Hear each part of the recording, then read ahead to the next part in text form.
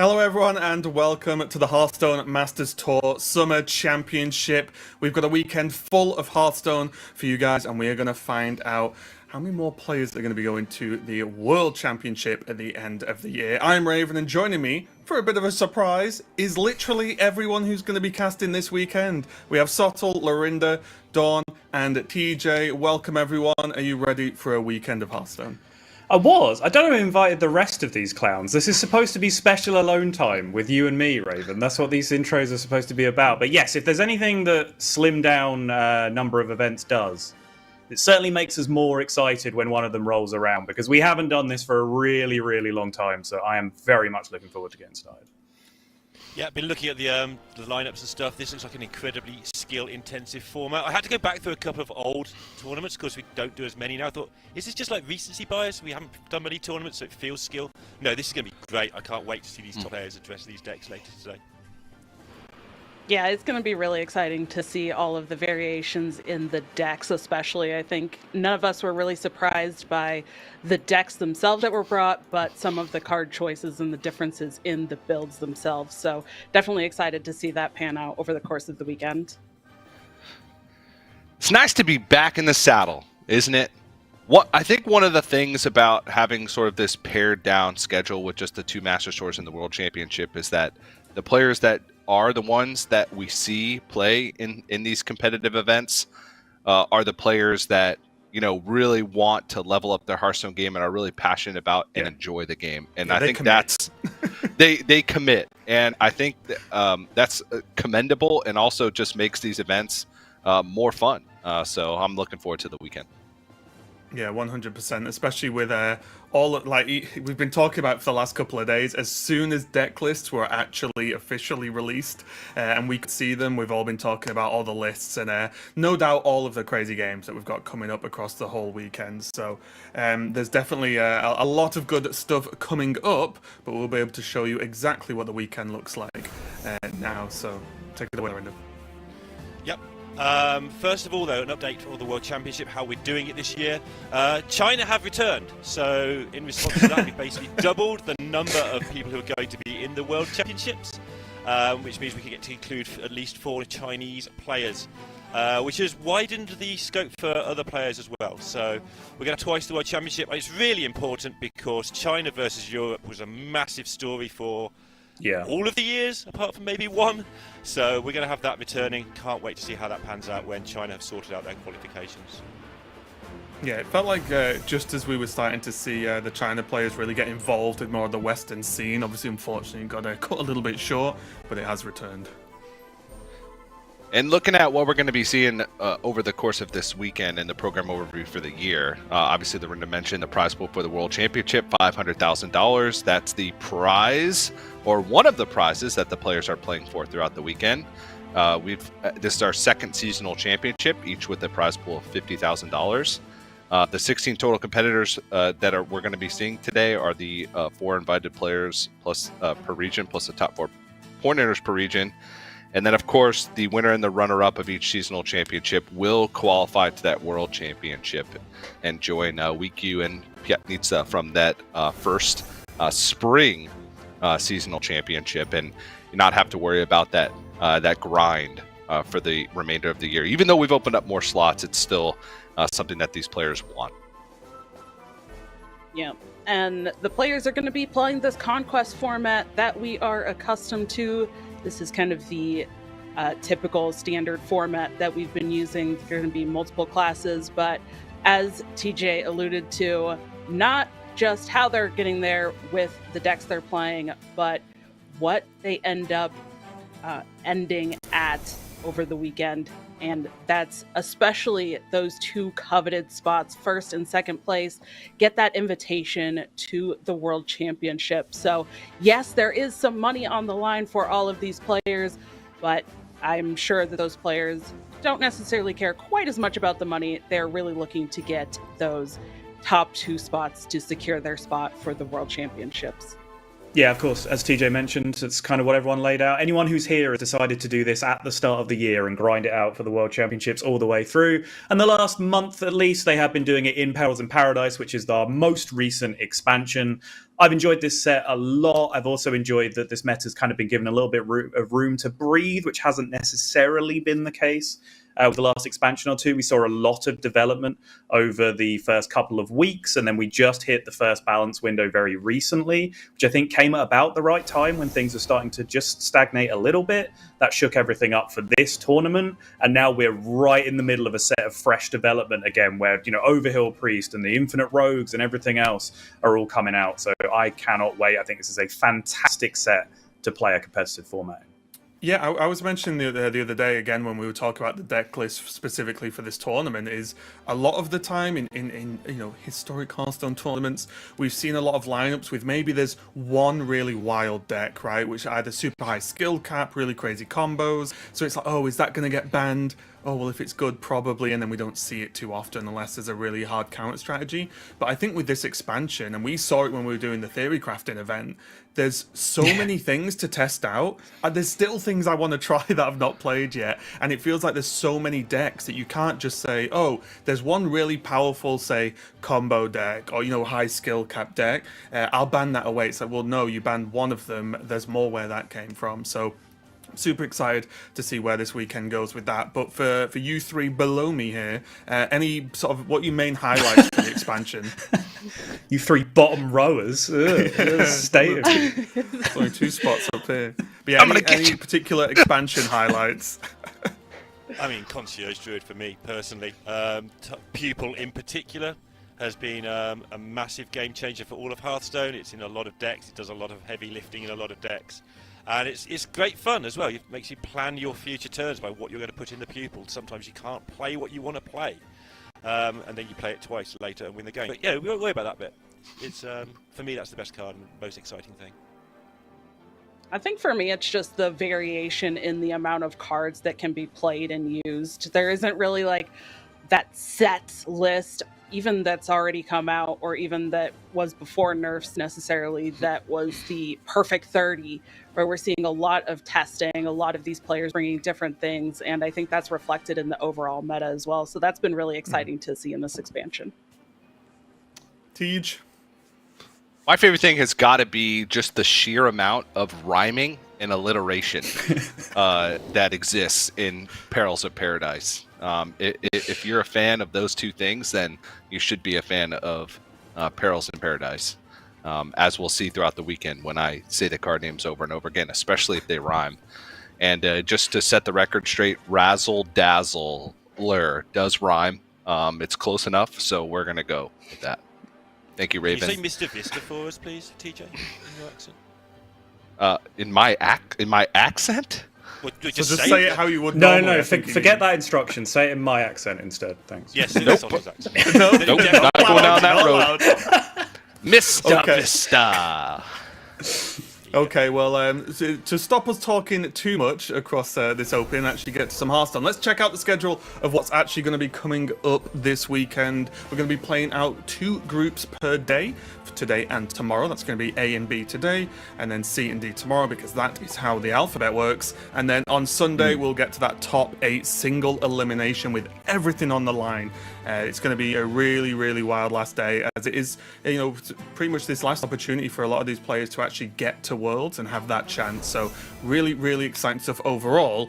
But Sottle, Dragon Rider, what do you make of the first 2 groups we have coming up this weekend?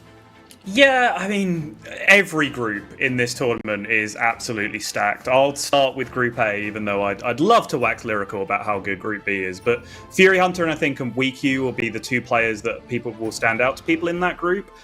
They did go head-to-head in the opening match, which was off-stream, which of course reduces the chances of one of them getting out of the group just a little bit and increases the chances of the other. I do have some questions about the lineups in general in Group A, though, but certainly I would call Fury and Weekyu the 2 to watch in that group for me. What about Group B, Don? Yeah, I completely agree with Sottle, but Group B is, for me, one of the most consistent player groups. All of these players have done incredibly, incredibly well over the years. They've had a lot of consistent results, a lot of consistent just tournament performances. And I am really, really excited to see this group, especially our America's player, McBanterface. Singular. We've had some games finish already, some matches to finish already in Group A, so let's have a look at the bracket for Group A and see what we're going to actually be seeing in the next few minutes. There we go. Fury Hunter Maori progressing already to the... You say ooh as if you didn't already know. Yeah, you see how we skillfully navigated without revealing spoilers, even though we already knew this the entire time? The level of professionalism is incredible. I'll clip that. I'll take it. But yeah, really, really impressive so far. Good to see, of course. All of us have casted Fury Hunter for a long time now. So nice to see him get off to a great start. But I have plenty of faith. I think all four of these players, it really is anyone's game, because we've talked about, the strength of WeQ, especially over the last, couple of years. We know Definition can perform as well. And then Mari as well with that lineup looks to be doing pretty well. So as you can see here, Group A is going to be that winners match. The winner of that will go on and just, be back on Sunday, basically. And then we'll have those elimination matches as the day goes on. Before we do get into the first match of the day, we will start off with our nice predictions as usual and see maybe by the end of the weekend who is going to be a caster prediction champion, because I feel like we've not done it properly for a while, so we're reinstating it now. I will start just because I'm choosing to start, so it's great. So I am going to go for Fury Hunter 1 because he's already won one, which favours him for this group. Yeah. But also I would have gone for him anyway, to be fair. When we were talking about this yesterday, I said I was going to pick Fury, so I have witnesses. So yeah, I'm going to go for Fury Hunter. Yeah, I think for Group A, I'm also going to take Fury. I do want it on record that I'm doing this against my will, though. Like, Fury forces me to pick Fury via being likable and handsome and good at Hearthstone, but he has also brought Insanity Warlock to this tournament, which should be a disqualifying factor from being able to be picked, but the other player that I would pick in this group, WeQ, has also brought Insanity Warlock to this tournament. So Fury wins by default on this one, I think. I'm going to pick Fury Hunter because he brought Insanity Warlock to this tournament. I think it's great, it's good fun. Also, he likes banning paladins. He's a paladin banner. So, yeah, I think Fury Hunter all the way for me. From Group A, anyway. Well, now I want to pick somebody else, even though I picked Fury Hunter. God, you can do it. Okay, you know what? Well, I'm going to go with WeQ, even though we already did see the result of that first match. I think that WeQ can take it through the bottom of that bracket and still make it through the group stage. So, you know what? I'm going to put my faith in WeQ and actually pick him for Group A. I'm going to use Sottle's expert analysis here, okay? Anybody that brings Insanity Warlock should not be winning the tournament. It is true. That is true. Yeah, it's a very good point, Sottle. Very intelligent. And because I don't want to go with the rest of the group here, I'm going to pick Maori for Group A. The Highlander Druid's throwing me off just a little bit with this pick, but no Warlock in the lineup, and maybe Handbuff Paladin's going to be a little bit of a sleeper. So I'm going to go with Maori and, look silly or look like a genius. Already got a game up or a match up in that winner's match. So that's 2 shots just to win this one match. So that's my pick. You always did that anyway. You used to oversleep during predictions in Grandmasters, and then one of us would have to pick somebody who was already winning for you, or you would pick somebody who had already won. Yeah, it was like... Yeah. I've never overslept a day in my life for a single task of anything. You were never late. It's just that never overslept. The thing happened while you were in bed sleeping. Yeah, you're right. You don't have the eyes of a tired man, so I'm inclined to believe you, honestly. Yeah, see? Look how awake I am. Okay, unfortunately, I would say we are getting ready for the next match, so we'll have to, we'll save you, nice audience, from this. But actually, it's TJ and Lorinda casting the first match of the day, so I'm afraid you stuck with them. We are going to fade into the background, but we've got our first match from Group A coming right up, so take it away, guys.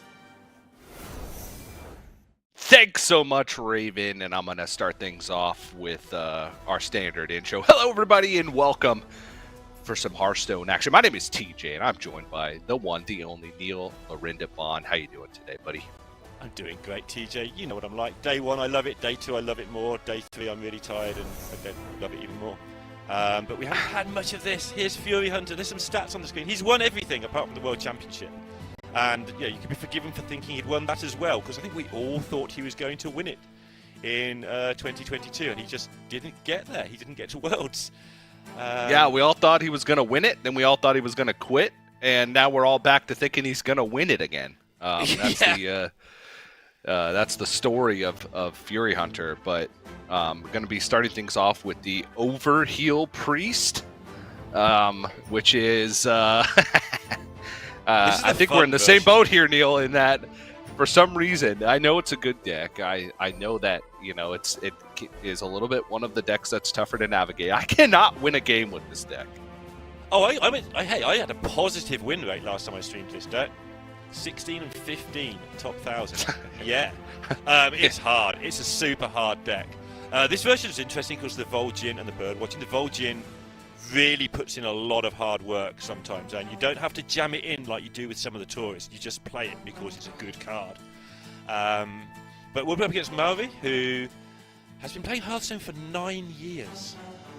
Yeah, the game's been around for about that long, so been playing Hearthstone since nearly the beginning. We're about 10 years now, but Maori's also going to be kicking things off with the Overheal Priest.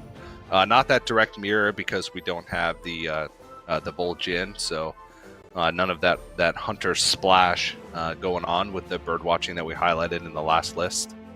Double Adoration, the Holy Nova, and a cheeky little Neophyte in there as well, which is interesting because it does mess up your fetch a little bit, but you do have a Neophyte for those pesky rogues, so yeah, interesting to see how that goes. And as soon as we enter tournament play is when the Cult Neophytes and the Speaker Stompers, come out swinging, right? We've seen it in so many of the last, pretty much every meta. Every once in a while, they'll make their way to ladder, but you'll see very little of those cards because players want that consistency of deck, and you don't have this curated field like you do in a competitive environment. But a lot of Speaker Stompers, a lot of Neophytes just being thrown into whatever deck as soon as we start getting into competitive play. Yeah, especially at the moment there's Concierge Druid that they hurt, there's the Priest decks they hurt, there's the Rogue decks they really hurt, and there's a lot of those three things in this tournament. So, and even a sneakily timed Speaker Stomper against a Insanity Warlock, to shut them down for one turn on that Crescendo pop-off. It's okay, it's not a wasted card. So, yeah, like you say, in tournament play, especially with the current meta in tournaments, we're going to see a lot of them today. Yeah, and I don't know if we showed a graphic with the band, but Maori had the hand buff Paladin banned away, and Fury Hunter had the Rogue banned away, which I was expecting a lot of Rogue bans. Obviously, you got to have some level of respect for the hand buff Paladin, but with the lineup, Fury Hunter just thought that it wasn't going to be that great of a matchup.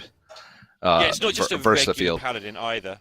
It's got like the Customs Enforce. It's the full Tech W deck with all the stuff in to stop the other decks, the Custom Enforcers and the Razor, whatever it's called, that makes it Well, I feel like Hammer Paladin is like one of those decks where you can just put in anything, right? It's like it's gonna be big.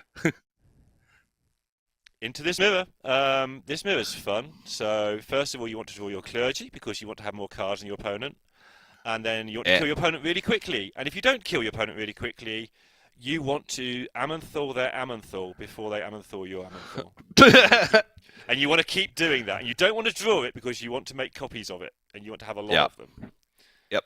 Both players with Love Everlasting in the opener as well, which is going to have parity here. Going to allow them to go a little bit quicker once that comes online. But Fury Hunter on the play with the Clergy, Powered Synchronize, and Funnel Cake all loaded up and ready to go. So a nice little start, especially being on the play. Yeah, going to do my best to explain why this is such a hard deck to play, because when you watch it be played by these players, it does actually look really easy sometimes. Just play your Clergy, buff it up, get another Clergy, yours is indestructible, you draw cards, it's great. But a lot of the turns where you're not hitting people with your good cards, you've really got to decide, stick or twist. Am I going to draw cards now? I'm going to save it for later. What am I going to do with my fetch cards, the ones that go through my deck, the thrives, etc.? What am I going to do in advance? What am I going to try and do in the very, very long term, all whilst just trying to hit your opponent and kill them? There is a lot going on when you play this deck. Because none of your cards do anything apart from the Haulers, the Amanthols, and the Hedonist. Nothing else actually does anything. It's all around those 3 cards. They heal. They do. They do heal, and they do. Many of the cards do heal. Some of them even draw cards. Mm-hmm. Okay. And gonna get that Love Everlasting. Nice little play there. Draws 2. Gets the Love Everlasting out, which can, sometimes put you a little bit behind on this tempo battle. But both players basically have the exact same starts. Clergy, into the Powered Synchronize, into the second Clergy Funnel Cake, into the Love Everlasting. There is one other thing to watch for here. We have both gone full Northshire. If you go a little bit too far, sometimes your opponent can just make you draw your deck.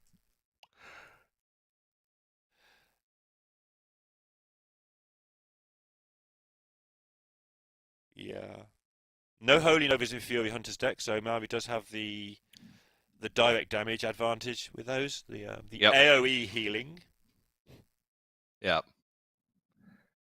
Thinks about it for a second. Could opt for a couple more draws in that instance, but I think just spending the mana on Love Everlasting is just too important. When you're going full Northshire, especially, right? Because you can actually dump more cards per turn if necessary. Yeah, absolutely. Yeah. But Fury Hunter has the advantage of being on the play, gets to react to Maurer's play, so gets to clean this board up quite well. Yeah, unlikely to see that for Murray, so can be forgiven for that one for sure. But suddenly now he's got decisions to make about how he wants to progress, dealing with this board himself, which he can kind of do. Might take a turn or two. Yeah, but can you afford a turn or two? He's going to start taking 7, isn't he? Yep. Fury does have that bird watching. He's going to have some big stuff, which can buff your minions on the board, by the way. If you have stuff left in your deck that's already on the board, it buffs everywhere. Mm-hmm. So it can be used as direct damage sometimes, as well as the obvious fetch, hedonist, kill your opponent play. Another little trick with Vol'jin to watch out for is it effectively heals your Hauler. If you swap it stats with any other minion, the new stats become the base stats. So you effectively have a healed Hauler, for those of you who like alliteration. Hey, that's me. That's you, TJ. Yeah, well done. And you put rhyming in there as well. Chillin' Vol'jin. Ah, yeah. See? That's it. Rhyming and alliteration. That's the theme. It's right in the name. Perils in Paradise. It's the hidden gem of the set, TJ. Yeah. Oh, we are going full Northshire. Oh, yeah. Well. Not necessarily. It's, at least this turn, just going to heal up to full. So no cards. He doesn't got 2 cards in hand, so it should be perfectly fine. And Maori at this point can't really afford to try and go for something like that, but he's fine. He's got basically a clear. Yep. Well.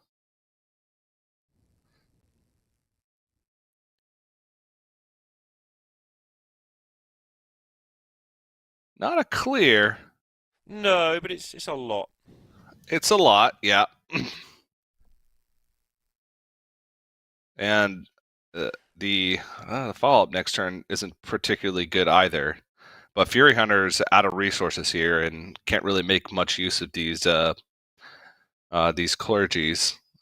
Trick also works for the clergies as well with Vol'jin, but there's nothing for Fury Hunter to really do with that. Could Vol'jin and then heal and get 1 card. But that doesn't seem particularly good, especially with the full health hauler on the other side. He can just make the clergy 3/7, turn it into a 2/1, and just bump his 3/3 into it. Just get rid of it. Yeah.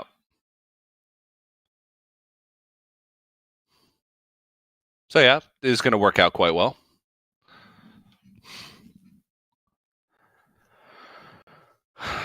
I mean, going into 7. Yep. Nice little bit of ordering there as well. Took the pupil or one of the pupils out of the pool for the Discover by drawing first.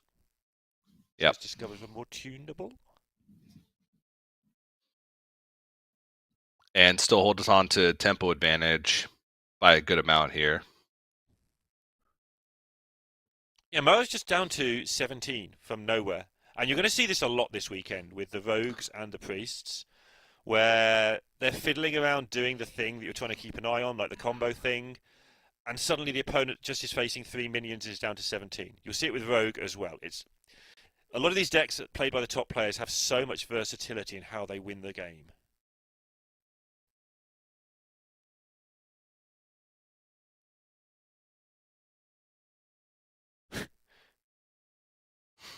Okay, going to clear everything but the clergy here.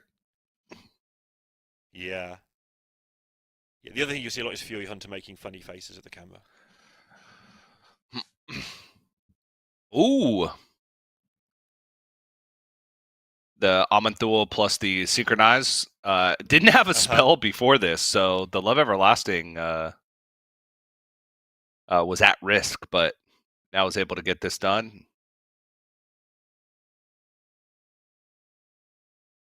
I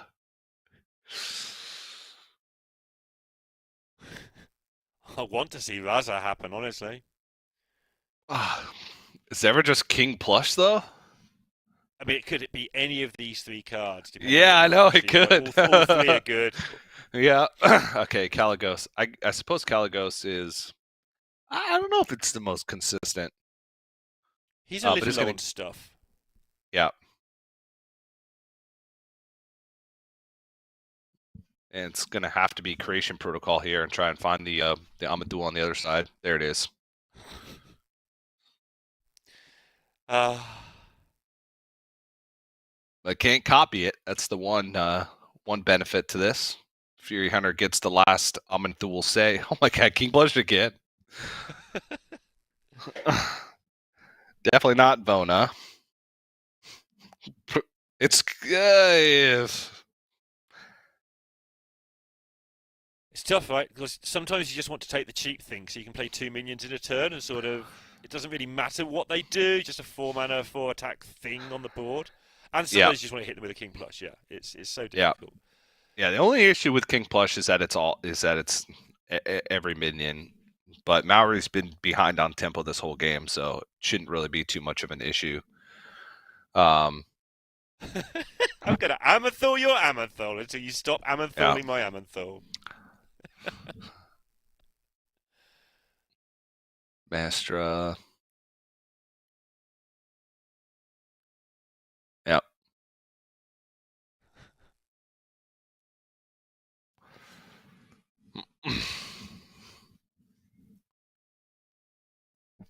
Got to be synchronized, hasn't it? No. I don't know. Goes with the Creation Protocol.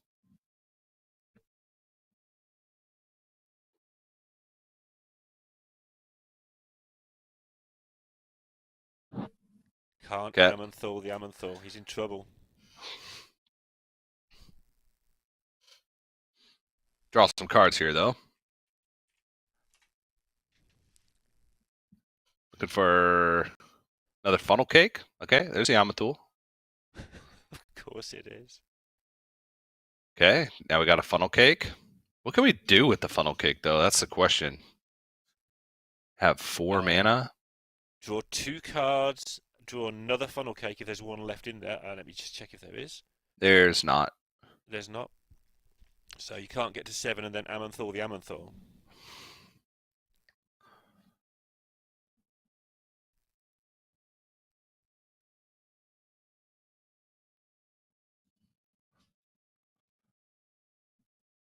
You often don't even want to draw your Amanthol. You want to make two of them from in your deck rather than having the one in your hand that stifles that.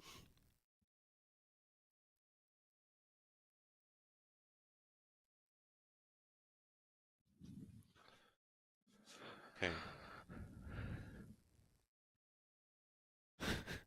Synchronize. Ah. There's your card, TJ. Mr. Vista.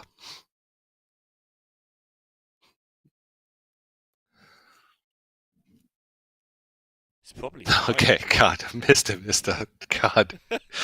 Oh man.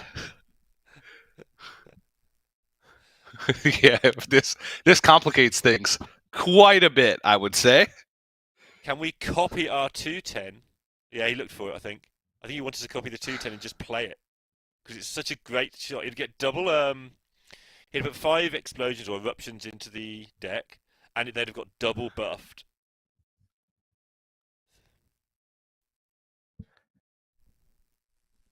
Which would have been nice. Yeah. I'm gonna go for the clear here. And then the Forge on the Creation Protocol. Try and pull the Almond Duels out of the deck next turn. And here's another Almond Duel. And a Power Word Synchronize. Big fan. I guess the question is, even if you play Almond Duel, you'd get rid of the Hauler, right? You get rid of Hauler and Almond Duel on the other side. I guess, although you've got to be a little bit scared of just getting eruptions to death. Yeah. Yeah, this is tough. That's true. It's your card again. Just King Plush them over and over again like the world's slowest rogue deck. Oh, jeez. Just keep returning your opponent's Amanthols their hand if you can't, stick yours.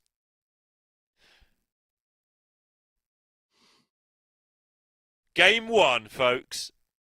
Of a weekend of Priests and Rogues. It's going to be great fun. Okay, But yeah, got it. Mari's actually turned this around, right? He's been in Amanthol control for some time now. Yep. But Fury, with the Creation Protocol. There we go. Now who's got Amanthol control?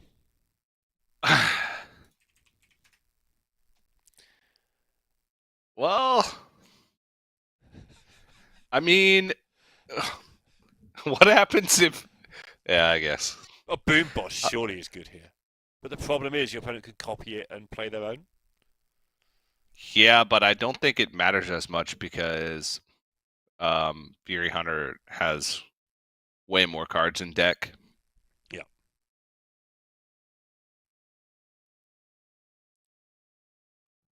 Yeah, Mari also doesn't have any more ways to copy it left, so... Yeah, bottom 4 cards. Hadanis, Rest in Peace, Gold Neophyte, Idol's Adoration. Rest in Peace will get Amanthols, most likely. Pretty sure. He hasn't played any 8s or 9s, right? That's something you do by accident sometimes and mess up your rip pool.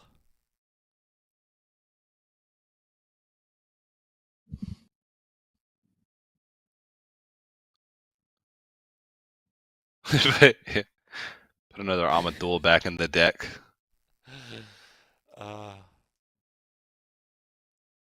But better yet, smack him for 6. Boom! So this discrepancy in cards left in deck came about because of the pressure Fury was putting on. Mari had to dig really, really deep to get back in the Amanthol game, and that's put him behind in a different area of the game, even though he has leveled it like as it stands.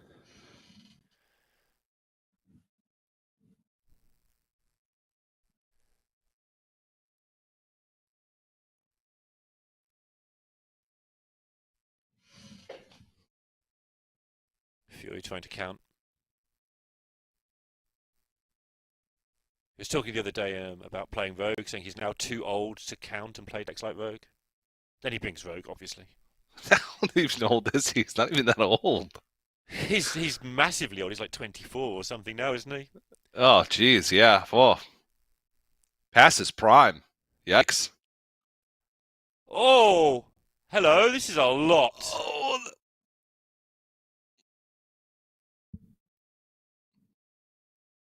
Oh, there's 3 fan clubs on board, plus a hero power, Plus a 6/6.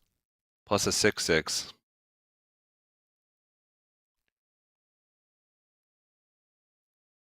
And plus the hidden gem at the end as well. Yeah. Yeah, that's enough. That's 1 over. He did the actions too quick. Yep. Yep, and then the hidden gem at the end will get the last proc in lethal. Maori, so much deeper in the deck and still managed to pull off the win with the triple fan club. And Adonis needed that draw at the end. I don't think had any ways to fetch something with like both creation protocols being gone. But obviously played to the out there at the end and just kind of hoped that there was not as much health plopped onto the board. Fury Hunter was, I don't know what the math was trying to do in that instance, but Caligos there could have let him survive, right? It could, but he played the Boom Boss, right, which gave him a very good chance of the Headless just never being drawn. Like, if the bot just blows up the Headless, or even if it blows up enough of the stuff on the board, Maui can just never win the game. So he put the bombs into the deck. They both saw that out. Maui played for that out. Fury played to stop that out. I think that's how that went down at the end. Both doing the right thing at the end of that game. But and even Fury Hunter with the spring water on that last turn to just bring himself back up to full life, to potentially prevent a lethal, and maybe give more times for those bombs to come out, right? Yes. Because Fury Hunter didn't know what those last cards in the deck were, didn't know how many healing cards were in hand, right? Like the hidden gem for that last proc could have been bottom 4 as well. So did the best he could in the situation, but Maori does come out on top. Yeah, Maui did come out. Graphic, so ignore that check mark on Fury Hunter. We didn't really get into the lineups that deeply earlier on. Fury Hunter's remaining decks are that Priest that we saw, the Insanity Warlock, and the Concierge Druid, because his Rogue is banned. Maori's remaining decks are his Paladin is banned, he's got the Rogue, and he has Highlander Druid. Highlander Druid. All about that ramp. It's like base, but ramp. Instead of being all about the base, it's all about if you can hit your one of ramps to get going in this deck. That's why all my opponents have ever played Reno, right? It guarantees you hit your ramp because there's only one of them, so you're bound to draw it. That's how it works. Exactly, yeah. Who puts 2-ups in their decks anymore? Just decrease the chance you're going to draw it. Yeah, I mean, that's sometimes how it feels, isn't it? Yeah. There we go. Whoa. Okay, yeah. So that was a Maori win. It did seem like Fury Hunter was ahead. Ahead in tempo, ahead in health, ahead in Amanthul count. But at the end of the day, the Adonis is, especially when you're able to accumulate all these resources and hold on to these healing effects, the triple fan club's just insane at that point in the game. To be able to activate that stuff. Going on. Like, we're going to have this all weekend, and I'm happy about it. I sound like I'm miserable about it. I'm happy about it. Like, Priest and Rogue this weekend, we're going to see some things. It started off, I think, how it means to go on, where you've just never won it until you've won it in those decks, because the other ones can just do so much work. Yeah, this is one of the reasons why playing the Rogue deck is just... It's a headache, because you get to a point in the game where every turn is hard. And in order to keep going in the game, you have to try to make the turns as hard as you can. It feels like to put as much stuff on the board as you possibly can, and to do so many actions in a turn as hard as you can, as much as you can. So I'm also excited to see the Insanity Warlock from Fury Hunter, if that's going to have success in this type of competitive environment. It's great. Me and Soft are going to have fights about that deck. That deck is so good. Yeah, it's not as flashy as Rogue or Priest in terms of, like, you know, tons of actions per minute, lots of little tricks that you can do, but it's you know, every decision is super impactful when you're playing with fire like that in Insanity Warlock. But we're not going to see that right now. We're going to have Druid versus Druid, but it's going to be the Concierge Druid from Fury Hunter versus the Highlander Druid from Maori. And the good old Cactus Construct opener, Splish Splash Whelp there. No other dragon, but is going to get one on this mulligan. Yep, there it is. So we're ramping up the curve right now. That's the Highlander Druid curve right there. Cactus Construct into the 2-drop, into the Splish Splash Whelp. Yep. Every time. I've got to talk about Fury's deck as well. There's like 3 slots in this Druid deck that are usually occupied by a combination of gifts and seedlings. Sometimes people like me will play the 1/5 Tortellans. Fury has gone with Woodland Wonders, which is the 5-drop that summons 2/5 beetles, but only costs 2 mana if you've got spell damage. So some of your bad hands will just go turn 1 Dollhouse, turn 2 make 2 2/5s. Off we go. Yeah, it can be really good to. Need a 2-drop. It can be really good to buy you some time, or even against decks that can't get past taunts easily or don't have like spell damage clear or spell clears. You can hide spell damage behind them, right? With the miniaturized 1/1 dragon, and maybe it'll stick and, you know, set up for something for you next turn. I like that card. Another card I like is the Splish Splash Whelp. Feels like we can't escape it, but it comes nonetheless, and we're getting close to this Raystraza here. Yeah, but Fury has tempoed Mr. Vista on 5 with a lot of spells in hand. And this can just end with a Concierge right now.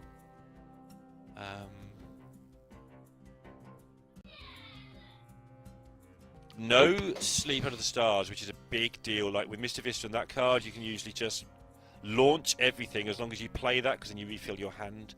Find a Concierge, and all your chalices that you launch give you so many more chalices back in hand, because they count as individual cards each time.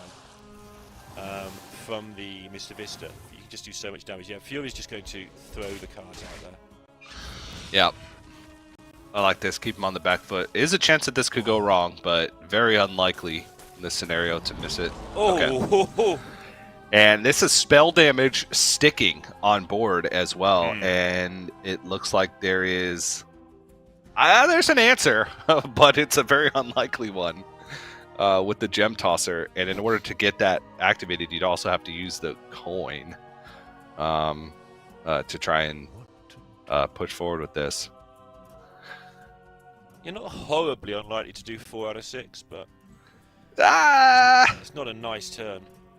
Yeah, I don't even know. I don't think if you're that worried, do you feel like you're that pressed to use the coin? Like, is, you know, that coin, a lot of expensive cards in hand that you want to get out much faster. Feels like a little bit of risk.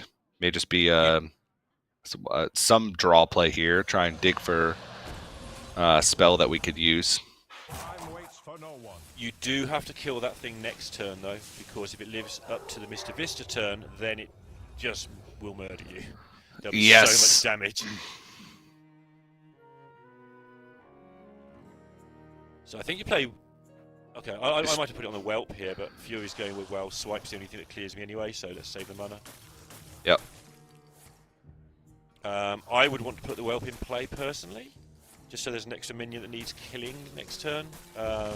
So Mr. Vista can put the spell damage on that minion, but Fury, again, probably taking the view that Swipe just ends it anyway. Yeah.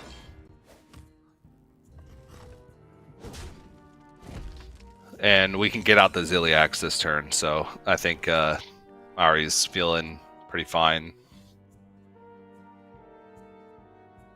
So there's a lot of damage next turn. Is it next turn? Yeah. Oh, yeah, you're right. Then maybe not.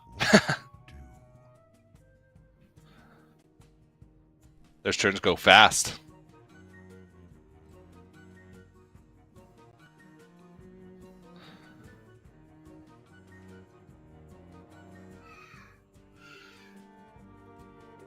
Yeah, they really do. That's why Fury's been in, full on, just throw everything out there. World. Obviously, Maui can sort of calculate that. He knows what's coming. But there'll be 6 Chalice charges in Fury's hand. He'll get 2 cards with 2 charges and 2 cards with 1 charge from the things he's already played as a return from the Mist Vista.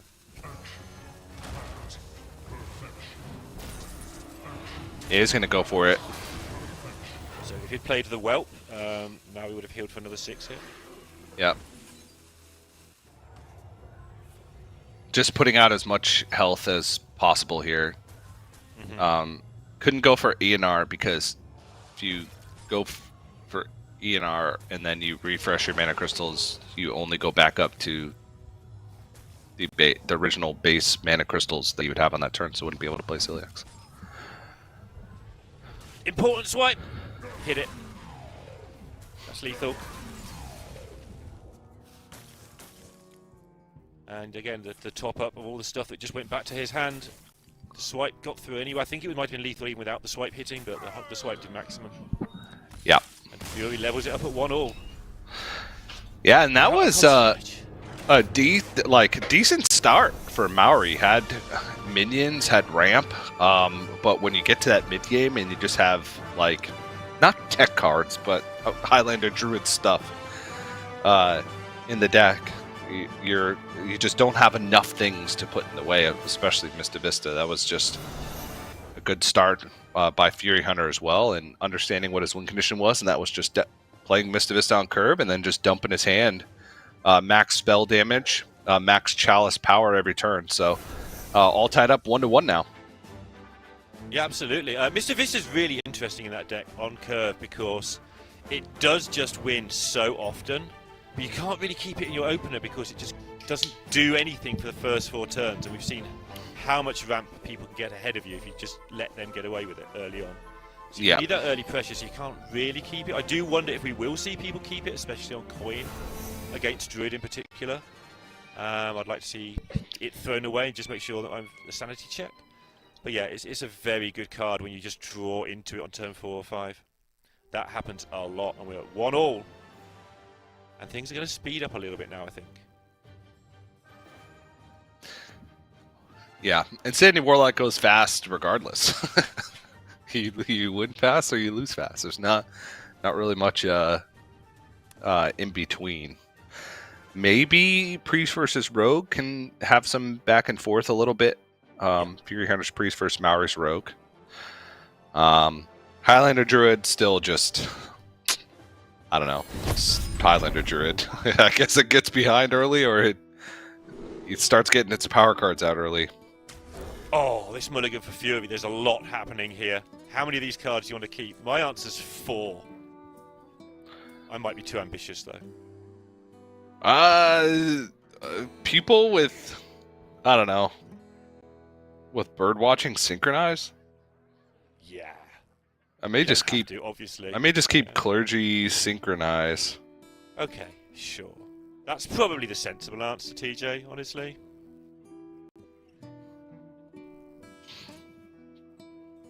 But I want to keep 4. It looks fun.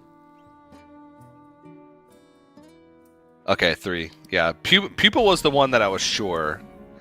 And if you're throwing away Pupil, then bird watching kind of bumps up on the list of keeps. So. But clergy and synchronize is surely the one. Oh! What are we doing? We swiping it? We've seen the 2 keep, or the 3 keep. I think you just worry about your own game plan. Yeah. An innervate swipe on a clergy? Like, I don't know. That seems ambitious.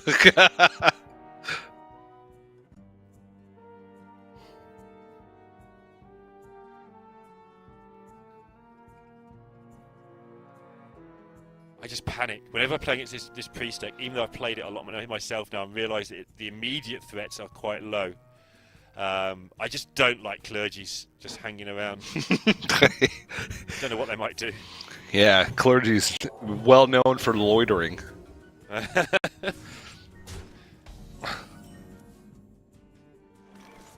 Hate when I try and go visit a holy place and there's just clergies loitering around. They're just hanging about, yeah. Yeah. Drawing cards everywhere. Yeah. Yep. Handing out funnel cakes. Yeah, handing out the funnel cakes. I know we're looking for lethals on like turn 7. I don't know if they're going to be there, but we're looking for them. We've got the rest in peace. So coining out Hedonist here is really tempting. Because if it gets swiped or killed, you can just get it back with the rest in peace, and there's so much going on with the rest of your hand. Yeah, try and speed up the pace of this game. I don't know. Yeah. Meanwhile, Maori is just... Yeah. Trail mix next turn, and then... Yeah, right. Straws is the turn after that.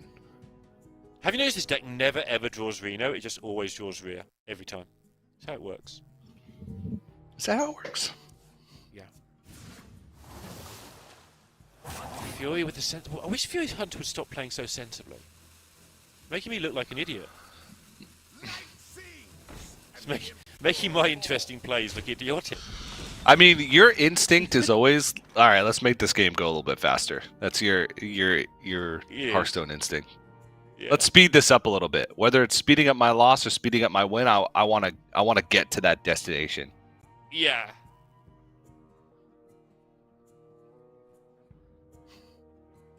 Oh, well, that's a little bit tougher. He's got a choice to make now. That's unfortunate. Yeah, you can trail mix now and set up for Rheastraza, or you can play the so tempting curve play of the Flower Child, and it's glowing. Look at it. Oh, so it is. Yeah. You have 5 mana. It costs 5. The game's telling you, look at me. I have a special border, which means I do something better. Yeah. It is telling. This is a divergent path, though, right? He can either go for the infinite really good cards, or he can go for the one card that gives him infinite value. He needs to go for the one card that gives him infinite value. Yeah. He ended up swiping the clergy just later than you would have hoped. This, however, is not a divergent path. I want a 4/4. Because I want rest in peace, and I want to start. Yeah. Time to break some hearts, Neil. Things. It's time to break some hearts.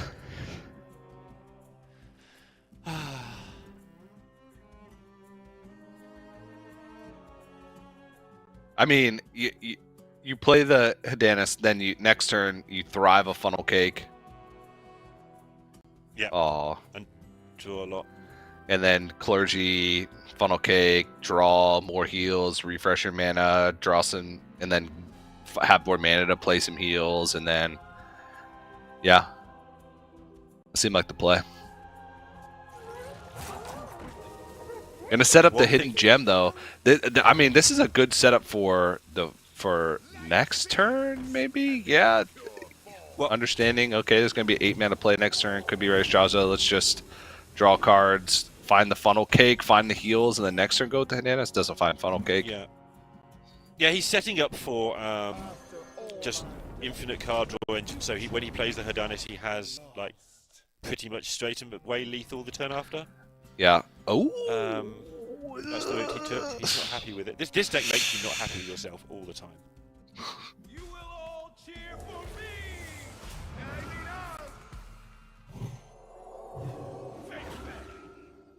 Okay. Just gonna get it out there with the flash shield now, and next turn can get the rest in peace going. But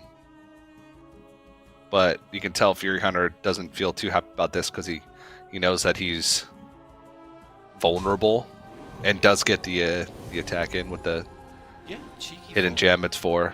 Yep. Still gets the 2 card draws. Still no funnel cake, however. Ooh, Sunspot Dragon? Oh, It's one of the good yeah. reasons to get the rear, yeah. Oh, 2 mana. Could go Sunspot Flower Child. Seems good. Two yellow cards. That's got to be a red. Oh, oh my god. Oh, delicious. Marin for 6? Oh, Celiax for 8 is actually big. It is actually nutty. Like, what's Fury got here? A lot. He hasn't established the like by attacking with the gem last turn. Now it makes it a lot harder for him to get those overheals in, like the global overheals. Well, has Fan Club, has Funnel Cake, Rest in Peace to res the Adonis, and then gonna go Funnel Cake, get that mana back up. There's a lot of health on board. Because the Rest in Peace also gets back to... I mean, there's still a chance! Okay, get the 8-8 up. Yep. This is a Fan lot of Club, damage coming in if now. If this draws Funnel Cake, Or if it goes face. If it goes face, he just wins. oh, yeah, you're right! Oh my gosh!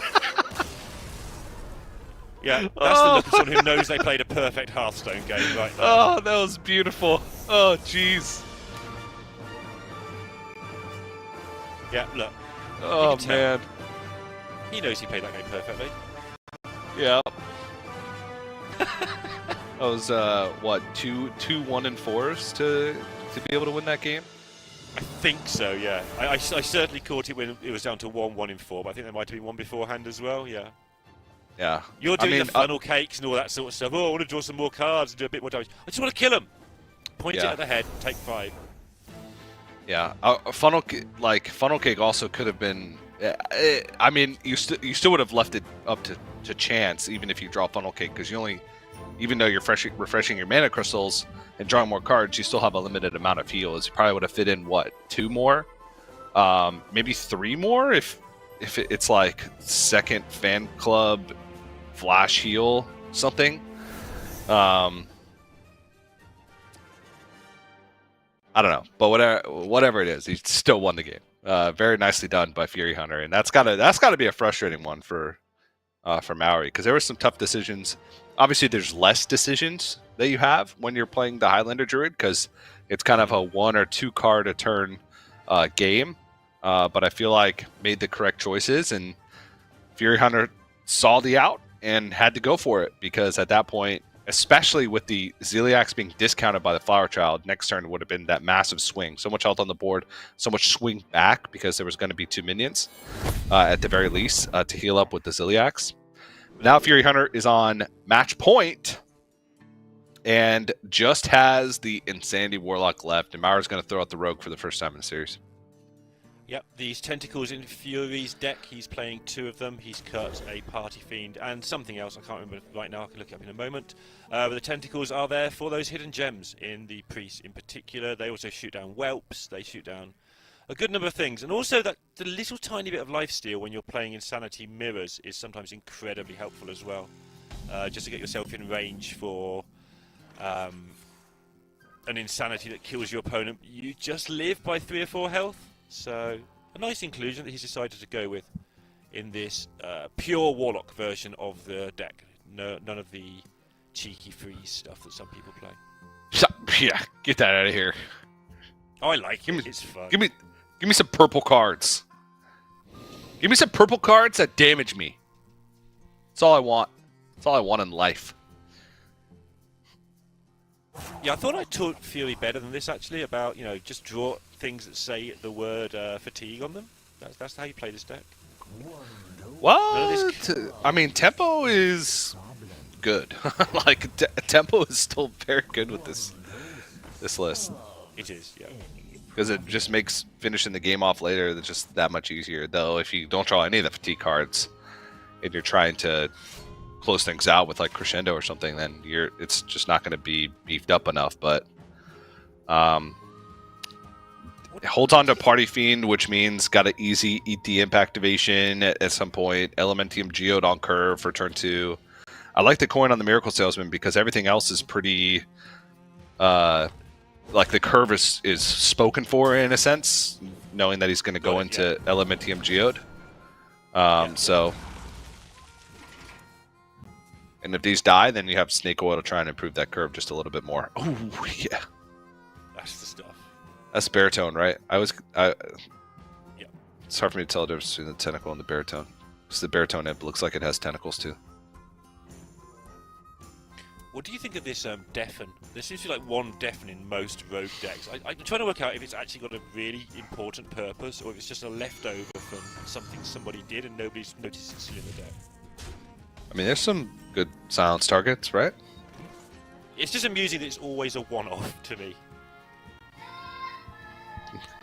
Because you only want one. Mm-hmm. Come on.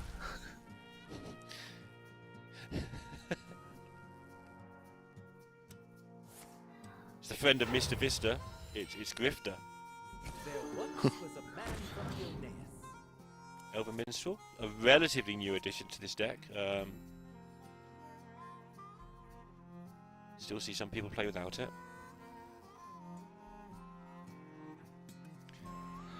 It can be tougher to use in some scenarios, and you have fetch cards already in the deck, so especially if your hand is full, like trying to dump it. I don't know. I like it, but trying to justify why people wouldn't include it. I've just been corrected. Maui actually does play 2 Defens in his list. See? Sometimes you want one, sometimes you want 2. Yeah, Fury plays 1, and I think Definition. Somebody else in the group plays 1 as well. But yeah, he does play 2. Already down to 22. Fury Hunter also about to be down to 22. It's neck and neck.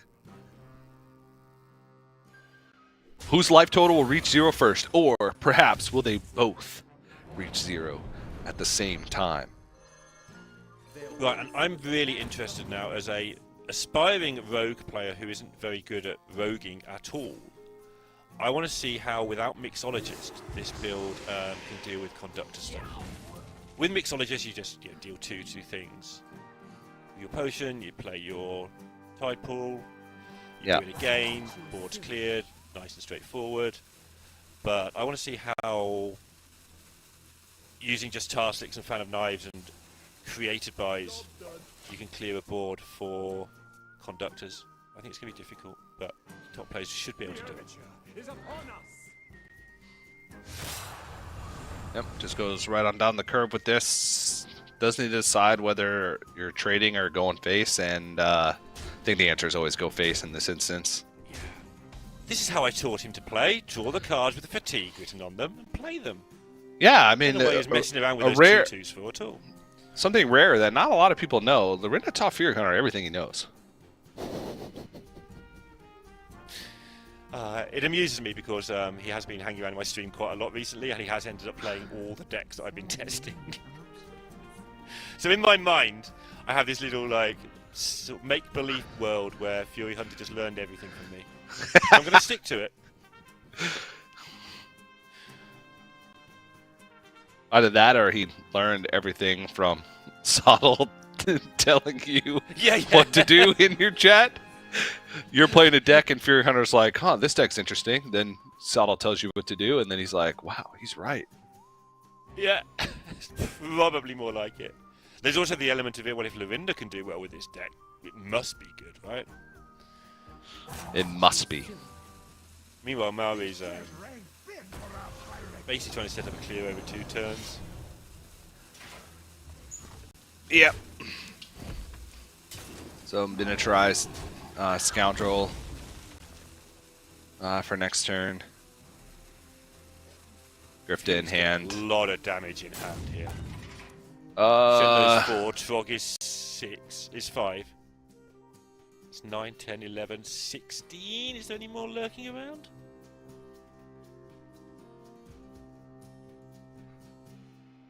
So it's lethal next. Yeah, so you just go second Craze Conductor here and then set it up for next turn. And now with the pupil drawn as well, you can add that crescendo in there just in case something crazy happens. But all right, Mari, let's see what you got.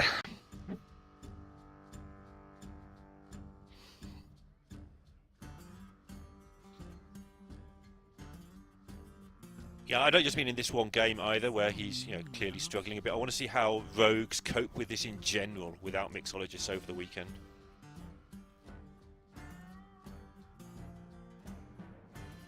There's 10 warlocks in this tournament.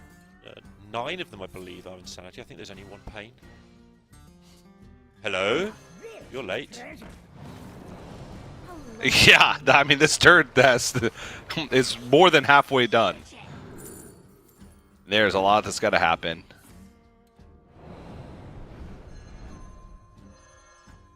Look on Maori's face, the look of somebody who knows they've got 15 seconds to make 2,000 actions. Yeah, there's no way. There's absolutely no way. Damage, go for the lethal, that's the out. Okay. Nah, he's not. Heal 12, there it is. Okay.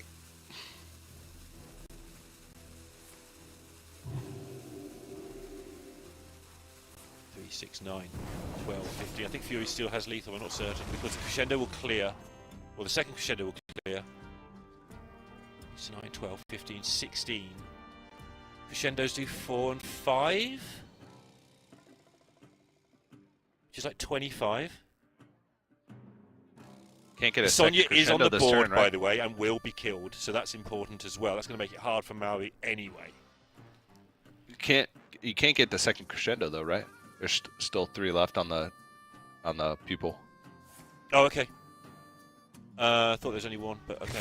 I'm also looking at Maori's side with the double breakdown, 6 damage amulet, and double tide pool. Yeah. This is the best turn, but now next turn we got the people, so. Has Maori got this? He can't fill the bounced back pupil, right? Oh, they're already full. Okay. They're full, but 7 mana to work with and no Sonya. And no miniaturized scoundrel. Might be able to heal for 24.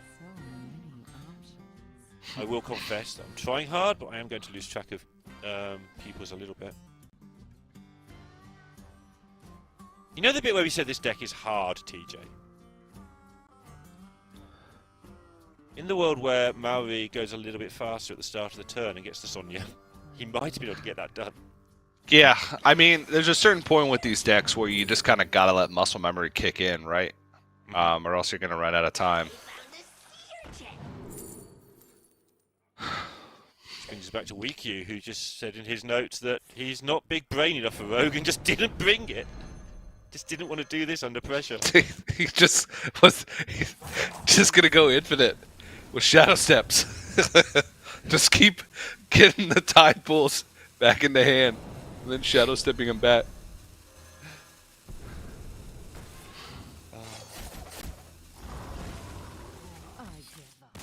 Yeah, there's nothing there. Nothing there, and Fury Hunter takes the win, moving out of Group A in that first position. Very nicely navigating that second game, and I mean, you slow that down and give yourself 15 minutes, you probably find a way out of that turn for Maori. But when you're in this competitive environment and the turn starts and you don't have the resources you need to pop off just yet, and you need to dig, you have to find the most efficient way to dig, and that takes time. And it can be hard to just, start pulling the trigger immediately on the turn when you're not 100% sure how it's going to play out. But again, sometimes you got to let muscle memory play in. But I really like how Fury Hunter navigated the every stage of that game. Obviously, a little bit less decisions to make, a little bit less actions to make. But if you play perfect, that's all you can do, right? And then put it into your opponent's hands to try and react to what you're doing. So very nicely done. And Fury Hunter, first place, Group A. Yep, nothing particularly new from Fury Hunter there. But what we saw from Maori there, he will not be alone this weekend in those sort of turns happening. I'm sort of glad this match went the way it did in a lot of ways. We talked about how high skill cap this tournament is going to be.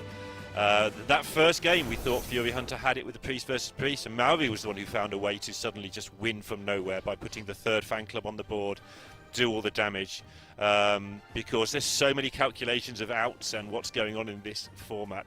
We're going to see a lot of comebacks. We're going to see a lot of games that chat will probably call throws, but they're not throws. This is just hard Hearthstone right here.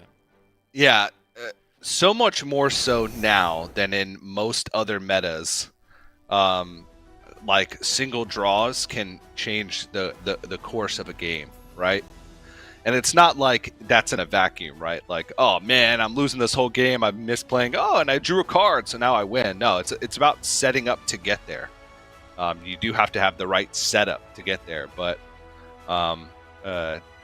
one draw with the right setup can completely change the course of a game, and definitely saw that in that Priest versus Priest mirror. But here's a look at the current progress for Group A. Fury Hunter with that win over Maori does advance in that first spot for Group A, so we'll move on to that top 8 single elimination bracket on Sunday. Maori's not out with that win in that first round versus Definition, does have another chance in the decider match, and will face off against Weak U or a rematch against Definition, depending on who wins this next match we're going to have on broadcast here. Yep. Yeah, because of how we've started the broadcast, it looks bad for Maui, but no, he won his first match off broadcast, so he's still in with a good chance of making it through to Championship Sunday as well. But he's going to have to wait and see. That's right, but hopefully that was just a small taste of the action to come here over the course of the weekend. That's just our first match, which means we have, what's 11 plus 7? 18 more Hearthstone matches left to show on the broadcast. I think that math is right. So should be a fun one. We're just getting started here. Before we jump into that next match for Group A, which is Weak U versus Definition, that lower bracket match in the group, we are going to have to go to a quick break. But don't go anywhere. More here from the Hearthstone Master Tour Summer Championship right after this.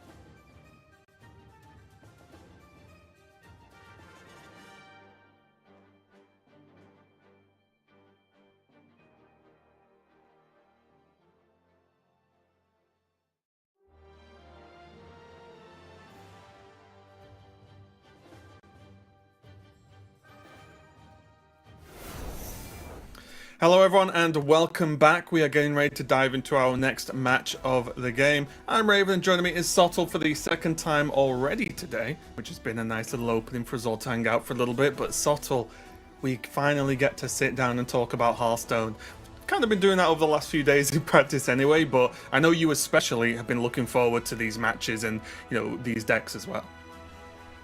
Yeah, most importantly, some alone time with you without those filthy bottom rowers slowing us down. Raven, I don't know whose idea that was, but yeah, no, I've had a great time with this expansion so far. Genuinely, I think I'm always anti-balance patches in general. I come from the Marvel 3 background where we played an incredibly broken game for many years without a patch, and we just figured it out. You know, like that's the world I come from.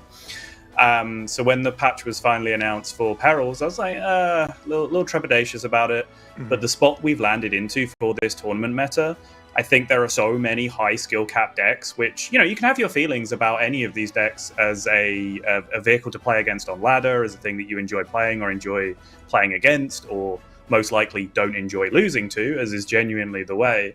But when it comes to like taking the best Hearthstone players in the world and proving which of them is slightly better than the other ones, these are the kind of decks that you want to see them trying to do it with. And I think we saw a little bit of that in the last series, just kicking things off initially. The likes of Overhill Priest, the Infinity Rogue, all of these decks are so difficult to play to a high degree of accuracy game after game over the course of a whole weekend. So I'm here for it. Let's do it. And I think we're going to be seeing plenty more, honestly, and that is no disrespect to the players, but the decks are just that finicky, right? And that kind of hard to master, especially under the pressure of the World Championship spot on the line. And speaking of pressure, while we look at our next two players, WeQ versus Definition, there's a lot of pressure in this matchup, Sol, because in the blink of an eye, we're in an elimination match, and the loser of this, unfortunately, is just done.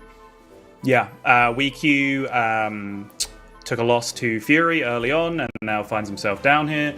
You can see that from that little player card. If you didn't catch it, he's quite happily admitted that, in his words, not smart enough to play Priest or Rogue. So in this one humble caster's opinion, has not brought the two good decks to this tournament, which is, to me, a giant handicap. But, WeQ is absolutely selling himself short there, because he, since we switched over to this more ladder grinder format, I think has absolutely been one of the top players in the world over the last couple of years, just rising up. Perhaps doesn't have that level of pre-built notoriety that the likes of a Fury Hunter or a Gabby or Yala or some other names in this tournament do, but my goodness, he's a very good player.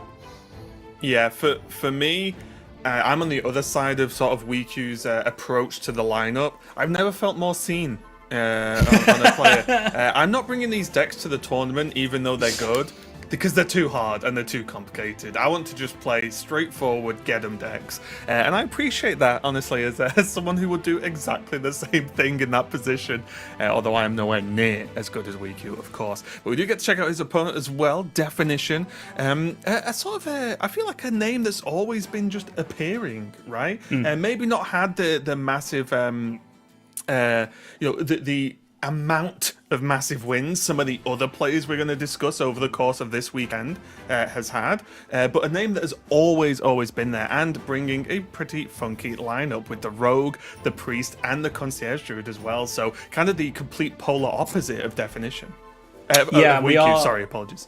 Yeah, we're looking at the hand buff Paladin here. There's a couple of different builds of hand buff Paladin thrown around.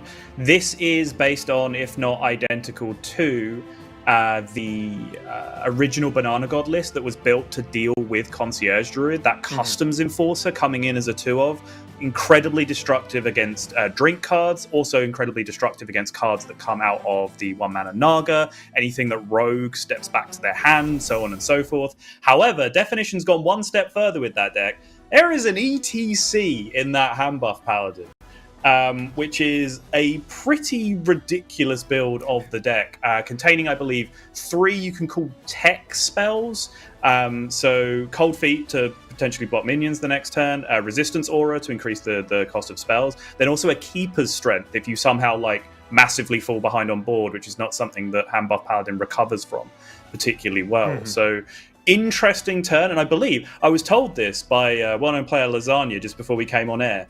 the only ETC in the tournament, and it's just in hand buff Paladin. That's such a weird fact. Yeah, it's weird for multiple levels. One, it being in hand buff, but also since that card has released, it feels like it's been featured in the meta consistently, right? In one deck or another, I feel like it's just there, and there, and I think that really goes to show the sort of the route the players have gone to in terms of deck building. Because you look on ladder, even legend or whatever, and there's still warriors. There's still, there's still plenty of the classes or deck archetypes, even like all the evolve shaman and stuff, right? Yeah. There's still those decks that are performing all right, but when the best players in the world know they're going to be playing against the best players in the world in a very specific lineup focused tournament, everything changes, and the sort of things you're used to seeing on ladder completely goes out the window. So yeah, very cool fact, very interesting for a couple of reasons there. I think the players are just getting ready. I think we're about to go into the game, but we flickered a little bit, so you just stuck with us for another minute. But what do you make of the bans so far, Soto? Because on one hand, we do have one of the few Death Knights in the lineups, but we're going to see Paladin and the Rogues banned now.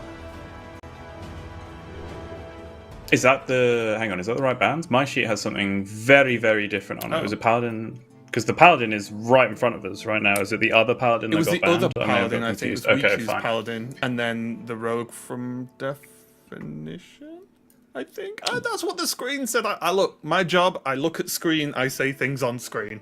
Okay, fair. I mean, I'm just doing my job here. Anyway, yeah, I think I would expect, in general, Rogue to be the point of order ban for most players, as long as you respect your opponent's ability to play Rogue. Getting double confirmation, WeQ has banned Rogue and Definition has banned Paladin. Yeah, so it was correct on screen, yeah. Yes, what Raven said was correct and what the screen said was correct. I was just looking at the wrong thing. I'll take the L on this one. It's fine. It's fine. We can have a total of 1 L. One lifetime L, yeah. But yeah, I'd expect Rogue to be the point of first order ban for a lot of players, as long as you respect your opponent's ability to play the deck well enough.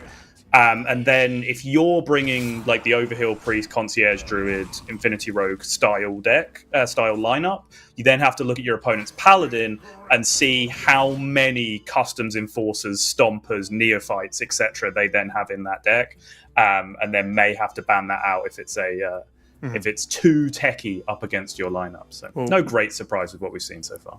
We've already got going with this Warlock on the top for WeQ, Definition on the Paladin.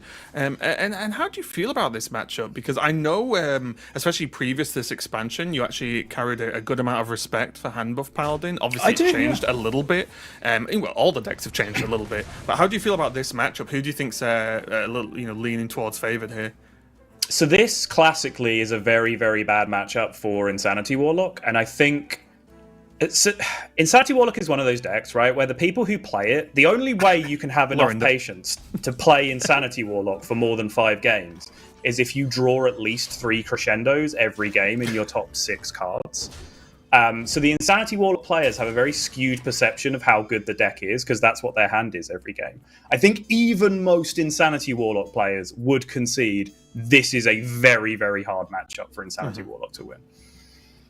Well, so far, Definition, it's a very deceptive deck, hand buff Paladin, because it's it's like a minion aggro deck, right? And it's but it has to put the gas in the tank first, right? Yeah, it's we're not off to the races on turn 1, just got to build up a little bit, then go. But when it does start dropping these minions down, which we are getting to that point now, they're just so big and chunky to be able to deal with for a lot of classes that it can really snowball if you don't have the tools ready and waiting.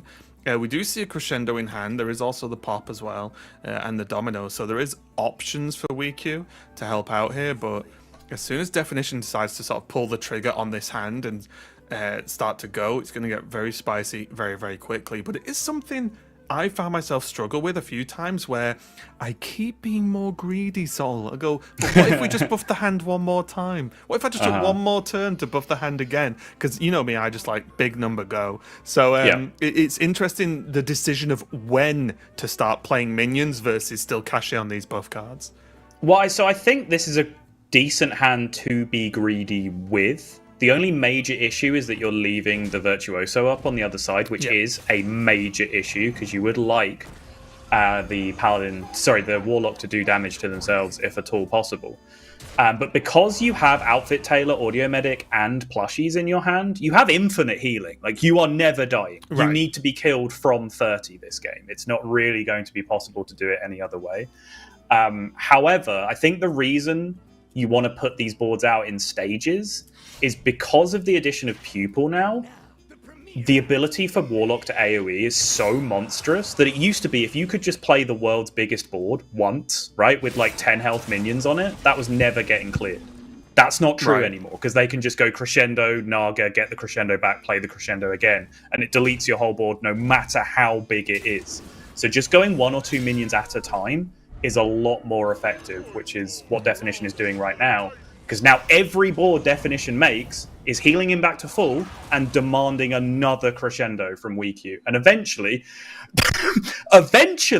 they do run out. I promise. You don't just draw crescendo every single turn of the game. I don't believe that's true. That's what I've seen so far, so I'm just believing my eyes right now. Yeah, this is looking okay. Like you said, though, it was important that the Virtuoso went, because if you're going to put these boards out like Definition is now, like, as you mentioned, you really want them to pay the health, right, for these crescendos to clear the board. Yeah. So that is very, very important that there's already a Virtuoso down. A lot of card draw available here for WeQ, though, of course, with the 2-drops on board. Tide Pool. Coin a Pupil, let me guess crescendo. what the choice is. Oh, wait, yeah, it's Crescendo. Okay, cool. So now, kind of the roles have reversed now. Right now, WeQ's saying, well, actually, I can afford to be incredibly greedy because not only do I have these 2 crescendos, I also have Popgar in hand.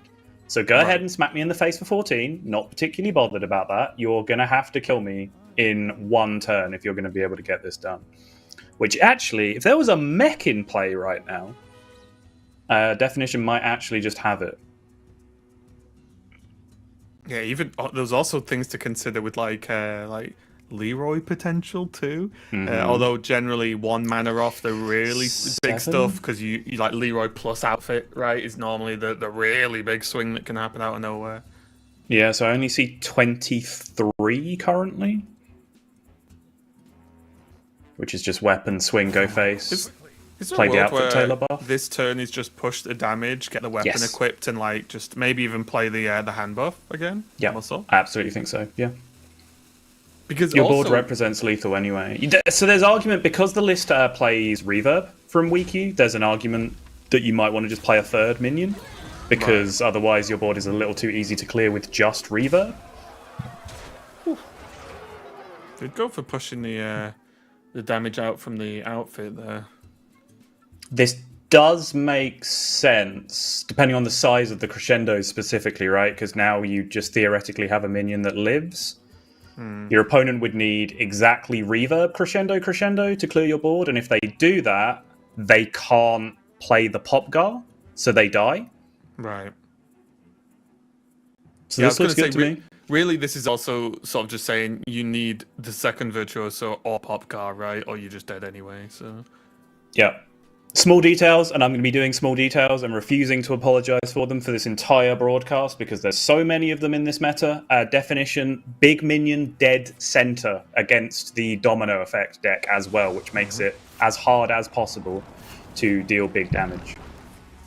Here comes the pop, though. Yep.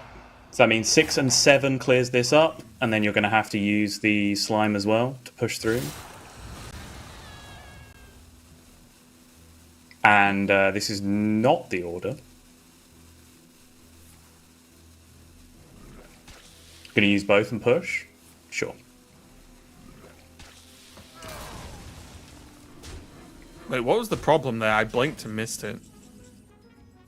We could have theoretically just used... I guess it's fine, actually, but you could have used the geodes to trade and then just used one of the things potentially drawn first. Traded one of the things, healed up that damage afterwards. It doesn't actually end up making a difference because of the shots from the sludges anyway.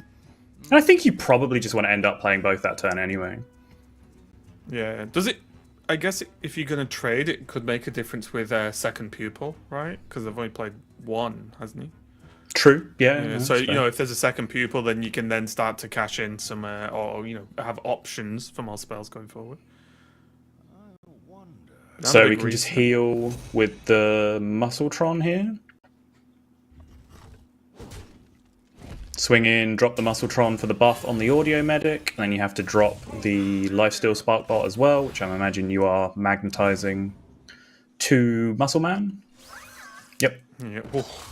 Drop the Medic, take the Popgar, It's actually and such a Weekyu's pretty much funny- out of damage at this point. Yeah, it's actually such a funny matchup that both decks hit incredibly hard, but also heal incredibly hard. So Yeah. it's just haymakers from like round one here. I do think Paladin does it for longer and more consistently, Yes, though. yeah. Warlock has a couple of one-off explosive cards that do it, but yeah, Paladin can just keep on going. Still another Medic in hand, still another plushie in deck, I believe. Yeah, still another plushie in deck. That can obviously still get buffed by another Outfit Tailor, Grime Street Outfitter, the remaining charge on this weapon. Sandcastle still to come on any of these lifesteal minions. Like Paladins can just stay alive forever. Yeah, and I think that's also a bit of the problem or issue when dealing with a paladin is that it's not like you're playing around, oh, well, if they have this one card that pushes a lot of damage, then I'm in trouble. But if they don't, I'm fine. There's so many, like... okay, that's real. That's like I played it. That would happen to me. But there's so Desperately many- trying not to be the pettiest man alive and say that's what you get for playing Insanity Warlock, but there you go. But there's so many ways for the paladin to push extra damage, and now we have the ETC in hand, Sol. Yeah. Maybe yeah, we're going to get a the only one in little the look-see. tournament. What's to come. A real point, by the way, a non-trolling point about Wiki's Insanity Warlock list is chose to go Reverb over Fizzle, which is a choice some people are making on ladder and in this tournament. You can see... well, you'd have to go back and reconcile it. It's unclear whether or not you've actually found time to be able to play the Fizzle, but you can see how without Fizzle, you can fizzle out, right? Like you just play all of your crescendos and then they're gone, and then you have no way to win the game anymore, which can be a big, big problem. Of course, you'd have to go back and look because Definition was playing 20/20 of stats every single turn. I don't know if there was ever time where you would actually be able to play a Fizzle in this matchup, but it is something to keep an eye on as the tournament progresses. Okay, so Definition's going to build up the board. He's seen a lot of AoE already. There it is, Yeah. the weirdest ETC you will ever see in your life. Yet, looks like it's done a great job so far. 1 for 1 for me, Sol. Yeah, You know what I mean? I mean, look, right? Like, that's about as good a setup as you could want. Look how expensive the cards are.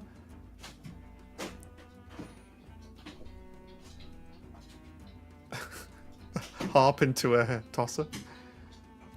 Perfect. Didn't play around there.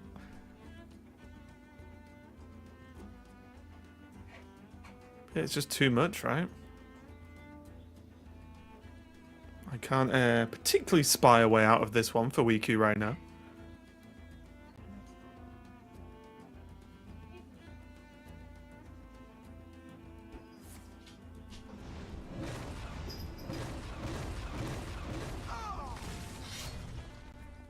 Oof. Oh, did Wiku Looking miss for the something? 6. Yeah, this is the play for sure, right? It's well spotted. Yeah, Looking for the 6 AoE, which would have at least kept the game going, and honestly, might have put Wiku in a favoured spot. If the 6 was hit there, right? Like, Definition would have had to have drawn something off the top, or else Wiku can just go Craze Conductor for a full board the next turn, and it's probably in front, because the Yeah. Keeper's strength from the ETC is gone. Right, yeah. And also, we can see the actual power of the hand is very low, right? Like, yes, Yeah. there's the audio medic with Rush, but because once the hand buff paladin is in top deck mode, it's so much worse because well, they're not buffed, right? Like, they're just top decks, so the power of the whole deck just doesn't really exist at that point. So, I agree, I probably wouldn't have even seen that, but a really good effort there from Wiku. Didn't quite get it, but did get a taunt to put some, gain some time, maybe. Definition really looking at the remaining outs from Wiku. So he knows there's now the 6 damage AoE left in the deck. He knows that there is also one remaining domino effect left remaining in the deck, which he wants to play around. So I think that does drastically affect how you make these trades. But desperately wants to push 14 with every fiber of his being right now. So I think just giving his opponent the out here is probably reasonable, because it means only one minion has to survive to be able to finish the job. Should be domino in there. At the very least, yes, there is.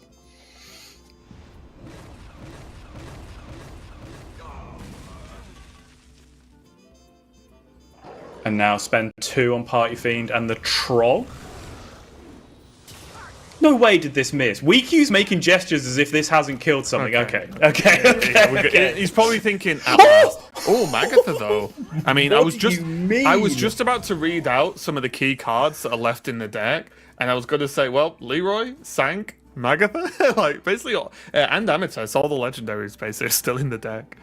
Plushy, huge as well. I love this. I love the little bit of restraint from Definition, just to say, nope, don't need to panic. That board's not going to kill me. My opponent has no damage left in their deck apart from the Symphony cards that they've just got. So next turn, I can just go Plushy, Outfit Taylor for a big heal swing. Yeah, and Insanity actually isn't...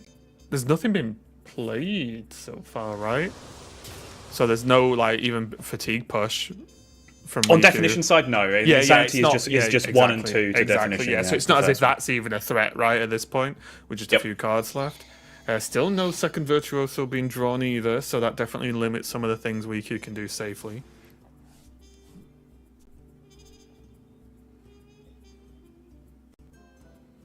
Okay. I will say I've been impressed by these sort of tech choices in Definition's list so far. I know we've only seen a grand total of 1 game with this Paladin on stream at least, but it's the cards have been doing the work. Yeah, you do have to weight that by the fact that any other card except Magatha off the top last turn, and Definition was in massive trouble. But of course, he could have had that Magatha in hand at any point over the last 4 or 5 turns, and he was in a great spot. Look, you know me, Sol. I see ETC do a cool thing. I'm like, great, well, it worked. I see that do a good thing. Right, yeah, it worked. If I see a result, I judge everything based on that result, and I see no reason why that's wrong. That, and I don't play complicated decks. That's basically me summed up. But yeah, this is the kind of spot where ETC into Keeper Strength would actually come in kind of handy if we were in more of a mid-game position and this came up. Deckhand, of course, mega dead card for Definition now, because both weapons have been chewed up already. So just going to fight for board with the Outfit Tailor instead. Yeah, nice amount of healing. Basically going back up to full. Not quite, of course, but still not bad. Oh my god, how is this still winnable?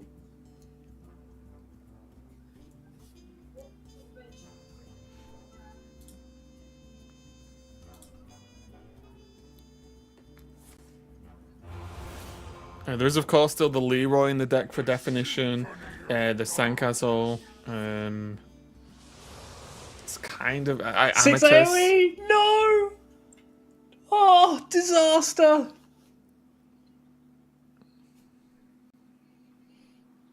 That is so brutal.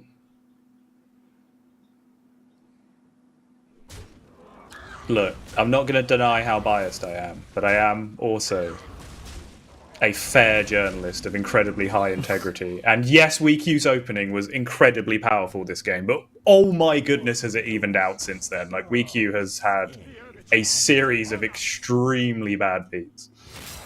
And actually is still currently in the game.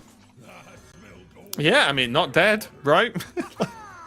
The Pada's going to do some work now, at least getting 1 additional draw to help Definition dig for some of those key cards. Yeah, the lack of weapon is huge because, like you said, that deckhand isn't going to get that surprise factor damage kicking out here. WeQ did get the salesman down as well, mainly just to be able to get the cycle options right with tradable. The 5 has to go face, right? Yeah, there's just no choice here. Yeah, that has to go. Oh, well, there's another snake oil. Okay.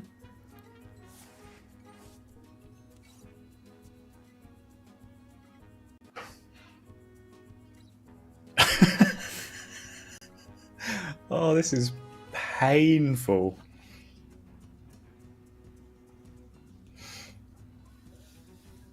Draw 6 kills you. I'm almost out of cards. No way! No way! I don't believe you.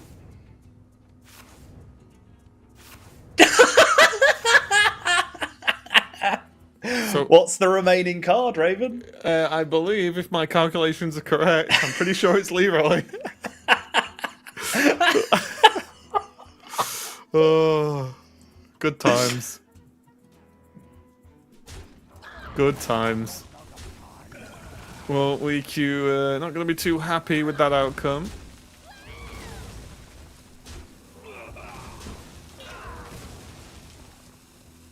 Gonna go for the oil spin as well. I'm out of cards. Okay. I mean, instrument tech's not exactly the good, the best second. This needed to be like Leroy Sandcastle, right? To feel good about It needed things. to be. It needed to be another playable card, yeah, for sure. Although there is hero power as... Oh no, because the whelps. Ooh. What a ridiculous game of Hearthstone we've started off with, Sol.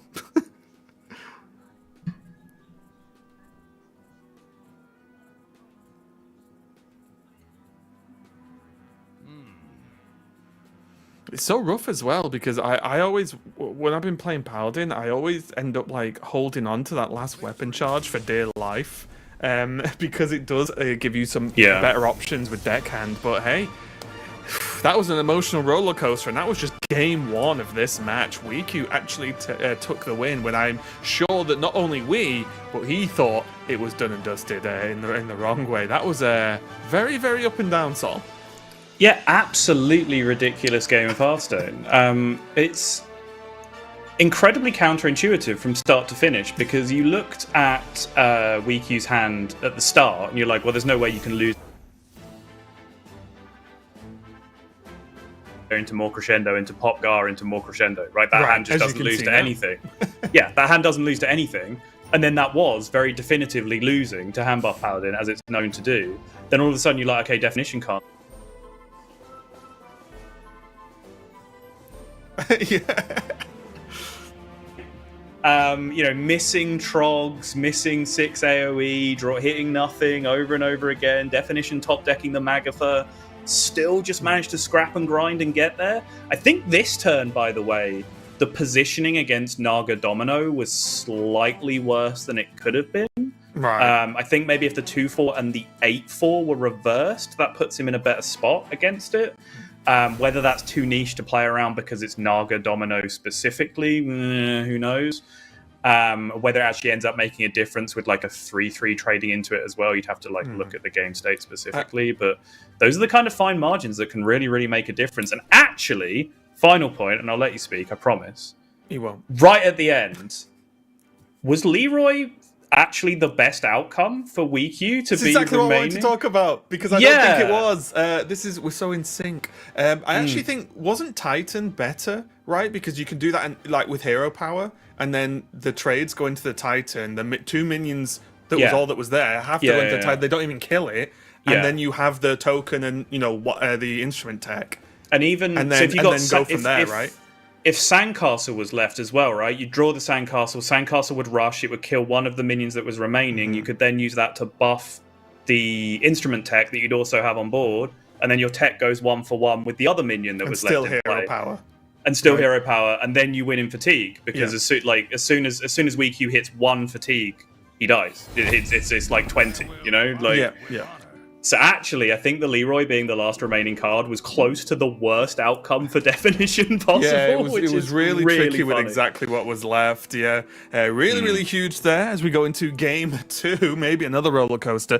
We have Druid on the top, and then we've got Paladin once again for definition. So what are the highlights here for WeQ's Druid? What type is it? What's sticking out about it?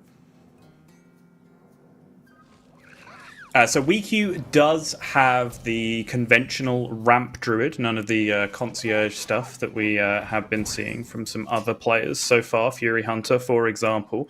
However, one interesting decision that has been made, which I'm not sure anyone else in the tournament is doing, there's a few floating spots in this deck. Gift, Take to the Skies, Doomkin, we're seeing some players go down to one of as well. That are in sort of various configurations of one ofs, two ofs, and then some people are slipping in an Amelia as well to take up one of those spots. WeQ, I believe, is the only player that's cutting Take to the Skies entirely. There's none of them in the deck, which is really, really surprising to me because I undervalued that card for a little while when I was learning this deck initially.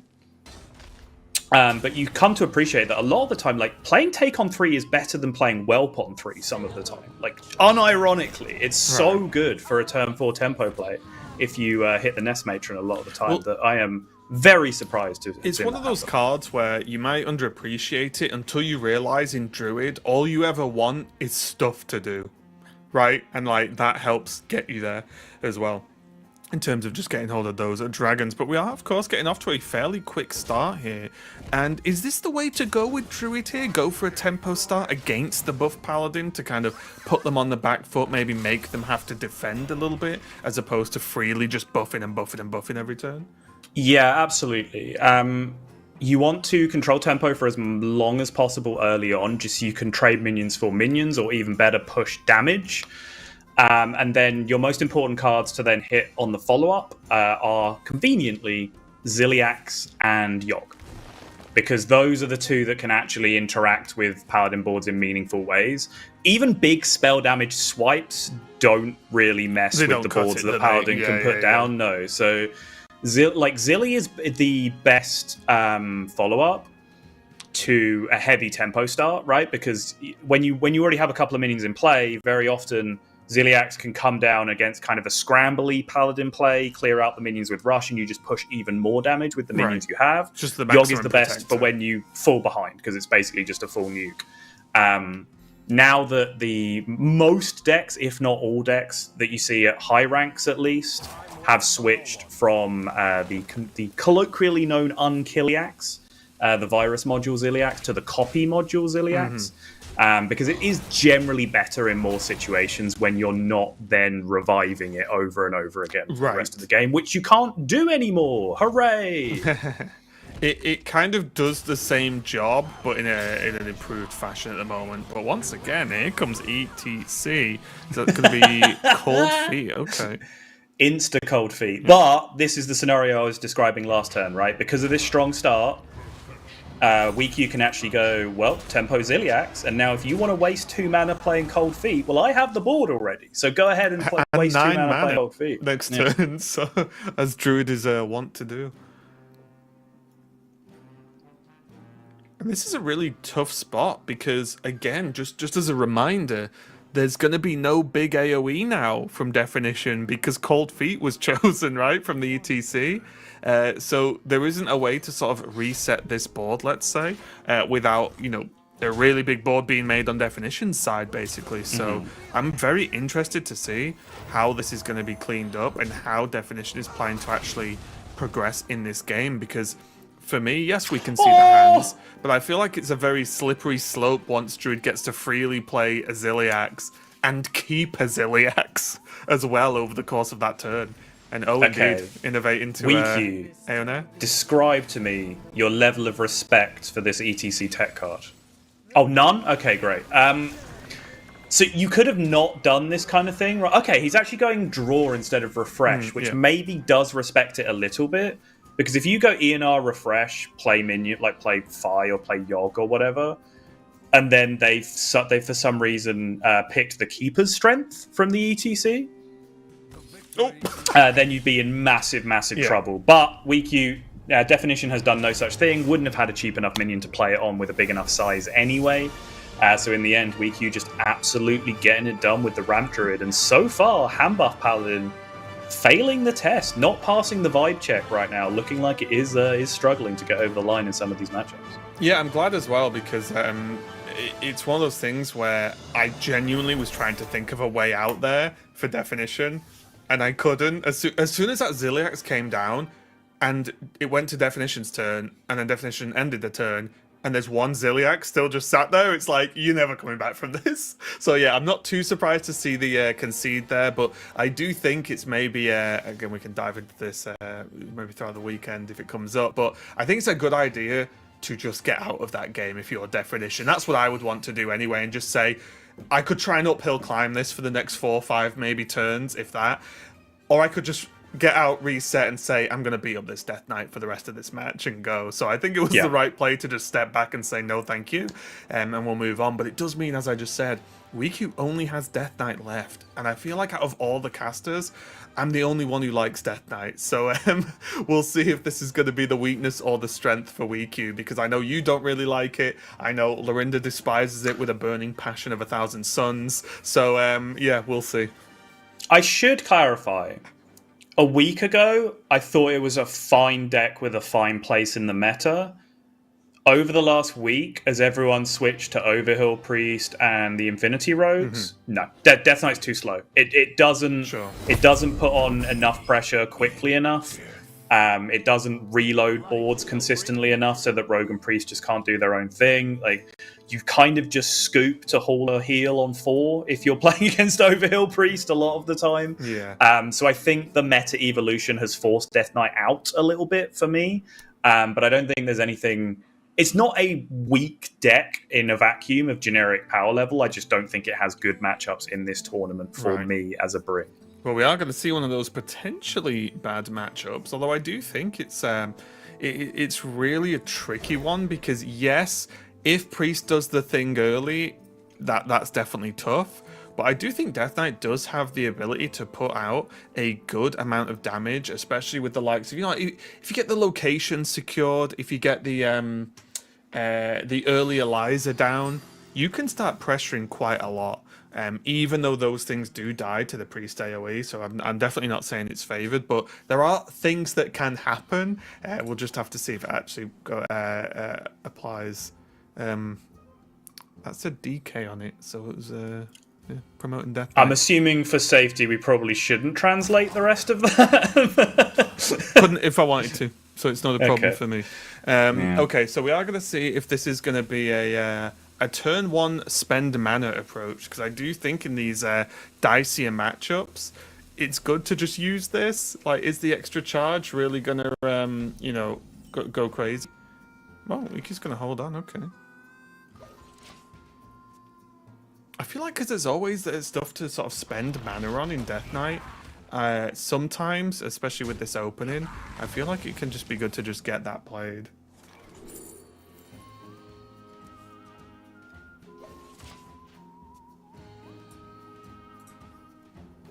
Oh, Ooh, the cheese has arrived. Senior Cheeseman. Yeah. Cheese. Pet trail. Oh, Derek's not here. No one else can rejoice in Cheezoid references. No one else knows I our like the joys. word. Cheezoid, yeah. It's one thing I do like about these super accounts for this tournament. You get to see all the rare signatures that aren't just handed out to people. We saw hurts. Marin for the first time a little earlier. It That was hurts nice. my soul, honestly, because I look at all these signatures and be like, why am I not rich enough to buy all these? They do look fantastic, though. I like the ones I have. I like the ones I have. Worth noting, this puppet theatre in Definition's Priest is not standard. However, if you're going to be leaving Druid up and expecting to face a lot of Druids, it's an incredibly effective card to play against Druid. This deck kind of lives and dies. But yeah, this deck kind of lives and dies by early tempo large minions against Druid, right? You just get a minion down, heal it up, not specifically to use its effect, but just to have it there as a 3/7 or a 4/8 in play early, and then it just sticks and hits your opponent for 2 or 3 turns and wins the game. If you don't hit that, it is really nice to have a backup card like Puppet Theatre, which can kind of equalize those late game situations for you as well. I think we played like 2 or 3 games where Puppet Theatre was played in each one, and I think slowly converted you to just how funny it is to play. It's because it's just super fun as well. At least that's what It is really I was fun, getting yeah. at. It's just fun because you can do such silly things, and it's great, and you feel very smart. So I like it. Here though, pretty good hand I would say for week. You're gonna get some extra card draw, but has Eliza, has a staff for the primers, does have location as well to try and help out. You know, maybe chip away at some of these gems as well over the course of the game. So there's definitely options here for WeQ. And plenty of weapons, if they so choose.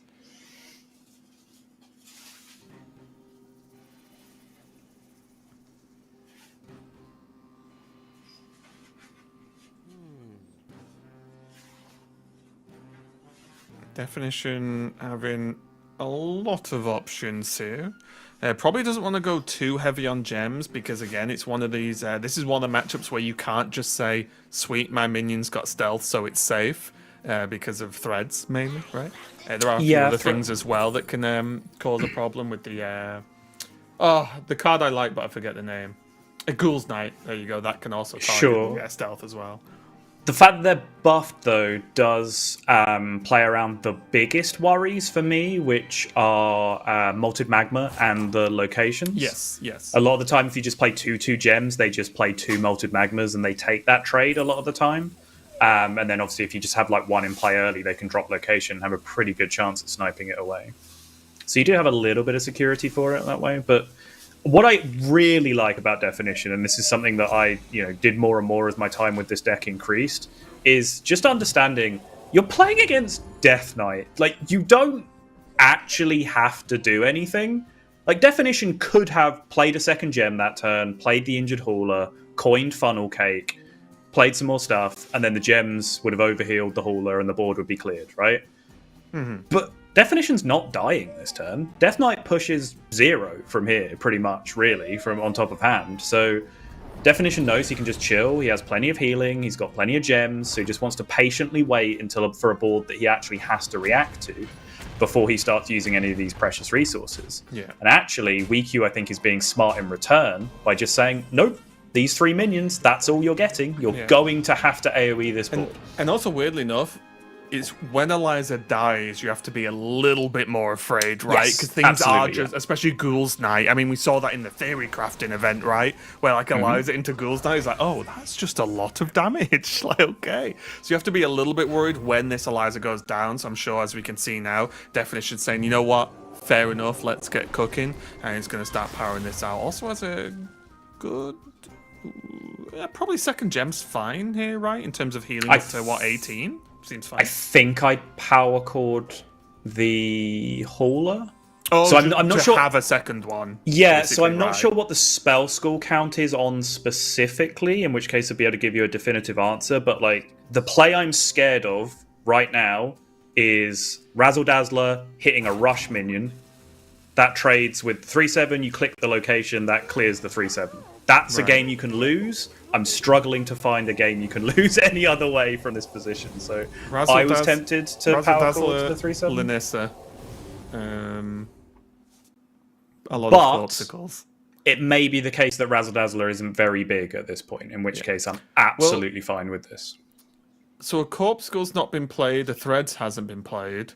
Mm-hmm. Has the drink even been played yet? I couldn't notice. I don't think so. Yeah, no. I think the Razzle could easily be on 1 or 0. Yeah, actually. Yeah. In which case, this is absolutely fine. I think. Yeah. No, here's the juice though. So this kills off 1, 2, 3, 4, 5, 6. Yeah, so we'll just need 1 shot from the location. I was gonna say this is probably location first, right? Just to lock it in. It's kind of a wasted charge, though, right? 'Cause it's going to hit minions that are dying anyway. It is, but you just want to pump out 4 charges before the game ends, right? Yeah, I think that's fair. I think it's just because you just get the second one to go face now, right?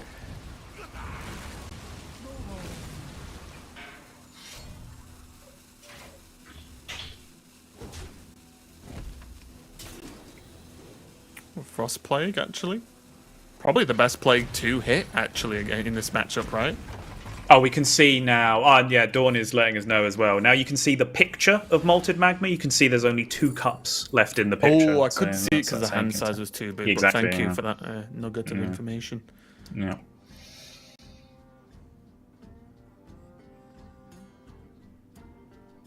Also, weirdly enough, because of the way at least the game's gone so far, Amanthul is like a little bit worse because Eliza's died, right? Because Wiku doesn't need a board of big threatening special minions. It just needs stuff to just hit face and keep going. And with the help of the plagues maybe going off, I mean, I'm sure Wiku's got a better plague control than I have based on our games earlier today, where I shuffled 8,000 plagues into my opponent's deck and they just didn't draw them, which was impressive. Playing Overhill Priest, to be clear. Just wanted to make that extra clear. Yes. Raven got 9 plagues, 9 Helliard plagues into their opponent's deck while playing Overhill Priest. Again, Puppet Theatre. Fantastic card. Yeah. I tweeted this the other day. So I think Funnel Cake is definitely in the conversation for my favorite Hearthstone card ever. Honestly, Power Chord Synchronize just feels so good every time I play it for some reason. I don't know why. Yeah, what's this? This card gives me more of this thing I want. Sweet. Yeah. You know what one of my But it's just favorite cards is?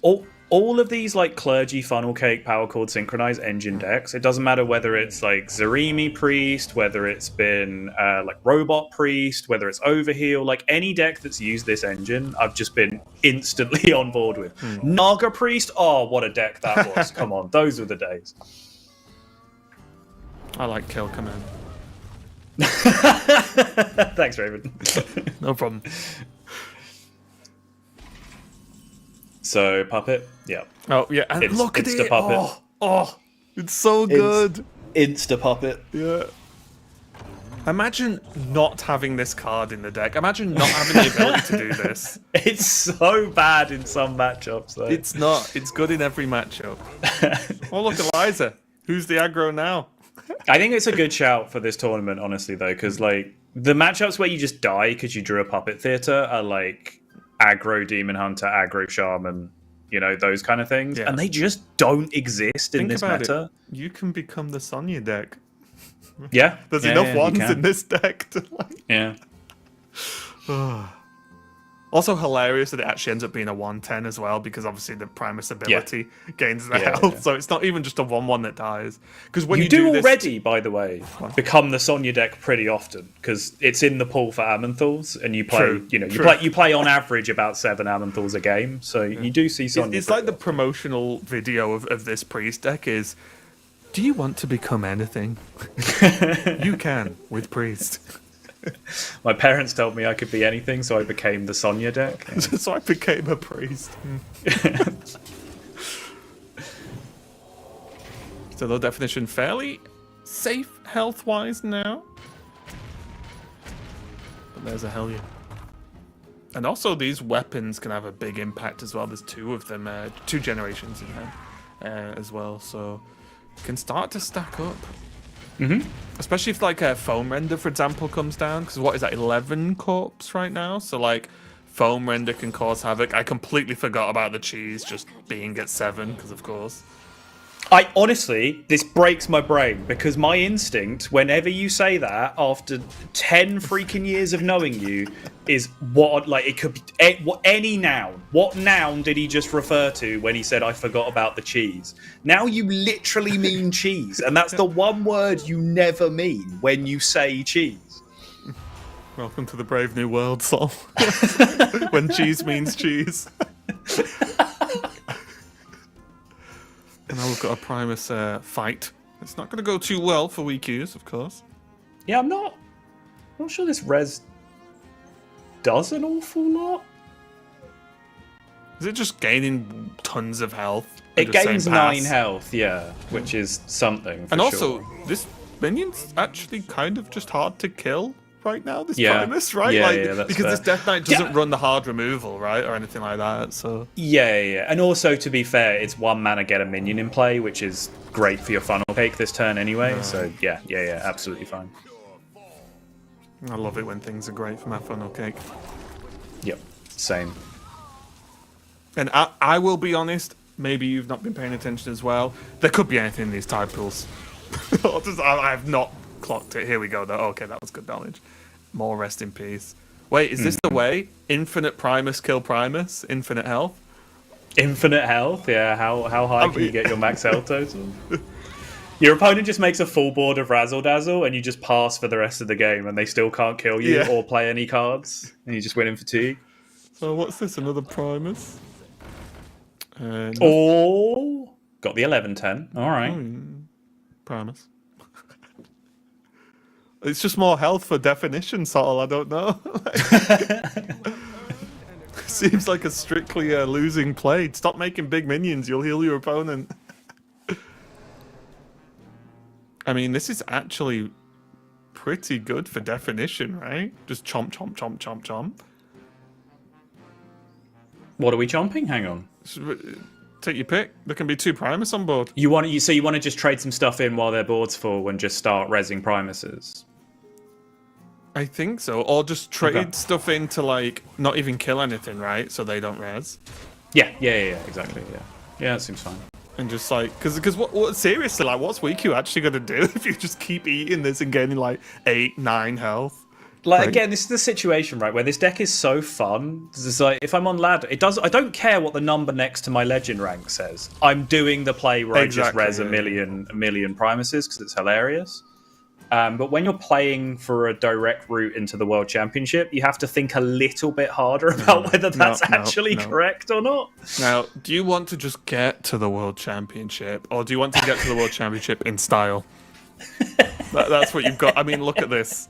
This is memorable. It does seem correct. I'm not gonna lie. It certainly looks correct. And it could just get more. Yes. Rest in peace. Boo. Oh, I mean, okay, never mind. It's power chord, right? It went, so it's fine as well. You take the ABR. Oh, okay, sure. Oh. Now, who doesn't want definition to win this game? Let's be honest. Is anyone watching this broadcast not currently playing this deck? Because if you're not, you're doing something wrong. This is peak Hearthstone. More health. So what's the max health right now? Oh, a lot. Is he an 8, 10? And look at all the card generations. I think probably mid-60s. An 8. So it's 34 extra. So 64, I think, currently is definition's max health, I think. Is WeQ just going to be on full, like, I don't know, plagues? Wait, Frostmon? Kill all the Primus somehow? You've got even more Primus. Sorry if you can hear my dog there. He's being a grump.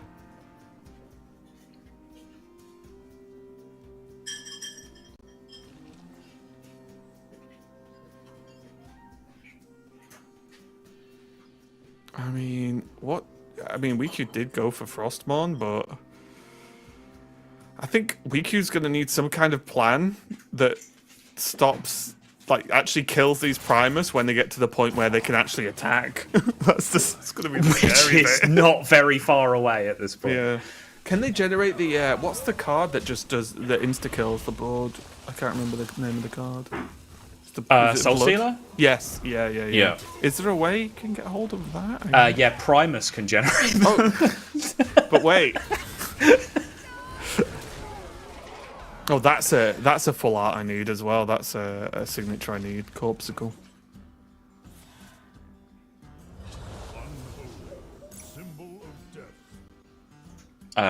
Sure. Yeah, +5/+5. Why not? Yeah, I haven't mentioned the Ignis as well. This is an inclusion in the deck that I have not played with as much. I did many moons ago, like the last time Overheal was in cycle, and like Ignis was a pretty common card in the deck then because there wasn't as many minions that you wanted to play to like fill out the Discover pool and stuff.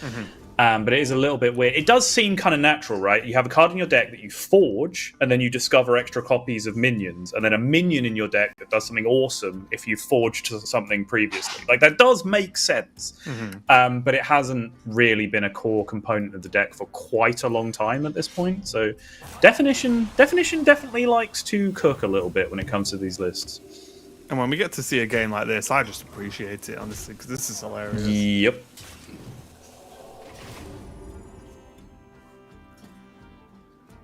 Okay, finally, the Reska. So Reska, Dead Air, Steel 1. The 718 has charge, by the way, just worth remembering. Because, of course, it does. Yes. Okay. Gonna try and just, thin out the board. Yeah, trade Makes that sense. But you know what the problem is, though? There's a puppet theater there still. Yeah, the Reska's not staying on board at the end of the turn, though. But I get you, if you steal the Primus, it's just, yeah. I'll have a Primus back for one, please. True. Yeah, good point. Okay, still got the second one. Did not get the charge one, though. Here comes ghouls now.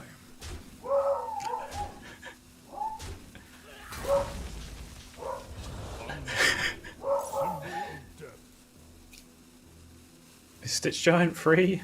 I have no idea. Oh, was that going for Mortish? I would have looked at AMS there, honestly.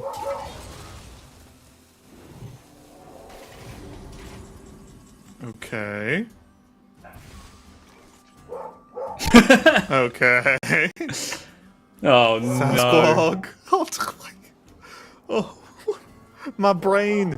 Oh, look. Nice one. I'm just going to gain 18 health.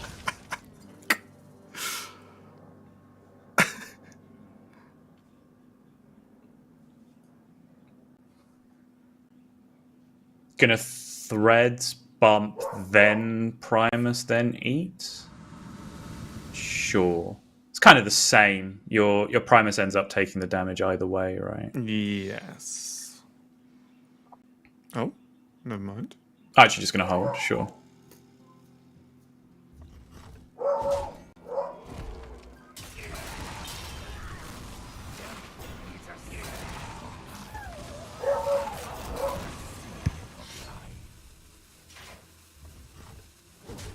Wow, look at this restraint.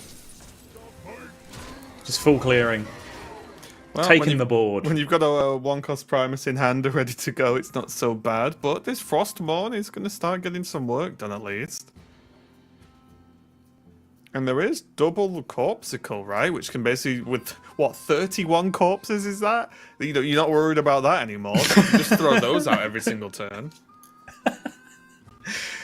I really enjoy that Definition is maximizing the old Hearthstone cliche, use your health as a resource, because Definition just smashed his whole face into that entire board and is still at 29. Yeah. Okay, he's just taking it the different way. Normally when we talk about that, we're on about, like, making your health go down to progress your game plan. Definition's like, no, I'm using my health as a resource, and I want that resource to go up. Yeah. So now we've got 2 more Primus involved. I wonder if this holds the record for the most Primus in one game. Oh, I'm sure Tic Tac's played more at some point. Oh, come on. True. Maybe in an MT.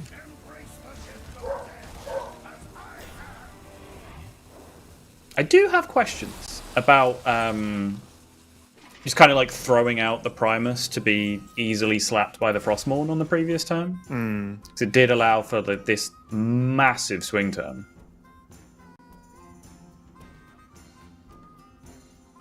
And now the Sasquatch just replays the weapon, right? I think so. But honestly, at this point, my brain's a little bit mush, I'm not going to lie. It's not even been 4 hours. It hasn't, no. Must be rusty. Oh, it played threads as well. Oh, of course, there was there was the yeah. discounted threads for 0. I thought it was just the weapon turn. Yeah, smart stuff.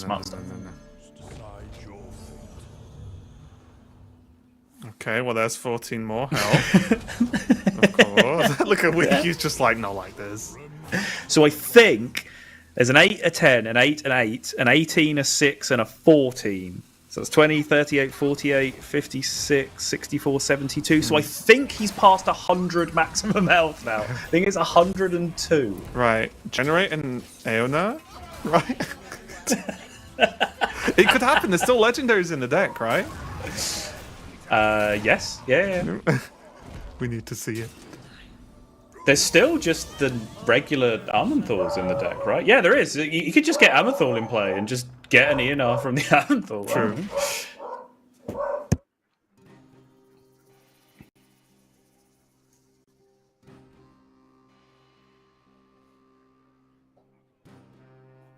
This game's dumb. I love it.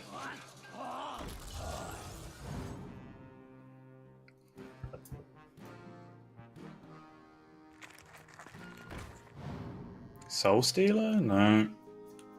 Get your marrow manipulated, I suppose, is something. To actually help you clear realistically, though, not really. I mean, it's... Oh, okay. I was going to say, was it just better than the other options? But... Okay, Fistful of Corpses is huge. 1 mana, say goodbye. Good stuff. I've never been pulling for something more in my life than an ENR appearing in this game now. In fact, I think if an ENR does not appear by the end of this game, we should just play it all again. Yeah, go again. Make it happen. Oh, went for... Oh, okay, you're going to trade, sure.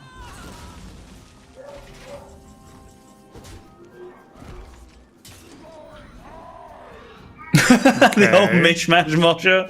Nice and easy. Okay. Wait. Do we have one? No, we're a priest. We never have one. The priest has been failing to do 1 damage from hand since the beginning of time. There's no... Is there any weapons with a death rattle that deal 1? No? No. Yeah, we can't swing anymore, so... Well, I meant more like you could get the weapon, equip it, and then equip Arcanite, and then right? an Arcanite over the top, yeah. But I can't think of anything.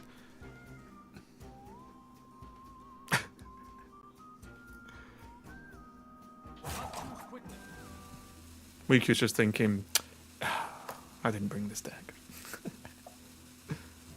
There's a reason I didn't bring this deck. I wanted to avoid playing exactly this game of Hearthstone, and my opponent has forced it on me against my will.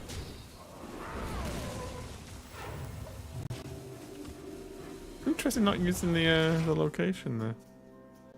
Could have kept it up, right? I think specifically didn't want to keep it up just to play around any like rush lifesteal nonsense. Well, sure. Like Hollow Hound generated from something, that kind of thing. Like this feels like a kind of guaranteed setup at this point. Oh. Or an Amalgam's not playable anymore. Amalgam Band could have done it as well, yeah. Absolutely. Oh, wait, yeah, it would be playable, right? Because it's reduced, yeah, of course. Yep. Of course, yeah, fair enough. Every ability... Didn't get rush anyway. Yeah. Except the ones you need. Right, all the bloods. I'm not sure there's enough in the deck. Right, that's nothing. That's nothing. It's got to heal to 13. No, not quite. Now, this is going to be definition not going to be 3-0'd so far. It's going to be hanging on off the back of, quite frankly, a silly game of Hearthstone. But a great one. Apologies for that. It was not Shaman versus Demon Hunter. I don't know. That's done that a couple of times now. We will get that fixed, I promise. But we might know well it have was, been. I mean, I guess it's trying to just show all the classes that were involved in that matchup between both players. So, yeah, good win there for definition, though. I think that's not only... just obviously winning the game and staying in the tournament is absolutely huge. But I think pretty good display of being able to adapt to some of those crazier Priest matchups, because as you've talked about already so far, sometimes with Priest, you just counter, get off to a great start, and then just win off the back of that very quickly, and then sometimes you become every single class in the game, and having to do sort of backflips and weird maths to be able to stay alive, and as you can see, it's definitely one of those games for definition, but I'm, for once, Sol, and you know what we've been through in the past, a long Priest game I enjoyed. Those are a rare scene for me.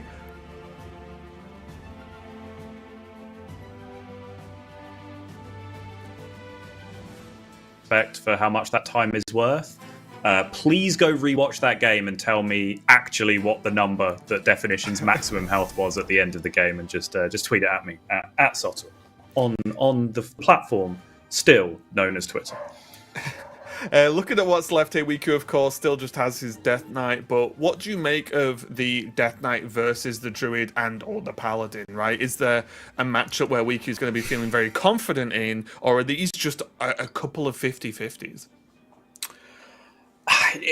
Death Knight is, depending on who you talk to, right? Death Knight is either a deck that's kind of 49% against the field with a few really bad matchups, or 51% against the field with a few bad matchups. And I think that affects like which side of the coin in terms of bringing it or not that you get to. The matchups that are gone, like Concierge Druid, for example, incredibly good matchup against DK, that's already gone. Overhill Priest, extremely good matchup against DK, that's already gone. So the fact that we're left with the hand buff is something at least for WeQ to hold on to. It's an inkling of hope. Yeah, sorry, no, I had that backwards. So the Concierge Druid is still remaining for definition. So the answer to your question, actually, as you asked it, is I would expect this Concierge Druid to be able to get a win quite comfortably, and then it should come down to the hand buff Paladin matchup, Right. which is a lot more 50-50. It just relies on early threads, mid-game Reska. If you can get that draw or anything like that draw as Death Knight, then you're in it. If you miss early threads, the first Paladin board can quite often just kill you. So it's a very swingy matchup, but it's kind of swings so aggressively both ways that it ends up somewhat close to 50-50 in my mind. But I think the Concierge Druid, very, very similar to what I was saying about the Overhill Priest matchup. You know, Death Knight plays a minion on 1, they play a minion on 2, they play a minion on 3. You can just not care because that isn't really backed up by massive amounts of burst damage on 5, 6, and 7 that end up killing you. So you can just kind of get on with your game plan, play your Vista, draw some cards, do whatever you need to do. You know, you just have time to set up that combo and win the game. And then there's things like this sort of opening as well, where Definition could actually just out-muscle You're just ahead. the early game, and Death Knight, yes, we can see threads, we can see frost strikes, but if you're spending mana on all of that, Death Knight just does a lot of bits, right? It doesn't do anything like too crazy, but it just does a wide range of stuff. But the problem is, like, when Druid can actually overpower this, it's looking pretty scary. Do you like the Mr. Vista? Just get your sort of tempo 5/5 in play. What are we thinking about this term? Come on. Especially with Take to the Skies and Breeze, right? Those are things you can just play. Thank you. I get it, like, take this turn, that would mean that you get guaranteed Nest Matron next turn, plus your buff dragons, which means your board is absolutely massive next turn. But you're already ahead on tempo for one turn. They already have to play clear this turn, right? So And it is a 5/5. And it's a 5/5, like, exactly. It's pretty good. So this absolutely makes sense to me. Ooh, Extra Reska. Speaking of TJ's rhyming and alliteration. I'm surprised WeQ's even thinking. That Reska would have already been in my hand for 5 minutes by now. Yeah, just because it's, as we sort of talked about at the start, it's the type of card that can win you the matchup, right? If you just yoink a couple of cards. Oh, the cheekiest little gift wrap whelp off the top.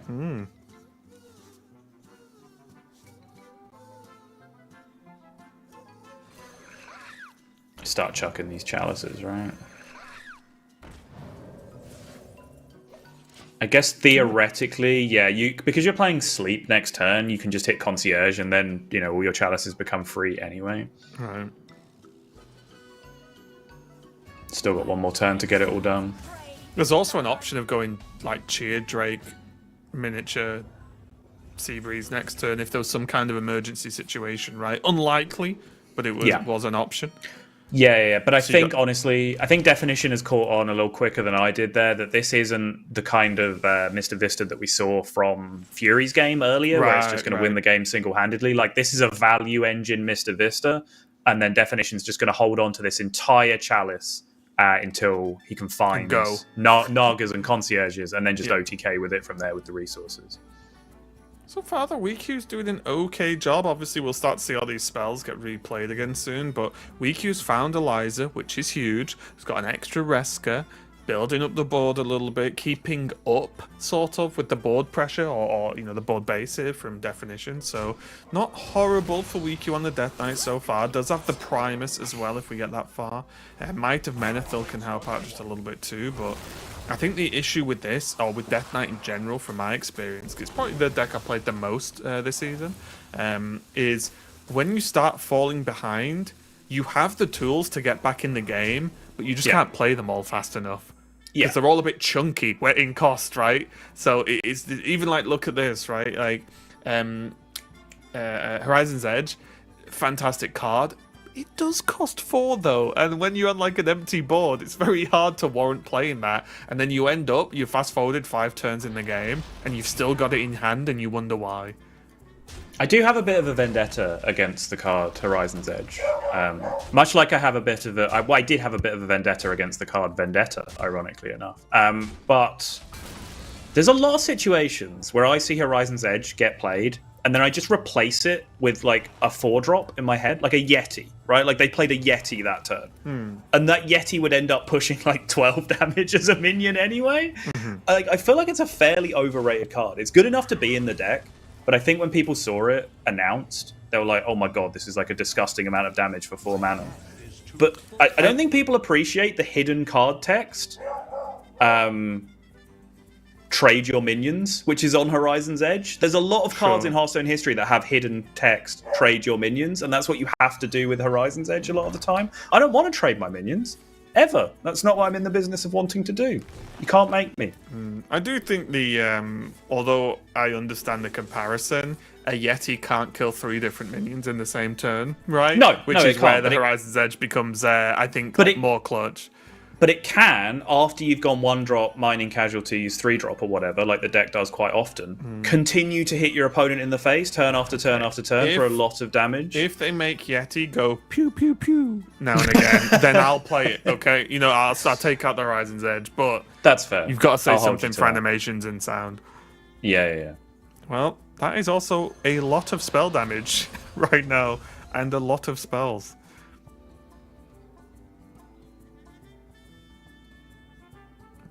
Go for the draw there. So this is just a next turn, get out the game, right?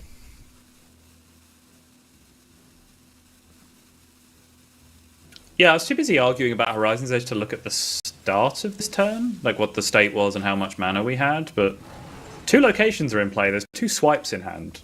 I'm curious as to whether this Cheer Drake was the right way to go about this turn. But I confess I was not paying enough attention at the start.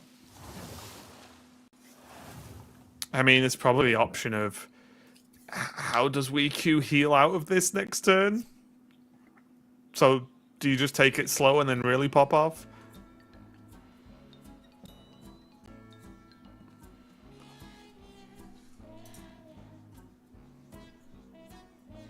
Does this have to be like Reska Zola?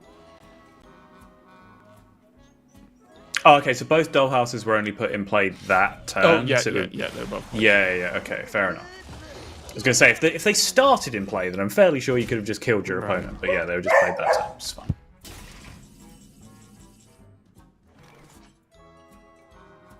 Well, little bit awkward because of... This is a cute play from WeQ, by the way. Like, I think WeQ from Facial Expressions gave up on this game a long time ago. That's not stopping him from making very smart plays here. Because freezing the 5-7 and putting the 7-3 in play means even after swipe face, there would still be a 5-7 on his side of the board. Which would mean that Chalices would probably not still go face at that point. But still, you can see still very, very easy lethal. Stole the spell damage! From Wiki.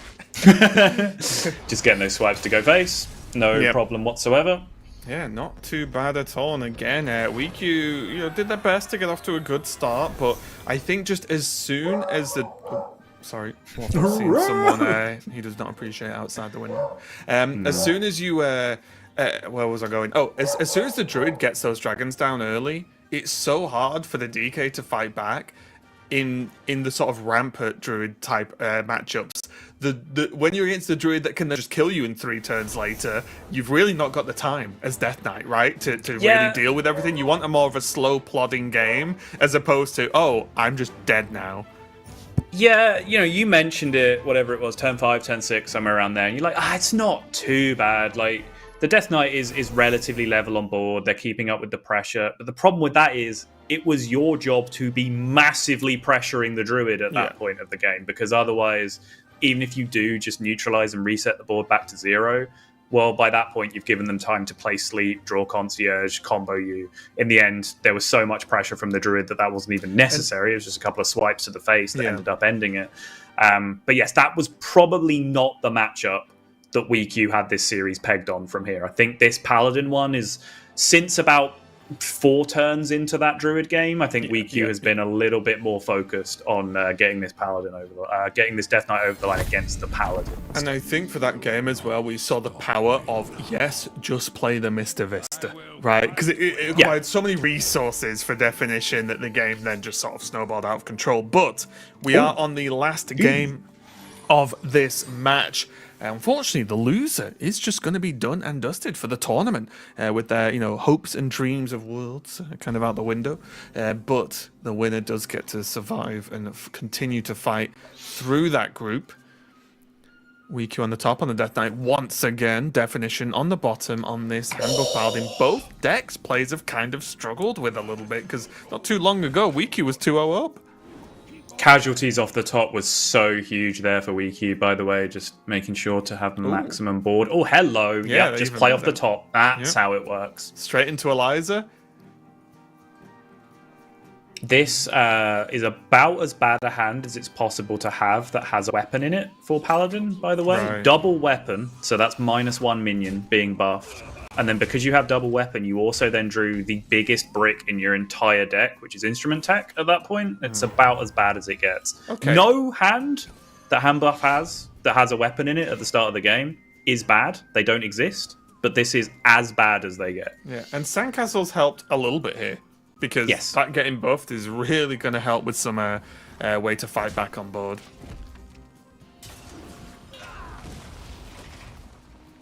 But this Eliza now on curve is going to be very... Oh, okay. This is a lot of damage. And it's Eliza, we saw it again, sort of for the first time in the Theory Crafter, of course, but like, Eliza's a reasonably statted minion in terms of it will pump out damage if you leave it. And if you don't leave it, everything else pumps out damage. So it's just one of those really awkward minions that if you can just get this kind of curve play out, this is what WeQ will want to be doing here and really pressure definition on this Paladin to say, no, you can't sit and buff even if you wanted to. You do have to respect this. And WeQ even going to make the trade here. And half the damage you lost trading is already made up with the minions. Yep. This was the bad turn from definition, though. This was the turn where he had to play the remaining 2 bad cards in hand. Well, Gold Panna's fine, but it's just not enough stats. Yeah. It's still not like particularly overstatted even after a couple of buffs. Ghoul Knight straight after Eliza. Oh. And then there's just another one, Sol. There's just a second Ghoul Knight ready. No healing. Where's a cat when you need one? Yeah, just needed like another mana, right? To be able to at least like, play the deck hand in this. To just get something done. And then that falling into location means that Ghoul's Knight number 2 is just going to come pump out of the damage. And that is the Death Knight draw that WeQ needed in the end. Just about getting there against the Handbuff Paladin. Like I said, no hand with a Painter's Virtue in it is bad, but that is about as bad as they get. Not even being able to follow that up with a cat to get any healing out of it. No real defensive options.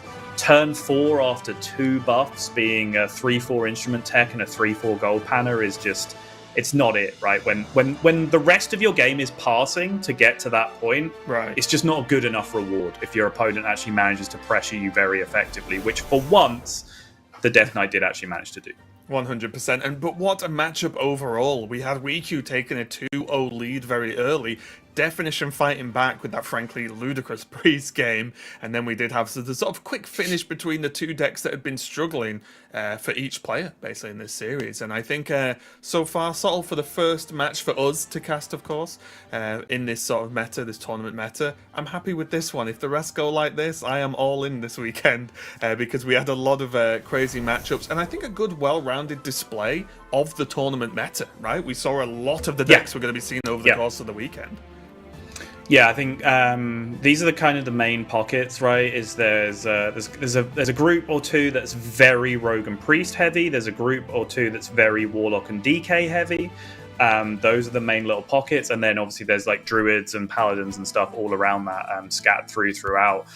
There is, however, massive variation in lists between players, just in terms of the tech cards that have been chosen, different variations, whether people are using tourist versions of the deck or not.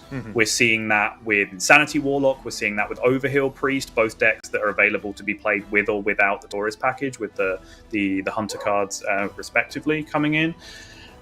So there's a lot to talk about throughout this tournament. I think you can see, if you sat and enjoyed that, that very, very long series with myself and Raven, that is just a little taster of what the rest of this tournament is going to be like.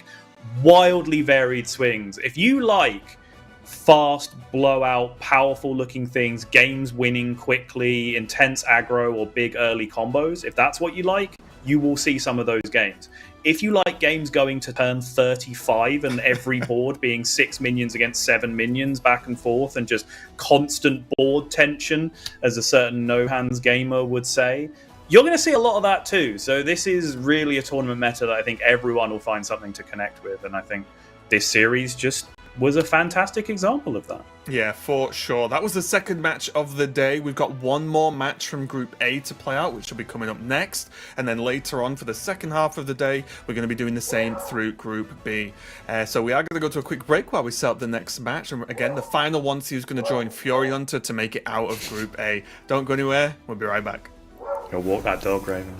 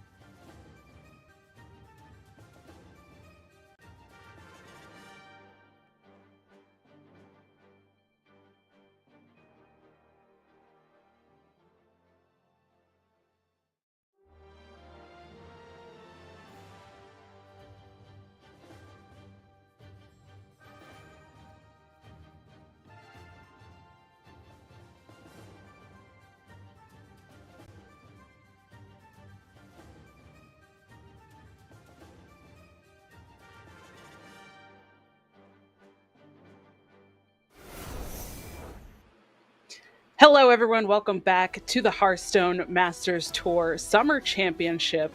I am Dawn, joined by TJ. We are a couple of those, bottom row? What are we calling bottom rowers? Bottom rowers, that's right. We're bottom rowers and we're proud of it. Take that, Sottle or Raven, whoever said it. Same person That's anyway. Right. That's right. We don't need those top rowers. Well, what we do need is some more Hearthstone action. We have plenty more, but we are going to be getting into our final match of Group A today, which is going to be between Mari and Weekyu. This is a deciders match, so one of these players, this is going to be the end of their tournament.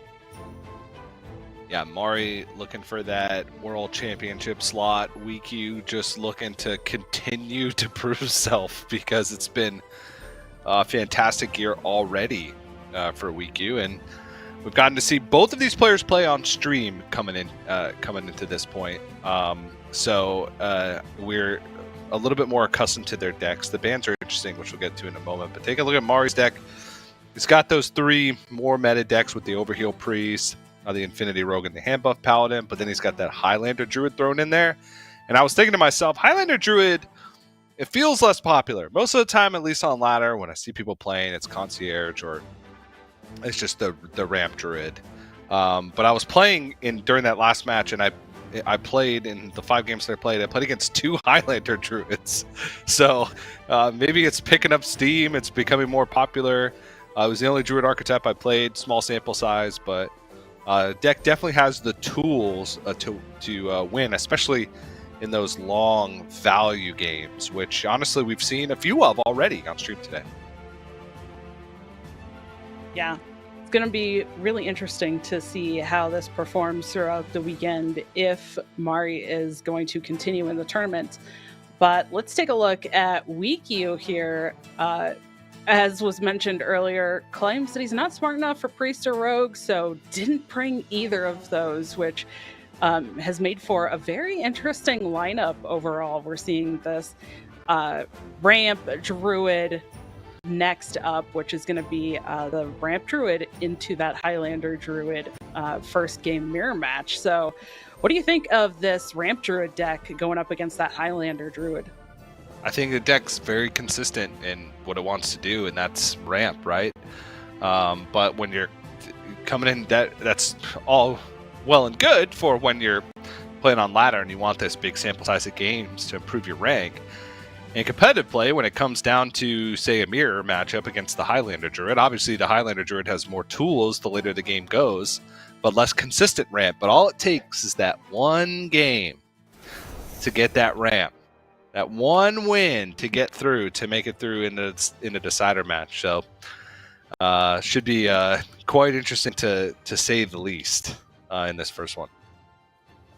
Yeah. Well, speaking of interesting, you mentioned those bans, and we can see them on the screen here. The Rogue on Mari's side being banned out. Okay, maybe not much of a surprise here. We've talked a lot already in the first couple of matches about Rogue and Paladin. But on the other side, Weekyu's Insanity Warlock has been banned. What do you think of this, TJ? Well, it seemed like Mari's strategy was ban Rogue coming in. That's what he did in the first match, and that's what he figured his weakest matchups are. Well, as you mentioned with Weekyu's claim that he's not smart enough to play Priest or Rogue, there's no Rogue in the lineup. So Mari had to dig deep and find the deck that he would get rid of, and that those build big wide boards relatively early on in the game. Wanted to get rid of that. The ramp time for the Insanity Warlock when they hit is can be pretty tough to deal with, and they have damage that go over the top and clear boards at the same time, which seems like it's a big strategy of Mari's with both the Druid and the Paladin in the lineup, and Priest to an extent, which relies very heavily on board. They do have some combos that they can perform later in the game with Hedonis, but other than that, do rely on that. So I agree with the choice. Without Rogue available for Mari, I think Warlock makes a lot of sense.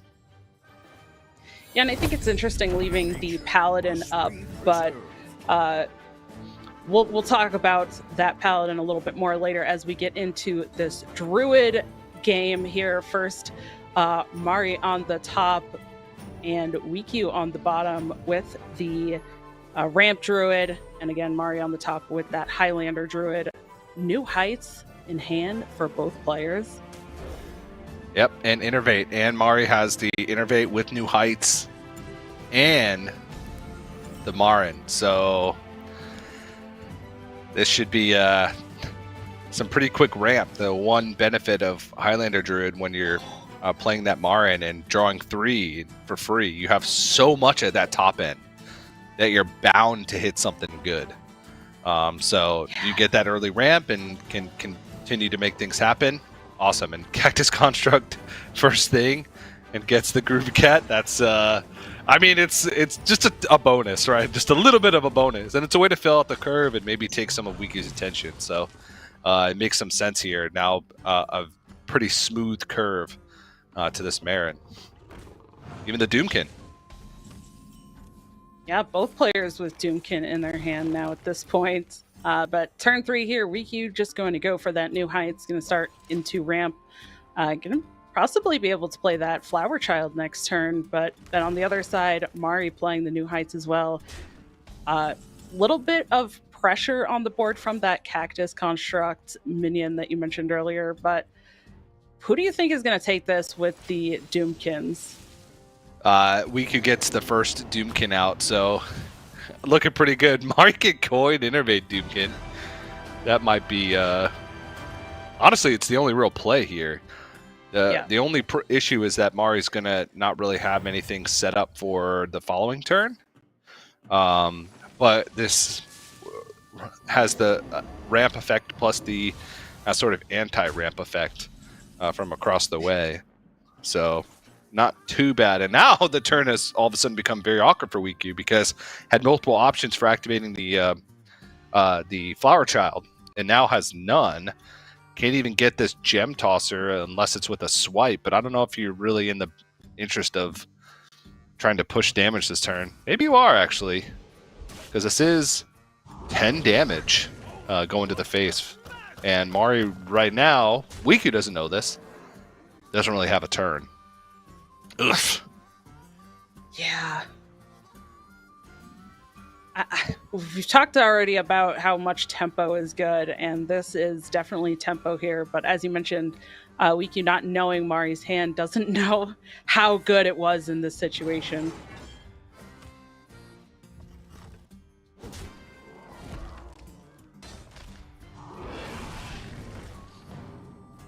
No dragon to activate the Splish Splash Whelp.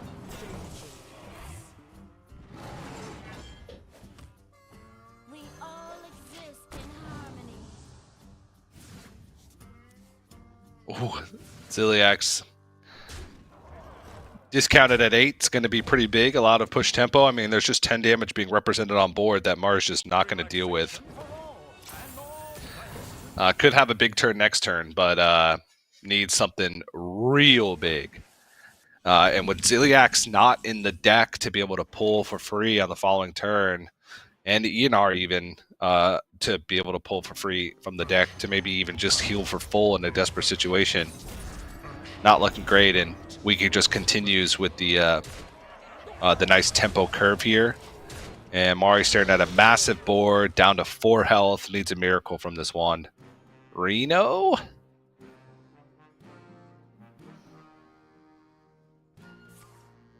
No Reno. 5 for a little bit of healing, but is that going to be enough to stop all of this damage? Okay, triple Blood Mage swipe? Or double Blood Mage double swipe? Plus Rhea?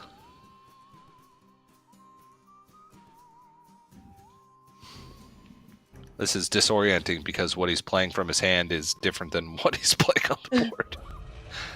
It's coming out a little bit early.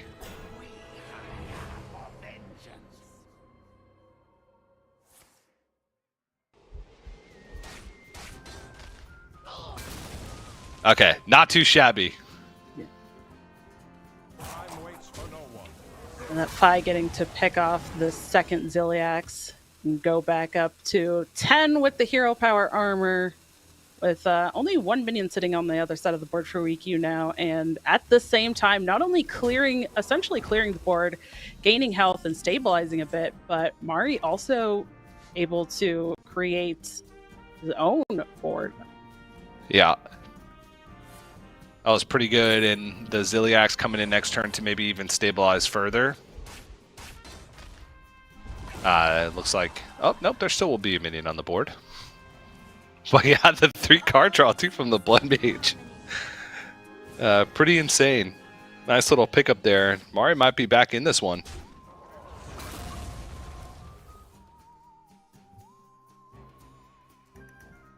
Let's have that Raystraza now, but on 9 mana, just wanting to go for the Ziliax. Get multiple copies out on the board, gets to clear the single minion from Weekyu at the same time. And again, swing the board back. We're seeing a match that's really just back and forth on the board.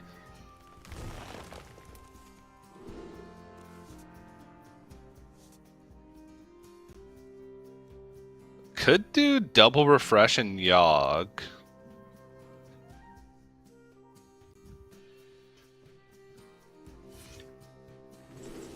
Yeah, that's going to be the play. And we'll just steal the Divine Shield Ziliax, ram it into the other, and call it a day. Oh no! That's brutal. Could have had a 6-5. Oh well. Well, that's on par for Yogg, right? Yogg can giveth and Yogg can taketh, and it kind of did both in that situation. Amen.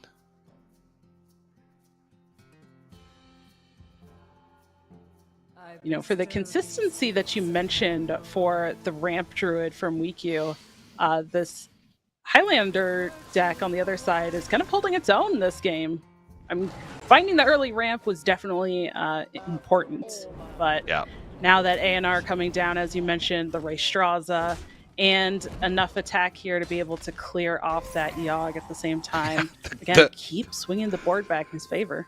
Yeah, the Groovy Cat has actually come in pretty clutch from the Cactus Construct early. It didn't seem like much at the time, but getting basically the double up on that effect, well, the triple up, because you get the Death Rattle and then the Battle Cry plus the Death Rattle from the third one. So just having access to this 4-attack hero power, especially as this game goes late, when you're going to be itching to try and end a game, an additional 4-attack per turn is going to be a pretty big deal.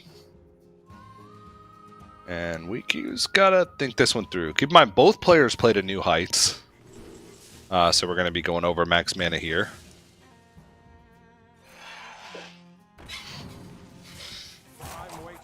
Which means Gem Tossers are going to start to get even more powerful. Yeah.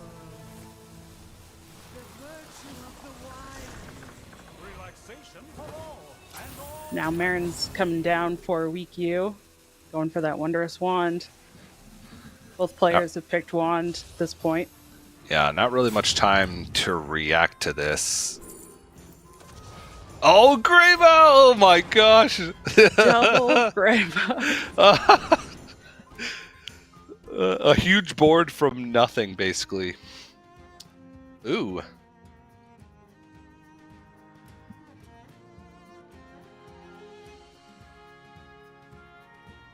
Spine Tail.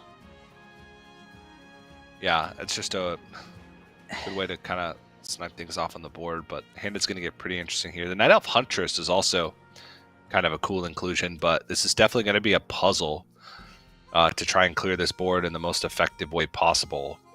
These Greybows are going to make it quite awkward, to say the least, but I think it might just be a have faith in the Yogg. All these minions are kind of equal size. Yeah. Yogg can just steal the A&R or force everything to attack. Yep. Hope to clear the board here. Oh no, it's a double Greybow.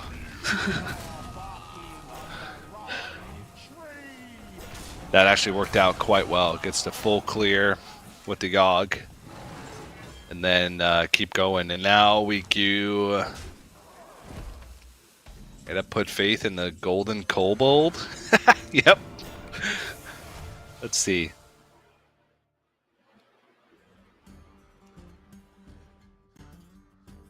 Yeah, it's got to be Boom Boss. Oh. Yeah. Still a good chunk of cards in the deck for Mari.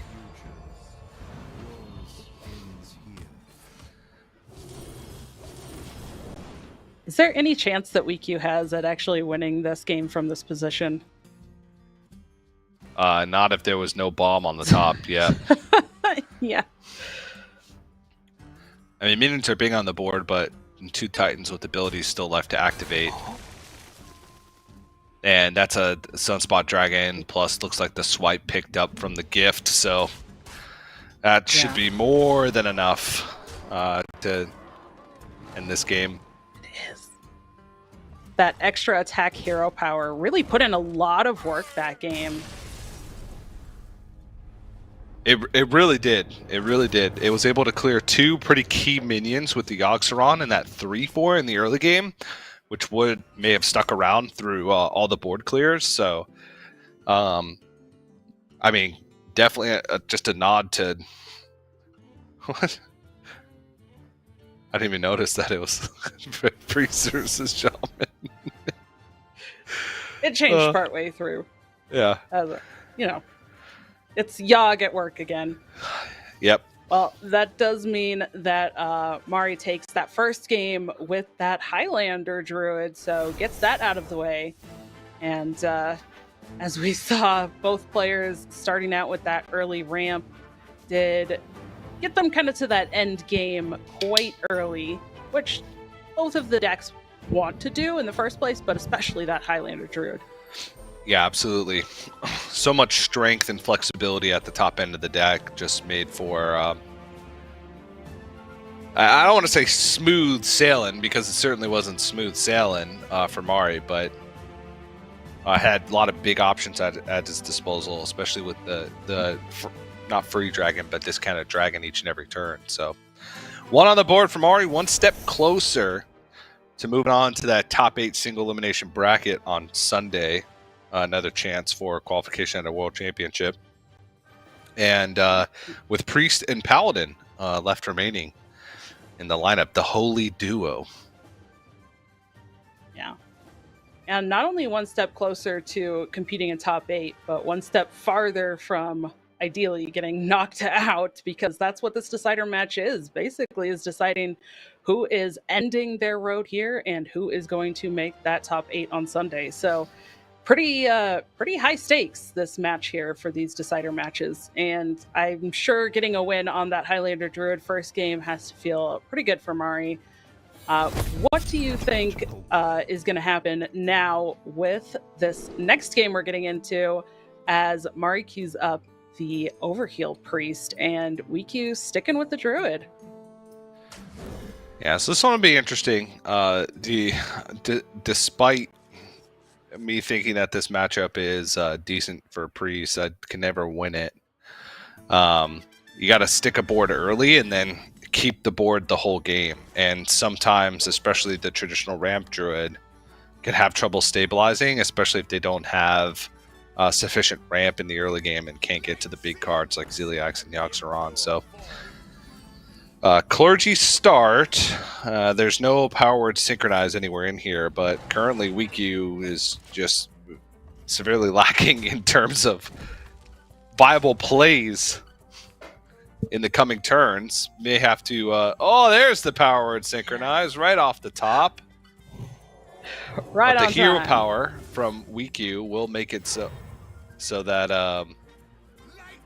I was just going to get the second one out there. We'll make it so that the swipe would have at least dealt with 1 and doesn't hesitate at all. Only playable card on the turn, so just going to get rid of that.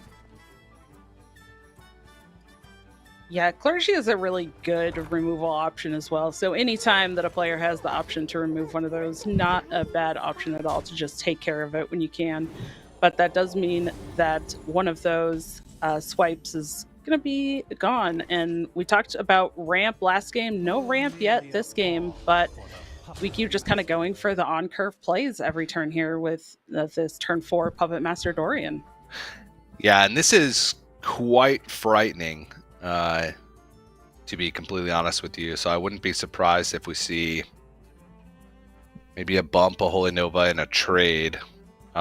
Just because if it feels like WeQ struggling without any ramp, then you really don't want to give WeQ the opportunity to pull something good from the Puppet Master and be able to utilize that to come back on board. You want to make sure that you're solidifying the board the whole game. Yeah. And I love the setup from Mari too, setting up the other location for the Adonis that was picked up last turn as well. Another hidden gem in hand, a flash heal, the Adonis. Now, yep, just going for it here on turn 5. The Adonis coming down pretty quickly. Flash heal and one location can be used here. That does hit the minion, clears the board. Now gets to start pushing some damage and setting WeQ to 19. And a ton of healing activation still to come for next turn, with Idol's Adoration being 1 mana way to heal, the hidden gem, and the funnel cake.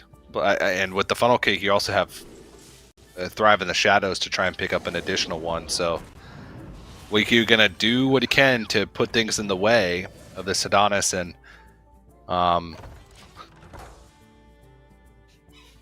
try and disrupt a little bit.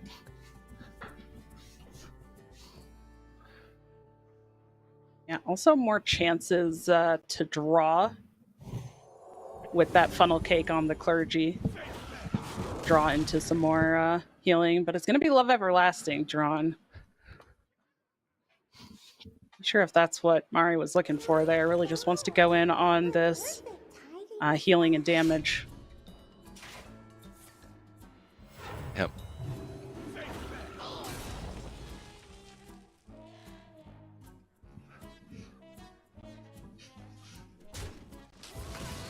Not gonna get the draw from this funnel cake,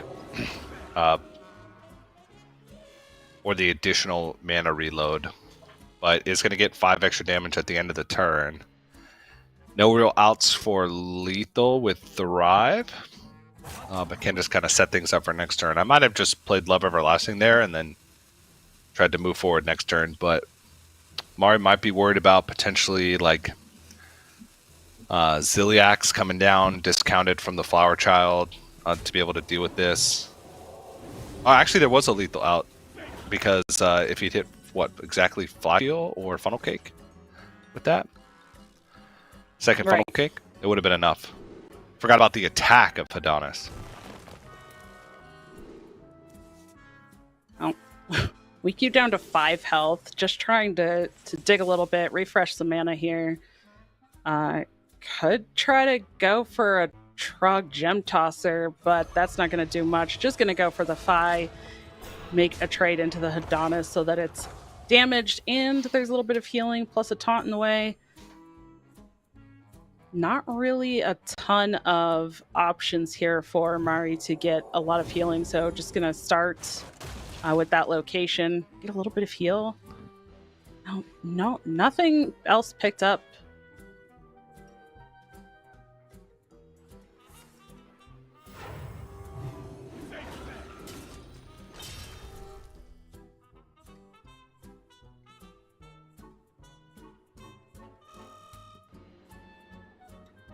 That's a little awkward. Yeah, the health on that Phi just making this extra awkward. Does Mari have to double trade?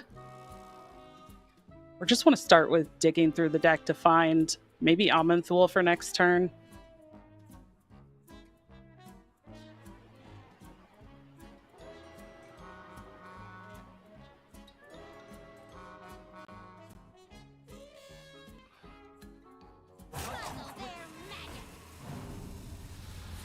Holding the Fi just to protect a little bit, and then yeah, maybe Amanthul. Yeah. Fortunately, a little bit of a spectator error here, so we didn't get to see that pick, but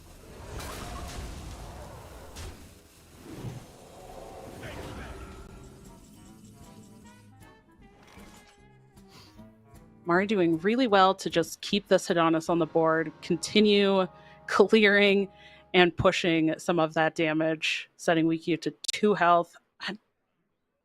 Is the Yogg the answer? Do you have to just put your faith in Yogg?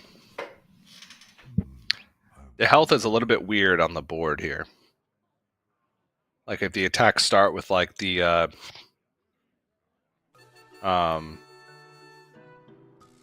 clergy hitting anything but the Adonis, basically. What to do? Actually, in most scenarios, you end up dead.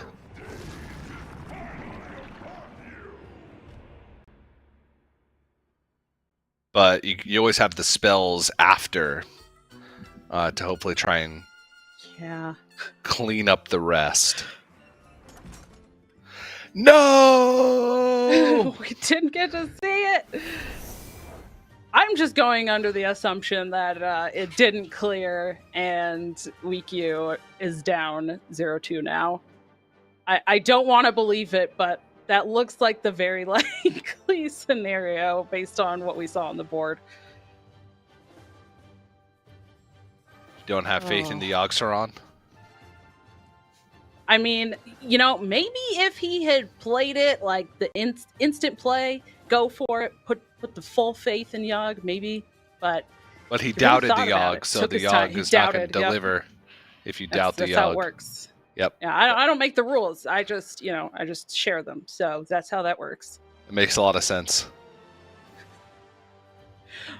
Well, while we are waiting for that result, TJ, which it does look like Mari took that first game with the Druid and then took the second game with the Priest. Just has the Paladin left.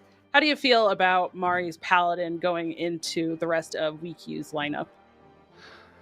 Well, I feel like it, obviously we have a mirror matchup in there, so that's, a toss-up, even though the decks themselves differ quite a bit.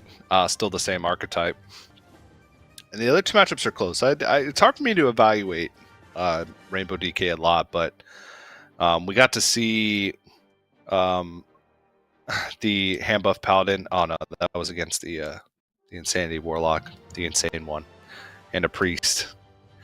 It's got a lot of tools, but it's a little bit slower to actually build up a menacing board. But they do have, with the threads, ways to kind of clear off big board positions. So I think it should fare fine. But regardless, just having 3 chances, right? It just takes that one hand, that one nuts hand, when you're up 2-0 in a conquest matchup to be able to win the series. And it's what there are winnable matchups against each and every one of these decks. So I think Mari's just a genuine favorite because of that. Yeah. We'll see what happens here as we get into game number 3. Mari on that Paladin and Wikyu still sticking with this Druid, but does have the turn 1 gift wrapped whelp and a splish splash whelp in hand. So gonna need to draw another dragon to get the ramp there. Yeah, Mari's got a pretty good opening as well with Instrument Tech, Gold Panner, and the Outfitter. Has a weapon in hand already, which is not what you want to see with Instrument Tech already being drawn, because that's going to pull the weapon. But still has another one in the deck, so not too big of a deal. And now Wikyu has to decide, all right, do I fight for board a little bit and try and get out this buffed Splish Splash Whelp, but not really have plays going, or do I hold on to this Innervate, kind of sacrifice a turn, but make sure that I can hit my power plays slightly sooner because I waited a turn to ramp and held on to my Innervate. It's a tough choice, but it's going to go for board presence, which makes sense because let's say Wikyu didn't play anything here and then the Gold Panner came down for Mari and then there was just no answer. It'd be a little rough. Yeah, And I think the decision too was made a little bit based on what WeQ saw the turn before as well, right? With the outfitter coming down, buffing the things in hand.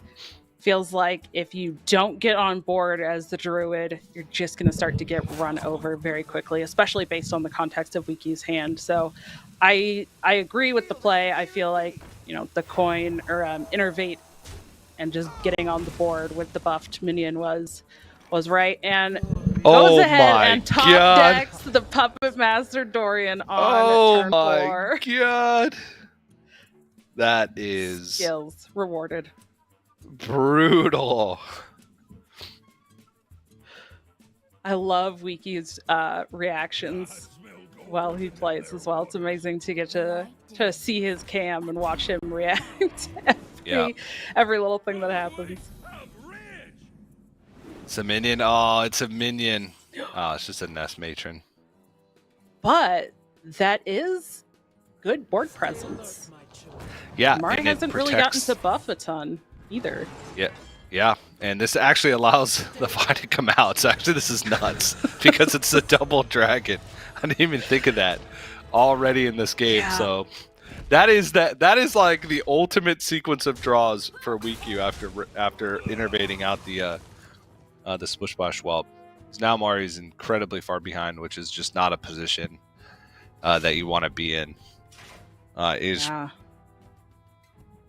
really gonna need some more rushers at this point.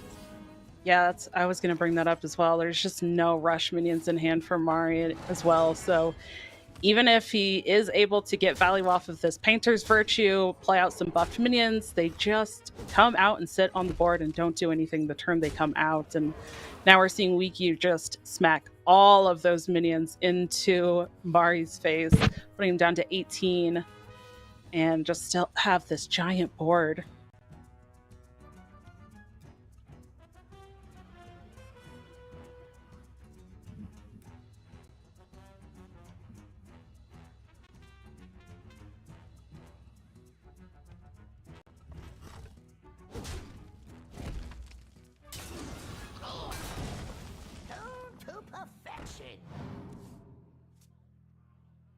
So, play out some buffed minions. Mari really trying to decide if he wants to play that festival security or not. Just wants to go for a taunt and panner. The light dims, but we fight. Wait, I'm rich!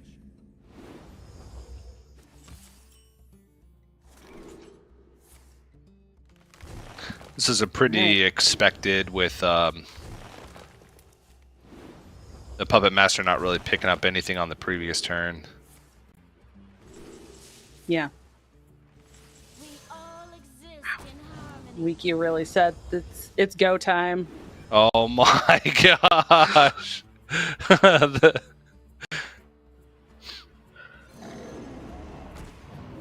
Picking One up mana a 1 Doomkin mana being Ziliax. incredible. Yeah, mana 1 mana Ziliax. Zilix, 1 mana Doomkin. Yeah, this is the kind of draw sequence that you really want when you're down 0-2.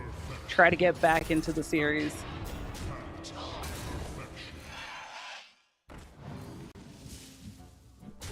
I mean, with a big, smallish board like this, Festival Security starts to become better and better as it gets buffed. So this is actually it's going to get mostly cleared up.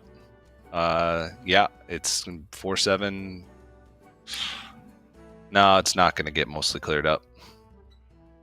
If there was one more damage and the fight could get cleared off by the weapon plus the minion, well,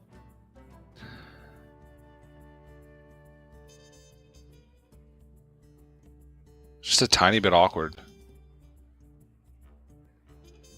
Yeah.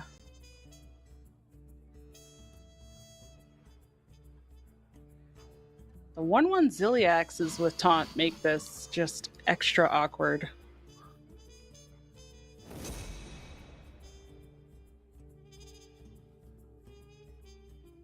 I just have to tank the damage for one more turn and then go with Yeah. Festival Security on the following turn, even bigger. With the plethora of hand buffs. No, what oh, jeez. Yogg plus a 1 mana Yogg. Who needs it? Yeah, now with the double Yogg, I don't even know what Mario's supposed to do to stick a board ever. Leroy can only get so big.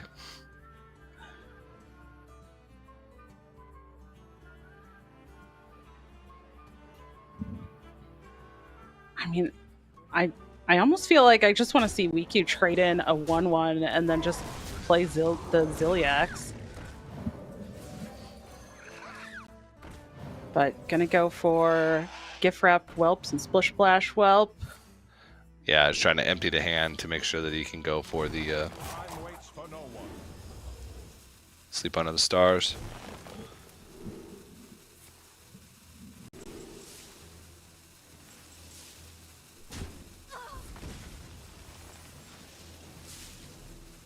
We all exist in harmony. Oh my gosh. Well, if there is any question in WeQ's mind about what can Mari do to potentially clear this board, there is a lot of board refill in hand now for WeQ with Yogg and a 1 mana Yogg, Titan with the ANR, double Titan, double Marin.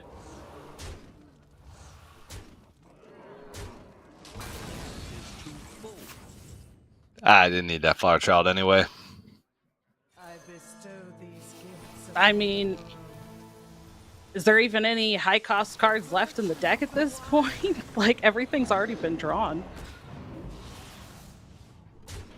Who needs Flower Child? Yeah, there's You have nothing else. multiple Titans and Yep. yeah. Mari's gonna scoop out of this one, and WeQ, insane opener. The Puppet Master off the top, just giving WeQ, just bailing WeQ out. To be honest, because that was looking like a great opening for Mari. If those minions started to stick, just had Yeah. what you want with the hand buff Paladin. Just the buffs plus ways to draw more things to buff. With Instrument Tech, then the double panner in effectively the opener. That would have gotten out of control really quick if WeQ wasn't able to take hold of the board. So Yeah. just a couple of great draw sequences were enough to get WeQ into that game. And not only that as well, throughout the course of the game, not until the Leroy later, I guess, was probably the first charge or rush minion that Mari ever drew anyways. So there was not really a chance for him to try to take back the board once WeQ even got it in the first place. So just kind of, it seemed like a good start and things were looking good in the mulligan and maybe first turn, but yeah, things got out of control very, very quickly, and WeQ was able to capitalize on that throughout the course of the game. Yeah, now only 2 games left, so the chances of Mari getting through are dwindling, considering there's basically a 50-50 matchup in the pool with the Paladin on the other side. I imagine WeQ would save that one for last, and we're going to see Death Knight coming in next, which I do think is probably the weakest link in WeQ's lineup. I feel like the Death Knight is a decent ladder deck just because it's got this consistent spread against the field, but it doesn't have like these hyper good matchups. But we'll see. It is going to be Paladin versus Death Knight. And decent opening once again for Mari with Instrument Tech and the Outfitter set and ready to go. Yeah, good setup, I think, for both players as well. Mining Casualties, a Rune of Darkness in hand that WeQ decides to keep, and picks up a Rainbow Seamstress as well.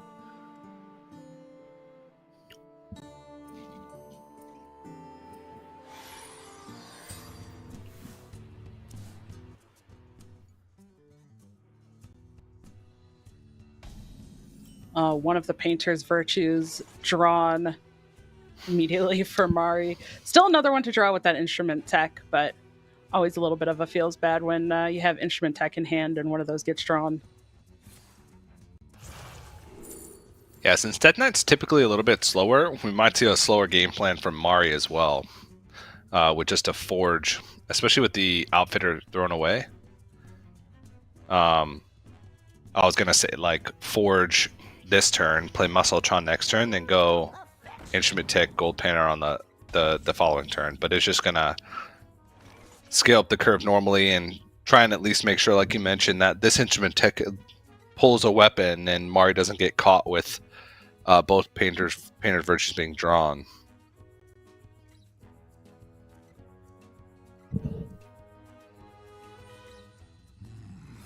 And mining casualties into either the Rainbow Seamstress or potentially even Coin Horizon's Edge. Not terrible in the early part of the game here before there's any buffs from Mari. But knowing that there is at least one Painter's Virtue in hand from the instrument tech, interested to see which path WeQ wants to go down. Probably the Quartzite to freeze.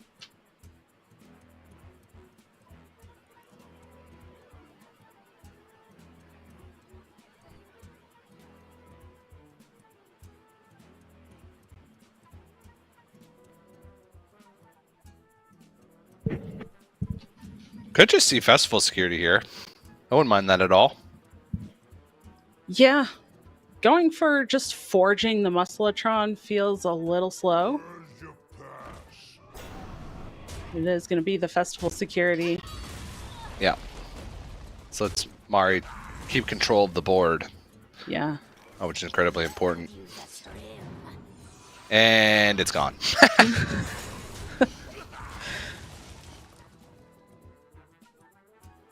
But hand buffs are going to start to come out now. Finally, the namesake of the death of the deck. And if I'm not mistaken, I think Mari just played the Painter's Virtue that was not drawn off of the instrument tech, which does give WeQ a little bit of information. I believe you're right.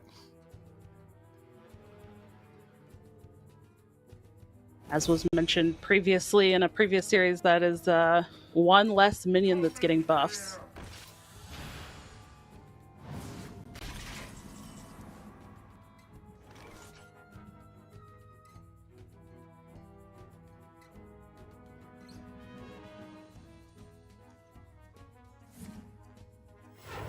Razzle Dazzler. Coming down with only one additional minion. The only one that was played was the Shadow spell with Runes of Darkness earlier. Yeah. Does get the Paladin Rush minion. Sankazel.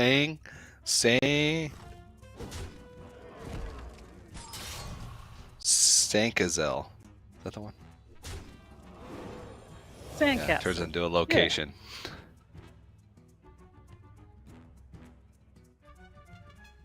I have but little Just melts into a sandy beach.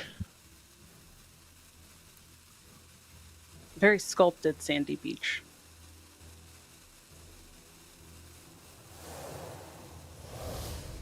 Yeah, very akin to oh geez, I forgot the name of that warrior card.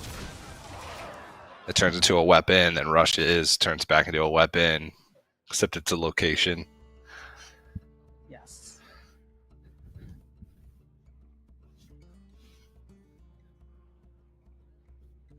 There is Tigress plushie picked up for Mari. Could at least clear this buffed up Seamstress. But unfortunately, it cannot be buffed from the attack from the Painter's Virtue, as Mari has been frozen. But It's going to have to be the plan. That along with the pretty beefed up gold panner on the far left side, which, yeah, it's a 4/5. A Yeti-sized gold panner.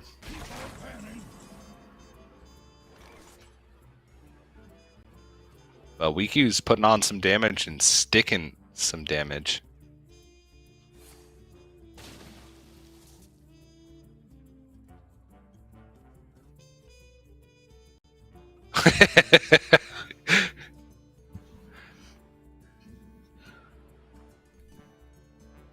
Oh, geez, raiding party. Is Eliza a pirate? Yeah. Yep.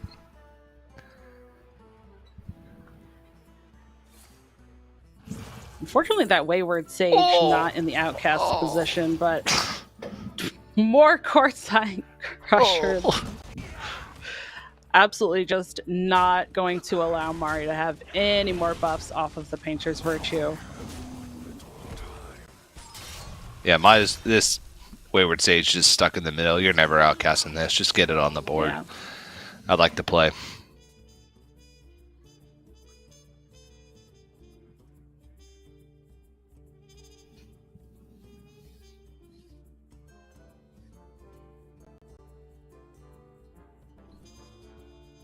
Customs Enforcer picked up. Could increase the cost of those weapons, but not coming down this turn.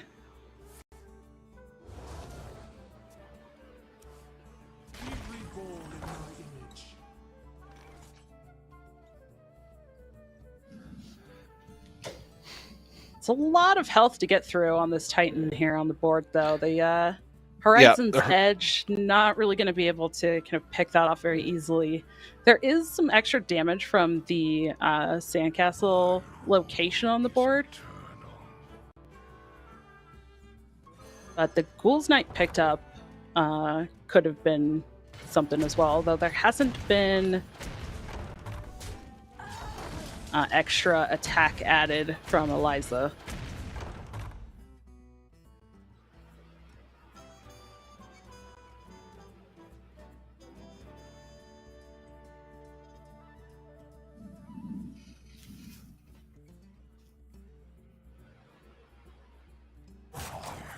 It's getting a little bit awkward. Yeah. The Crushers in hand are doing a lot, but... see if you can actually pick it off here. Yeah, this actually pretty significant pickup. Being able to clear off the Titan with the rush minion. Yeah. And does hit the very last hit. Alright. The weapon is active, though. The Crushers have been thwarted for the time being. And there's some decent hand buffs for the plushie, the miniaturized plushie. And then another one picked up. So can potentially see a pretty big health swing here, especially with the lifesteal from the weapon. You could go swing, outfitter, plushie, small plushie. Get the health total back up. I don't think you need to heal that much, actually. Might want to just try and play max stats. Along with the rusher to just clear off this 2-3. Yeah, it doesn't seem terrible to just go for a tempo board. Especially after seeing the Horizon's Edge get used up quite a bit. The Sandcastle's gone. And buff up the cost of those weapons. Yeah, which is actually a big deal at this point. Not that they'd really go face much with the 4/4 Righteous Protector in the way. Corpsicle.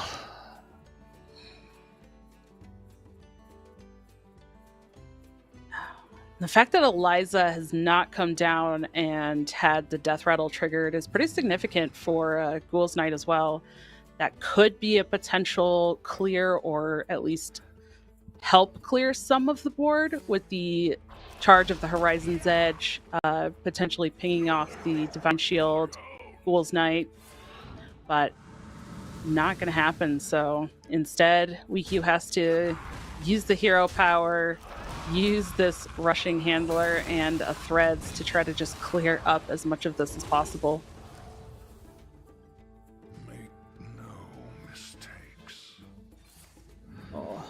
You see him make a mistake there too, not realizing that the 1/1 Hound was going to die from the threads as well. Had to use Corpsicle to full clear. Yeah, I Doesn't think he look wanted happy that about Corpsicle it. to go face. Yeah.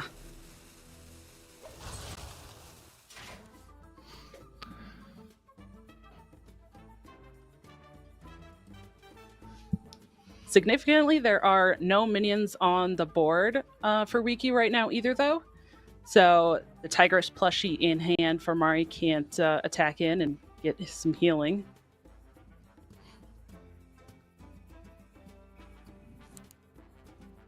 Yeah, it is big, Mari. Yep, it's quite large.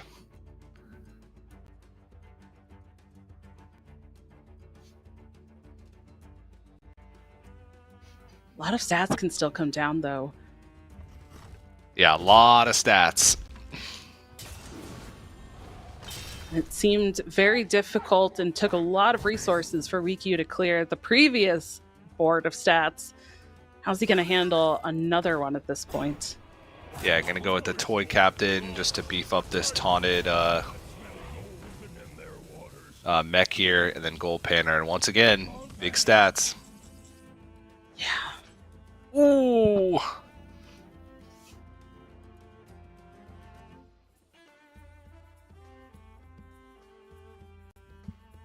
Yeah, what can we do with that?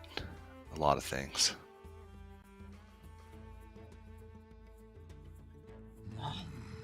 These taunts also mean the Quartzite Crusher can't come down to freeze face either, so there is potentially even more buffs that are going to come out next turn from Mari.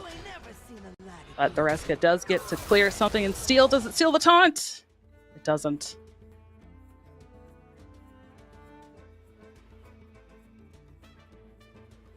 Now Riku trying to figure out what to do. Yeah, I really wanted to be able to get that Quartzite Crusher out to go face, but Yeah. it's not going to work out. And it's going to play the Seamstress just with the rest of the mana and just leave it there. Well, this seems like Mari has gotten himself maybe into a little bit better of a situation than it was looking like earlier. Being able to kind of flip the script a little bit. It on board, can still continue buffing, and has gotten some buffs off, even though there was a lot of freeze earlier. Can get some healing as well now. There's some minions on board for Riku, so that Tigress plushie can get some heal value.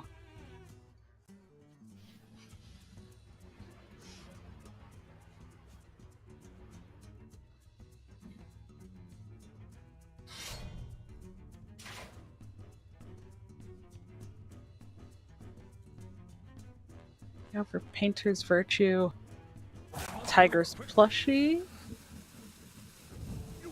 Oh, I'm gonna set one of the minions to a 1/1 first. Sure. Yep.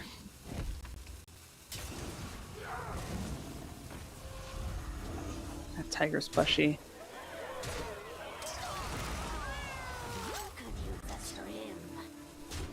Now Mari sitting in a very comfortable 25 health, 5 minions on board. Riku has nothing on board at this point now, and the hand seems very reactionary. Yeah, still a threads left.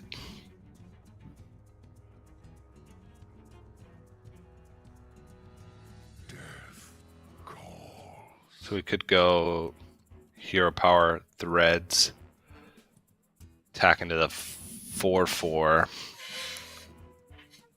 and then you quartzite the 6/7 and corpsicle. I guess getting Eliza out too makes sense as well. Still have enough mana for the corpsicle at the end of this.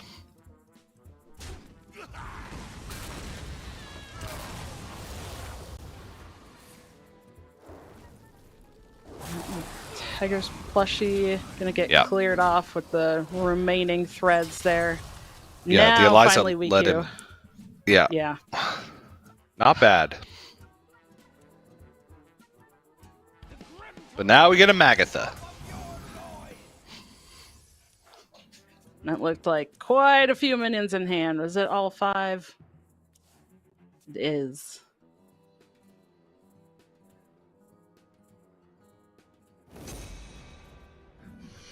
Mari can just kind of go for stats and tempo again here.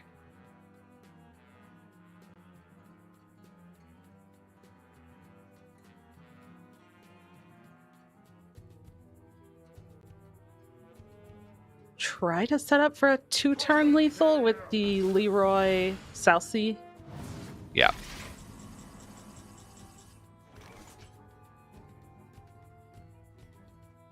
Okay, now has the Eliza buff active, so starting to become a little bit more threatening.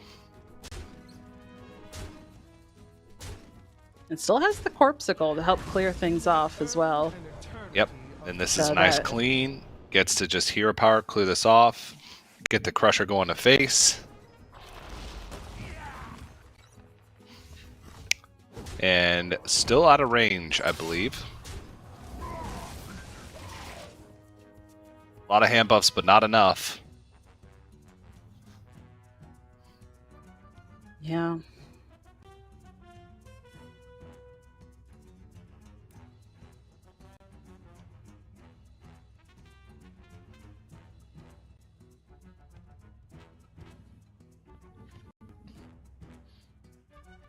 Or you can continue to just try to buff a little bit more, set up, again, the Leroy Southsea deckhand. The Ziliak's pretty significant as well here.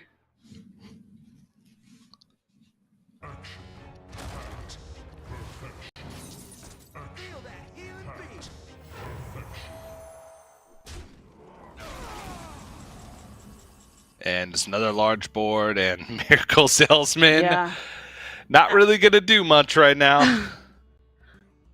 No, I mean, speaking of not doing much, Wiki's hand is not doing too much at this point either. Yeah, literally playing Gorgonzormu and the cheese here just to see what comes out. Yeah, but not enough to clean up enough of this board to survive with the charges in hand. It's going to clear off, actually. Maybe? Nah, he's just going to concede. We'll have nothing left going in the next turn, knowing that Mari has a bunch of extra buff minions in hand. And that's going to be the series for Mari. He's going to move on as the second player to make it out of Group A. And Wiki is still going out happy, right? Still, you know, coming off a win in spring. He's still got to be feeling good here. And the Death Knight just not being able to get it done. Yeah. That definitely seemed to struggle quite a bit there as we take a look at the replay. Just too many buffed boards for the DK to clear. Wikyu able to clear a couple of them, but just couldn't continue to do so. So after that, it was just all downhill from there for Wikyu. But that does mean that Mari takes this series 3-1, securing a spot for the top 8, and that does mean that Wikyu, unfortunately, for us Wikyu fans, does mean is out of the tournament for the weekend. As we take a look at our Group A bracket after that decider match there, that does conclude Group A for day 1. Yeah, and was it you that picked Wikyu in the opening? It was. So it's, oh geez, so you're the only one. So sorry, Don. I know. You know, I had to go and be different and not pick Fury Hunter like everybody else. So Yeah. I had to go do something different. Yeah, me too, but Mari You know got what? the win. Did. But we're back with everybody here. Yes, we are all back after Group A has wrapped up now, which has been pretty exciting. A really good kickoff to the obviously the start of the tournament. So, any particular highlights from you guys about Group A? Obviously, I'll probably mention more to Sottle and Lorinda here, as I'm sure you guys need a little talking break.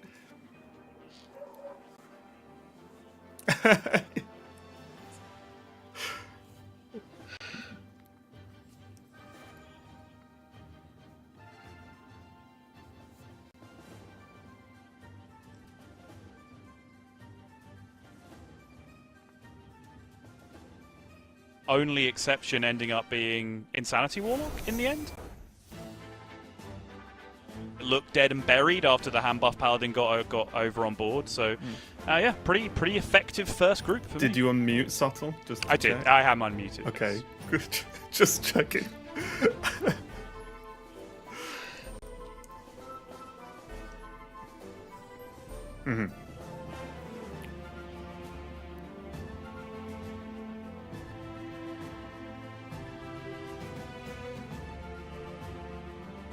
Yeah, I think for me, just a lot of the games seemed like, I guess this is kind of typical from, oh, apparently you're muted as well, Lorinda, which is apparently, sorry, this is so funny, we just seen messages of like, Sol, you muted, Lorinda, you muted. That's Luckily, the quota of 2 for the day on the first one. So yeah, if you're wondering why there's some weird pauses randomly when and no one's talking, it's because one of us messed up, and all I know is it was not, in fact, me. But regardless, I think it's been really cool to see the players clearly show that they have a strong grasp of the meta and of these matchups. It feels like the players are doing like even the most minuscule of plays, really knowing what their opponent wants to get for. So it's been really, really fun to watch so far. But in a minute, we could take a look at Group B.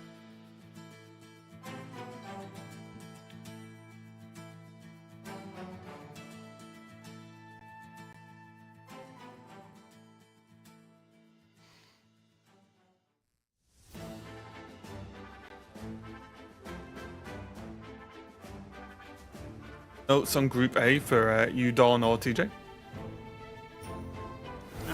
That was an awesome way to kick off the weekend, I think. There were some really fantastic matches, some really great games in there. And I am glad that I broke my own caster curse of not having to cast a 3-0 sweep. It was a 3-1, but it wasn't a sweep on my first day of casting. So I feel good about that. I forgot about that, actually. That you just goes 3-0, 3-0, 3-0. I'll make a point. Go on. Highlander Druid can't keep getting away with it. Oh, it can. It absolutely can. It's just turn can't. 5 Rhea Straza every game. That's what the deck does. Can't keep getting away with it. One final point on Group A, though, that I want to make as well is that I said coming into this that, like, you're seeing most of the good players saying my best strat is to bring the good decks and just play them better than everyone else because the good decks are incredibly high skill cap. And I think you saw when a player like WeQ didn't bring the incredibly high skill cap decks, it did not work out particularly well for WeQ. So I think that is a lesson that has been learned quite effectively through Group A. Group B has got incredibly high skill cap decks and players. If you look at this lot, so I think we should take a look at how they've been getting on so far. And there you go, 2 good players won and 2 good players lost. That's a shocker. Just gonna say, I was like, oh wow, Yala and Deaddraw in the elimination match. So I looked at who got through winners. I'm like, yeah, fair enough. It's so difficult. With this group where it's just like, well, yeah, every match winner / loser is going to be like an upset depending on who you're more of a fan of, as opposed to a lot of the time we talk about, oh well, this player's got more experience, or this player's stronger, or has done this, blah blah blah. But here it genuinely feels like it's just, oh well, which player do you just want to win more, because and what we think of the actual outcomes. Yeah, I think so. I want to get in this nice and early, right? Like, a lot of people might look at this group and go, okay, 3 of the world's best players, 3 of potentially Hearthstone's greatest ever players in different eras, and Gyu. I want to put that to bed now. Gyu is a god, and a lineup god specifically. He always has the right lineup for tournaments, and he has it again. He has the lineup for this tournament. There's no Warlock. Exactly! Someone's figured it out! Put Insanity Warlock up against the rest of the field. There's not a good matchup there. I don't know why it's in this tournament. I'm so sure, TJ. I'm so sure. Okay, well... Don't gotta get so angry about it, jeez. I honestly get so deeply triggered by Insanity Warlock. This isn't even a bit. This is 100% genuine. He has been talking about it for the last week. I can 100% confirm that. But It probably is. Before we get into Group B, as the match is coming up very, very shortly, we will, of course, have our predictions. We do have advantages because we see, obviously, the set of first matches. But I will go last this time because I'm nice. Sol, you want to go? So I'm kicking off. I've pretty much already planted my flag in the ground. I'm taking you for Group B. He's going all the way. Lorinda? I'm taking Banterface not just for Group B, but to win the entire tournament. As an America's caster, of course, makes sense. No, I just think he's the best player at the moment. Look, last year I kind of dubbed Pocket Train as like players champ. This year I'm going to say McBanterface is the people's hero. He's the hero of the people. Let's go. The We're doing people. it. America. That's right. Hey, The only country that matters, obviously. Of course. that's right. I don't know what you're missing here. TJ? As Yeah, you I mean, rocking you know, out? Have you got music on or something? You just You know what I'm gonna do? MC Banterface. He's just got a beat created purely by the sound of eagles just playing in his mind right now. Gonna put my 100%. DJ headphones over my normal headphones. If they snapped, I would laugh. It would crack me up. Okay, and my prediction as well is actually going to be Yarla. I think Yarla has what it takes. I've cast enough Yarla to know how good he is at the game, and I think in these sort of matchups that we've seen at least so far today, I think the sort of cool, calm, collected approach is really going to pay off for a player like Yarla. So I think he's definitely got a chance, even though he's in a bit of a rough spot in those elimination matches. But as I said, the next match is coming right up. Group B kicks off now, and it's going to be Sottle and Lorinda taking it away. Hey! Bottom rower and a top rower together. Yeah, just to build on your point about Gyu, this tournament, this time last year, Gyu beat Pocket Train in the final. 3-2. And the very next tournament in fall, Pocket Train beat McBanterface in the final. So, Okay. there's a direct form line straight through there that proves that Gyu should beat McBanterface. However, personally, I think Banterface has put in a lot of work by being more relaxed, oddly enough. He sort of qualified for this accidentally. The extra slots were added with the addition of the Chinese players into the World Championship, so he figured he would try and get some points together to get to the World Championships, and then he accidentally got enough points to get into this tournament as well. yeah, by complete accident. Banter's so good, man. Like, as you know, Neil, and as all of our dear viewers who've been following Hearthstone for a long time know, I don't whiff very often. I don't get too many things wrong. You know, there's calling Muzzy a choke artist. That was one of them. And then there was not even believing that McBanterface was one of the best players in Americas at the point of America's Grandmasters. Like, that's such a big whiff. He was probably the best player in Americas at that point, and he's now one of the best players in the world. He's one of the few players from the Americas region that enters the conversation with Europe and China and everywhere else, right? He's so good at Hearthstone. I know we've got Gyu stuff on the screen right now, but I kind of gave Gyu his flowers during the intro to Group B, so I think, you know, putting a little shine on McBanterface is fair enough here, but Hand Buff Paladin, I think, is a deck. So I said this to you just off camera right before we came on. I'm extremely proud of these top players for not being too arrogant to play Hand Buff Paladin, because I think there has been a large amount of that about for quite a long time. I think Hand Buff Paladin has been one of the best decks in the game for a very long time, and top players just don't play it because they think it's too straightforward and they're better than that. But when it comes to tournament, the way that you prove you're better than that is to win the freaking tournament. And I think the way to win the tournament is to have Hand Buff Paladin in your lineup. So I'm very pleased that there is a lot of Hand Buff Paladin in this tournament and that both players in this series have it. Yeah, can you elaborate on why you think he's the best? I mean, in the context of Priest and Rogue, let's go with, I think. Yeah, so, okay, Priest, Rogue, Druid, right? You're expecting those in boat falls, right? Rogue falls over to pressure, first and foremost. So Hand Buff Paladin is a deck that can put out massive pressure and can play cards like Cult Neophyte and Speaker Stomper without significantly losing tempo when they play them, because they make them massive by the way that the deck works. Druid, for example, Concierge Druid, if you're going to put it that way, needs to have clear boards to deal lethals to face. So if you're playing 4 10 health minions every turn, they're very unlikely to be able to kill you. And this deck, Insanity Warlock, if you get a board down early with 5 or 6 health, their deck just doesn't deal with that. It just kind of falls over. It falls over less now, because you can play multiple crescendos earlier more often because of the inclusion of Tide Pool Pupil to be able to dupe up your crescendos. But still, early board, weapon, coin weapon, and then dump a double buffed hand on turn 5 or turn 6, triple buffed hand on turn 6. A Warlock is unfavoured to be able to clear that.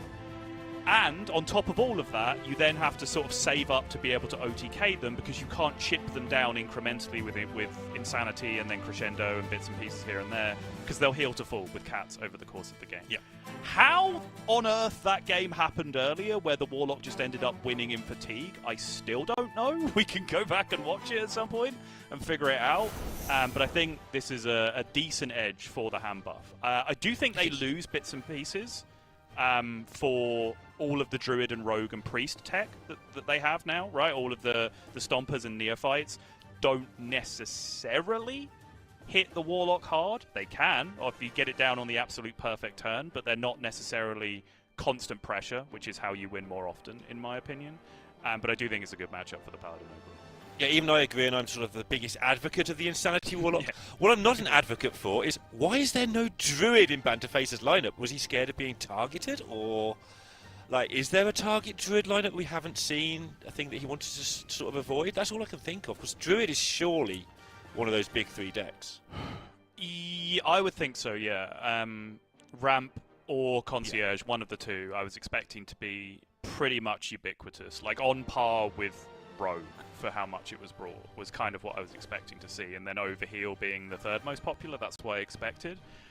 I don't get it. Like part of this Insanity Warlock hatred is a bit, just because I have strong emotional reactions to Insanity Warlock. I don't like it. But genuinely, and I'm sure the Insanity Warlock players will argue with me and they'll say that they're 3% higher in this matchup or 5% higher in this matchup or 2% higher in this matchup than I think they are, right? But when I put down the big 3 or the big 4 and stack up Insanity Warlock against it of what I was expecting in this tournament, the Ramp Druids, the Concierge Druids, the Infinity Rogues, the Overhill Priests, and the Hand Buff Paladins, I don't want Insanity Warlock in my lineup into that field. I just don't. I'd rather have a Druid of any variety. So I found Insanity to be a strange bring to this tournament. But I know, again, I am full of praise for Banter. They will have tested this enormously. So I can only believe they have a slightly different read than I have, or have worked out a different matchup spread than I have. Yeah. Which is a much bigger factor now than it ever was, because I think as a community, we fell into lazy stat aggregator research rather than actually testing stuff ourselves for a while. Stat aggregation has got a lot worse because the market has got split and the samples have got smaller and the data is just harder to collate.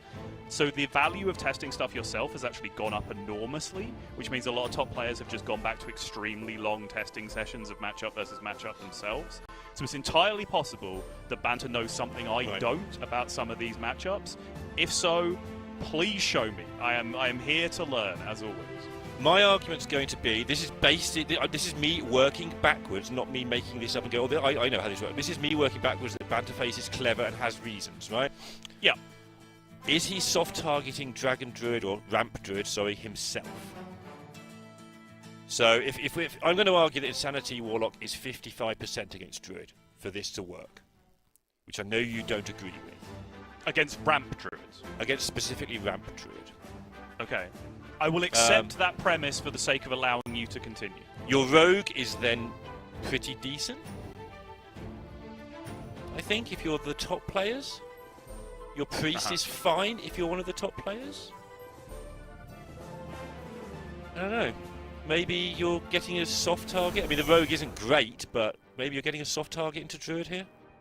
Yeah, so my argument against that would be, I think if that's your goal, you don't have Overheal, because Overheal, again, I'm as big a fan of Overheal Priest as Lorinda is of Insanity Warlock. Even I don't think that matchup is 50-50-ish, if not ever so slightly favoured to Overhill Priest. If you play Puppet Theatre, then you're cooking, specifically for that matchup. But you could then create the further argument, Overhill Priest is just too good not to bring. You can't lose the points to the rest of the field by not bringing Overhill Priest. You can't lose the points to the rest of the field by not bringing Rogue. So then the real only other question, I think, is what do you do with your other two decks? because I made this point earlier, right? You can go down the weak U route of just not bringing Rogue or Priest at all, but I think that just gets you in trouble, because I think those are two enormous skill cap decks where your best strategy is just to be better at the other people in the tournament at playing them, rather than not playing mirrors. So personally, I believe you have to be in the spot where you're starting with Rogue and Paladin on your spreadsheet and working from there.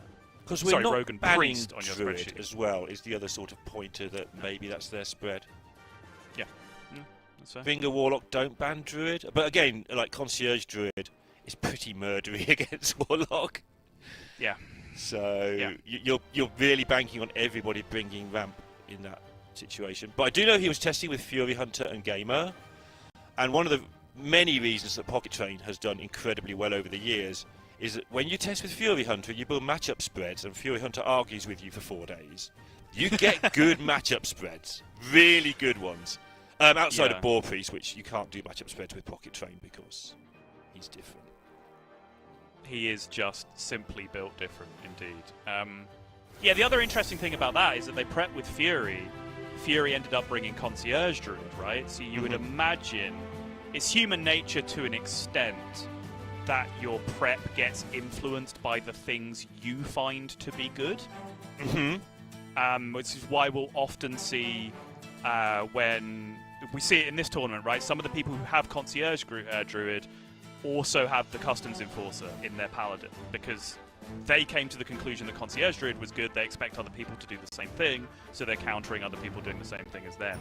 So it'd be interesting if you prepped with Fury who ended up on Concierge Druid, but then also decided that other people were going to bring ramp. So I kind of like press X to doubt a little bit on that as well. It's a great mystery, and since we both talk to Banter very regularly, I'm sure after the tournament we'll get the actual answer of what the thought process was. Yeah, the thought process would be, well, I didn't care anyway, really. Came 38th qualified, it's fine. That sounds unlikely. No, Banter has fixed his sleep schedule for this tournament, something he does for nobody apart from Arsenal. So... The big two, honestly, Hearthstone tournaments and Arsenal games. Those are the only two things that matter in the world. I fully agree. We are just taking a moment to feel while something is sorted out. Shall we have a quick look at Jarla versus Dead Draw, just because we can? Sure. So, Jarla has brought Shaman, which is why I want to talk about Jarla a little bit. Okay. How do you feel about bringing Shaman to this particular tournament? Particularly the Evolvey Shaman. Yes. Shaman was a deck I was expecting to see an amount of. 4 to 6 was what I was expecting. Coming in, I don't think it's terrible. I think it has. So comparing it to like the Insanity Warlock bring, right? Because they're both in that situation of like, I don't want to bring the same lineup that everyone else is going to bring. I'm going to bring at least 1 or 2 different decks. Insanity Warlock and Evolve Shaman kind of both go into that same category for me, as does Rainbow Death Knight or the Frost version of Rainbow Death Knight. Shaman, I think, has a kind of smoother. It's lower risk, lower reward for me than Insanity Warlock. Insanity Warlock, I think, if you swung and hit, you could get a lot of really sick matchups in the tournament if you got the right spread. Yes, but I think you could also get a bunch of bad matchups in the tournament. Shaman, I think, is a little bit more even, where it's you're taking lower risk in general. You're never going to get insane blowout matches, but I don't think you're going to get blown out matches on the other side either. And I think that kind of fits Jarla as a player. That's kind of been Jarla's deck building and lineup building for tournaments. He wants to get into games. He feels like if he gets into games, if he plays games that are winnable, he will win them. So he wants decks that have the biggest chance of, even if they're 10, 15, 20, 25% in any given matchup, he'll find that line. So he's tended to not play swingy decks like Mole, look at your opening hand, see if you win or not kind of decks, and just decks that actually grow into the game, which is something that Evolve Shaman can certainly do. So it's a very Jarla pick, not something I personally would have gone with. Yeah, I'm grinning stupidly while you're yapping a bit here, because I'm just looking through his selections within decks while you were saying about him wanting to get into games. He's playing Insanity Warlock, but he's playing the version with the Dark Marrow, the Tourist, so he's got the Freeze package in there, which allows you to get into games. He's playing Rogue with Mixologist, which is a card that allows you to stay alive and get into games. None of the punting around. And he's playing Ramp Druid, which, you know, with one Malfurion's Gift, which makes sure that he gets his ramp, which allows him to get into games. All of the things you were saying there were making me smile as I was looking through that, because, you know, you can make a lot of things just fit the narrative for the sake of it, but they just did fit quite well as you were saying the words. Yeah, I think so. And again, like, myself and Raven have commentated more Yala than anyone alive on the planet. Like, we probably watched more games of Yala in terms of minutes and hours than anyone alive on the planet. We've watched the guy play a lot. We know a thing or two about. That's about 3 games. Yeah. That is 3 games, and we lost about 10 years of our lives doing it. Dedra, on the other hand, has brought the Nature Shaman.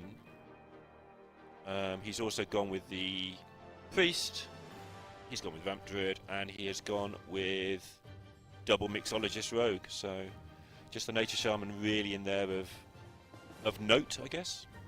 Yeah, and I think if I was going to bring a Shaman, I was on Nature Shaman for my hypothetical entirely made up lineup for this tournament at one point. Didn't really have enough time to get significant testing in as to like what it did against Overhill Priest and Rogue specifically, but it felt like a combo deck if like both players are just trying to combo each other, might just get there. But anyway, I think we can actually refocus in on the matchup that we are supposed to be casting, which is Yu versus McBanterface. We do apologise for the delay, as is always the case. I know there are some people that watch Hearthstone tournaments and go, why do these idiot casters keep yapping? Why don't they just let us watch the game? We're doing this because there is something else preventing the game from starting. This is not us just talking for the sake of it. We don't love the sound of our own voices that much. That may be a lie. I do like the sound of my own voice. But we don't like the sound of each other's voices that much. No, so true. That's a good reason to get into the game, which we are getting close to. It's going to be Gyu on this hand buff Paladin, and Banter on the Insanity Warlock, which is going to prove Sottle's point really quickly. Or it won't. And it'll be because it's 0-1 in this matchup so far, right? With completely gassing out and just dying in fatigue to the Symphony Ticketus. That does happen, by the way. If the Warlock starts to get the crescendo thing rolling, and then it gets a fizzle, and then the Paladin does get to a point where it just can't ever hit them ever again. Yeah. Like in the games the Warlock wins, it's getting crescendos, and the games where it's getting crescendos, Paladin's getting gassed out. So one of the things that Paladins don't do anymore is play Yogg, which is kind of a natural extension of, you can trace it basically, you know, domino meme of like you push the small domino over and then you have the one at the top. Of like this one down here is nerfing Unkiliax, and then this one up here is Paladins dying in fatigue. Because Unkiliax isn't a factor anymore, these insane board-based decks don't have to play Yogg in order to not instantly lose the game to Unkiliax anymore. So because Paladin can now cut Yoggs for anti-spell tech cards that we're seeing with Stompers and Customs Enforcers and Neophytes and the wacky ETCs that we've seen as well, that means they can actually get out late gamed. They have a Magatha and they have an Amatus in order to, you know, refill hand and generate resources. But it's not like Amatus Draw 2 gets you a 2-mana Yogg anymore. You know, you've taken one of the best hits out of the deck by losing Yogg, so you certainly can get starved if the Insanity Warlock just goes to control you. Right, I'm a fan here of the Insanity Warlock. I want to just keep the Party Fiend. I want to just look for crescendos as much as I can, but I'm not throwing Party Fiend away. I think this is post-Mal. I think this is his hand, actually. Okay, this is not the hand he was looking for. No. We will see. Yeah, it was post-Mal. Oof. One of the functions of having... It's easy, you see? That's what you do. One of the functions of having the Tide Pool now is you can just keep Crescendo in your opening hand, which is something that was very, very sketchy before with this deck. So it's filtered through, right? It's swung twice, right? Because one of the cards that's now gone out is Trolley Problem. And keeping Crescendo in your opening hand made Trolley Problem really bad, because you know if you then mulled into Trolley Problem or drew Trolley Problem on turn 1, that's a completely unplayable Trolley Problem for the entire game. So it's going to discard Crescendo otherwise.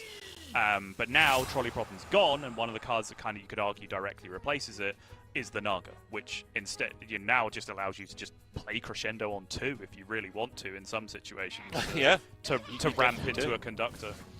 Yeah, you definitely can.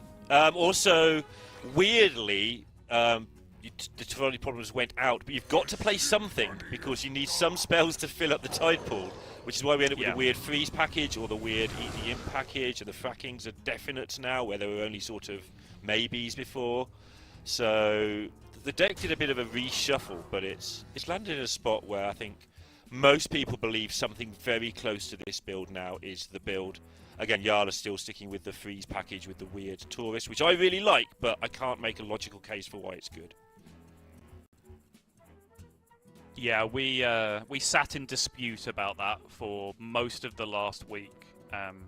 Personally, for me, the tourist package with the freeze cards is getting yourself into a situation where you're playing less minions on board. And generally, when you're playing a combo deck, which I kind of view Insanity Warlock when it is successful to be a combo deck, I want to cut as many spells for as many minions as possible. Like, the more tempo plays you can have, not only I think you're then more effective against aggro, you're also better at beating things like Cult Neophyte, Speaker Stomper, all of those cards that absolutely shut you down when you're playing this kind of deck that relies on big spell burst. I specifically want your input on this exact turn, and you'll know why, and I'm sure you could explain it. Because there's an Insanity there, which you love to play on 3, but also this board state might require a Trog to keep pressure on.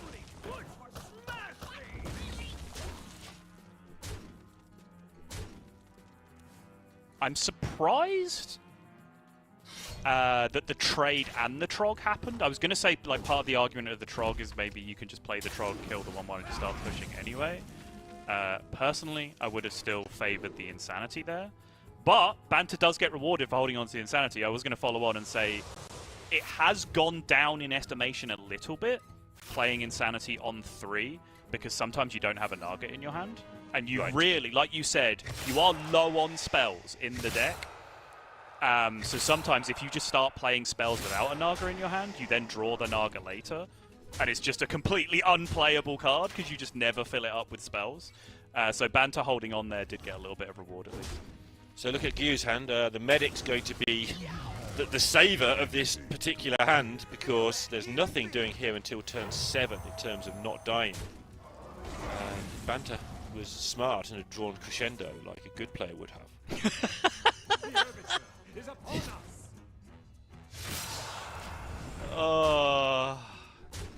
Well, this outfit tailor is going to get some work done, isn't it? It is. I do not want to see the Magatha here. I think Magatha is kind of overplayed in spots like this, honestly. This outfit tailor just feels kind of game-ending to me. That last turn was one of those spots, by the way, where Banter did something and it looked incredibly obvious when he did it. You know, just ignore the 5/5, you can't deal with it. But he didn't panic and try and put in 2 1/1s and a Trog and heal his opponent for 10. He just went, okay, well, it's gaining 5. I'm going to let it do that, and I'm going to make sure that 5 isn't enough. But someone like me would look at that for a minute and panic about this 5/5 that isn't really that menacing. Gyu still does look a little indecisive here. Still just favouring to that left-hand side of the hand, going back and forwards between Outfit Tailor and Magatha. I think Outfit Tailor on the lifesteal is just so powerful here, and then on the following turn you potentially just have Amatus to draw to anyway, so it's not like you're going to run out of resources by not playing the Magatha. Yeah. And I would imagine, since the weapon swing has already happened, the Magatha is now decidedly not being played this turn. Because otherwise you would be holding on to the weapon swing. Oh, he's not even trading. I mean, No, of course. No. You don't put 11 into a 3/3, I do know. But oh, that's the look of a person who said, why did that take you so long from Banter? You roped this dude? What?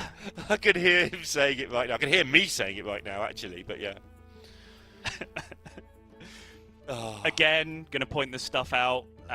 Huge Minion is not on either extreme edge, which means Domino Effect cannot do max damage to it, no matter what happens, which is just good recognition.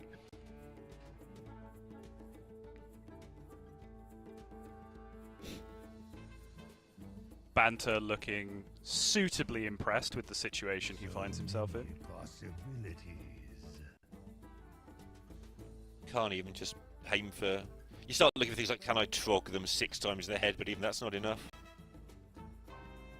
Eat Imp and double Crescendo. How does that do? That's a 5 and a 6, right? That works. Mm-hmm. You don't play any defense at that point.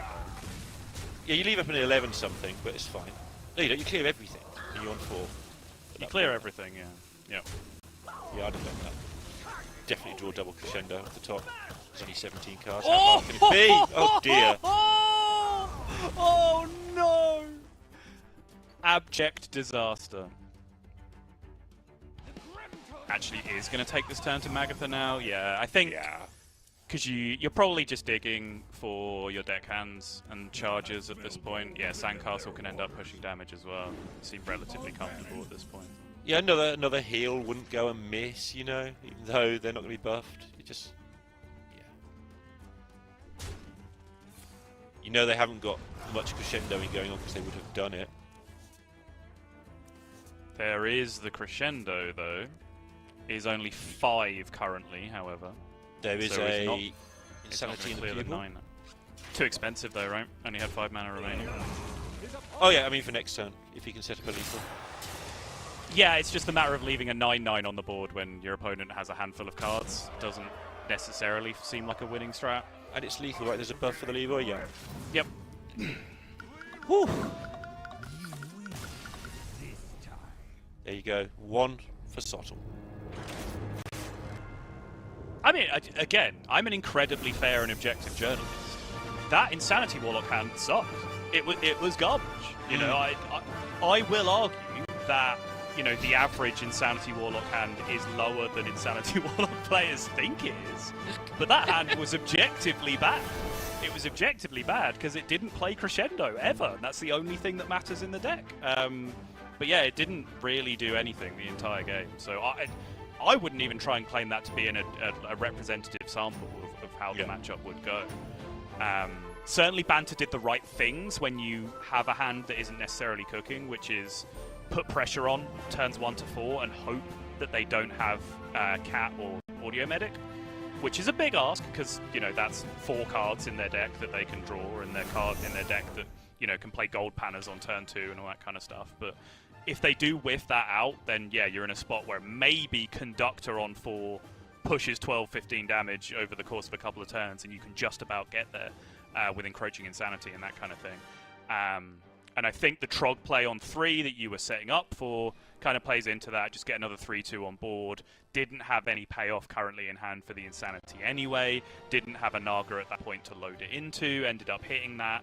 Which, yeah, maybe one more turn. Like, if Leroy wasn't found off the Magatha, he had the weapon in play, so he could go Naga, Insanity, Crescendo. Maybe there's a Popgar coming off the top.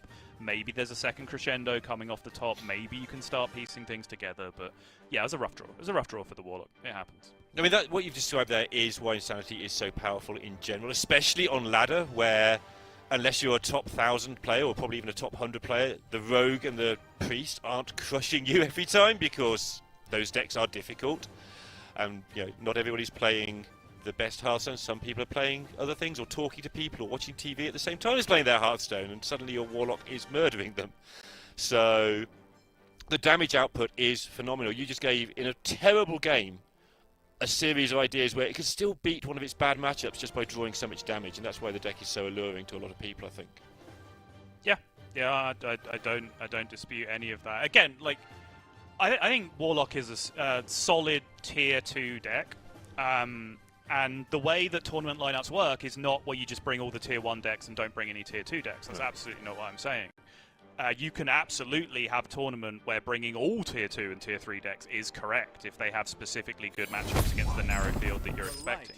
I just think the matchup spread just means that this isn't the tier 2 deck for the tournament.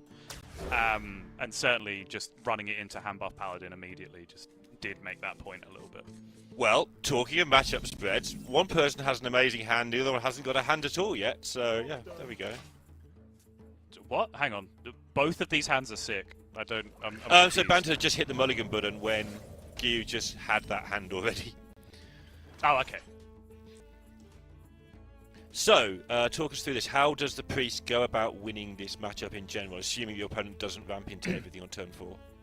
So, 3 ways. First, play Puppet Theatre in your deck. Failed. Banter is not doing that.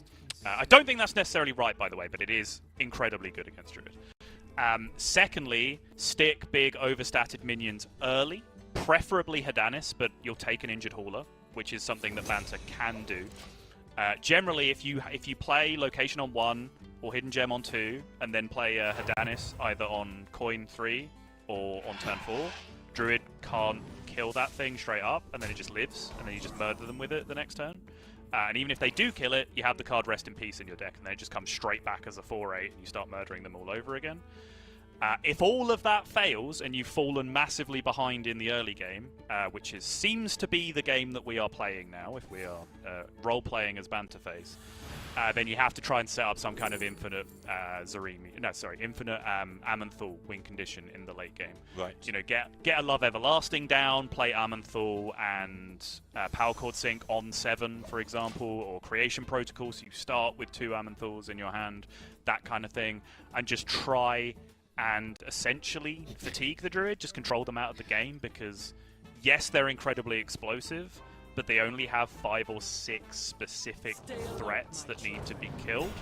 An Armanthul, every Armanthul that you play kills 2 at a time, so you can quite easily make that line up. And then because your deck by nature puts so much health on the board, right? Big health minions, Hadanis, Injured Hauler, Amanthul itself, you're not very susceptible to just Trog lethal when they have 16 mana on the other side, like which many decks are. Sorry, that was interesting while you were talking about that. You chose to not play anything alongside his Nest Matron, right? He just cared about the Cheer Drakes, because presumably thinking the only way he gets wiped out here is if there is the Hauler and the Clear, and if there isn't, well, this will get it done anyway. He had enough damage on board.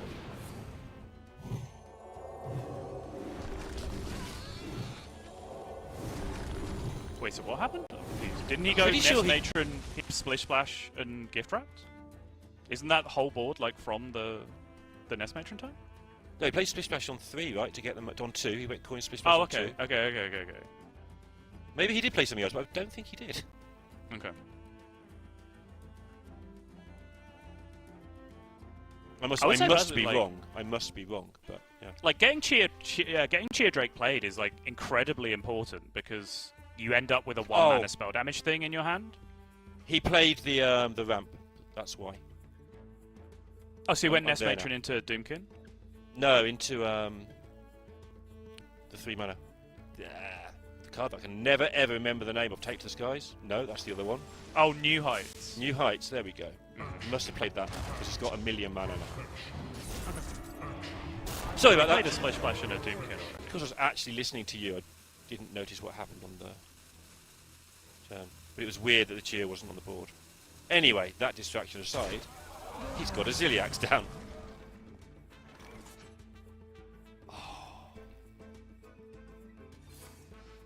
Still fine though. Rest in Peace brings back the Injured Hauler.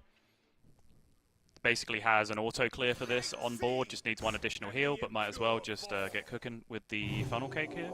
Can drop another Hidden Gem, draw 3 more cards at end of turn. Yep.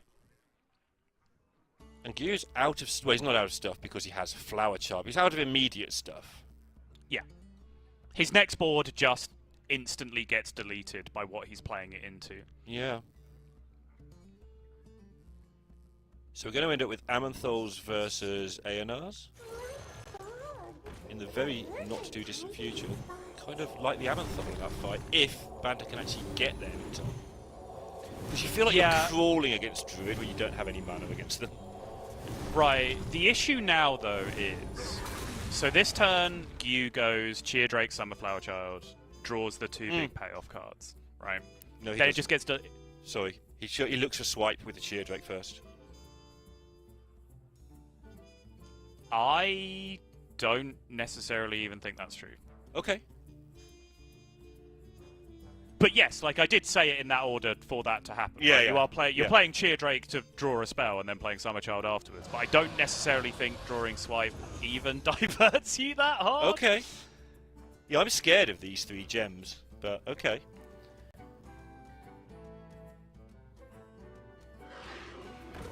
All right. Gyu disagrees.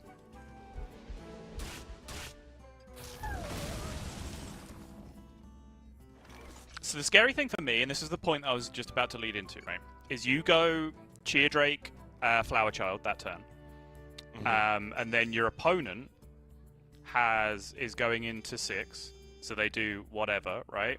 Yeah. And then you have your turn where you have an ENR and a Yogg or a Marin or whatever else in your hand. You have your really, really powerful turn that's coming with 10 mana. Your opponent probably then has to play Amanthal to deal with it, assuming that you've been able to swing against that board state, which is not a given, right? And that's the argument for doing what you're doing there, right?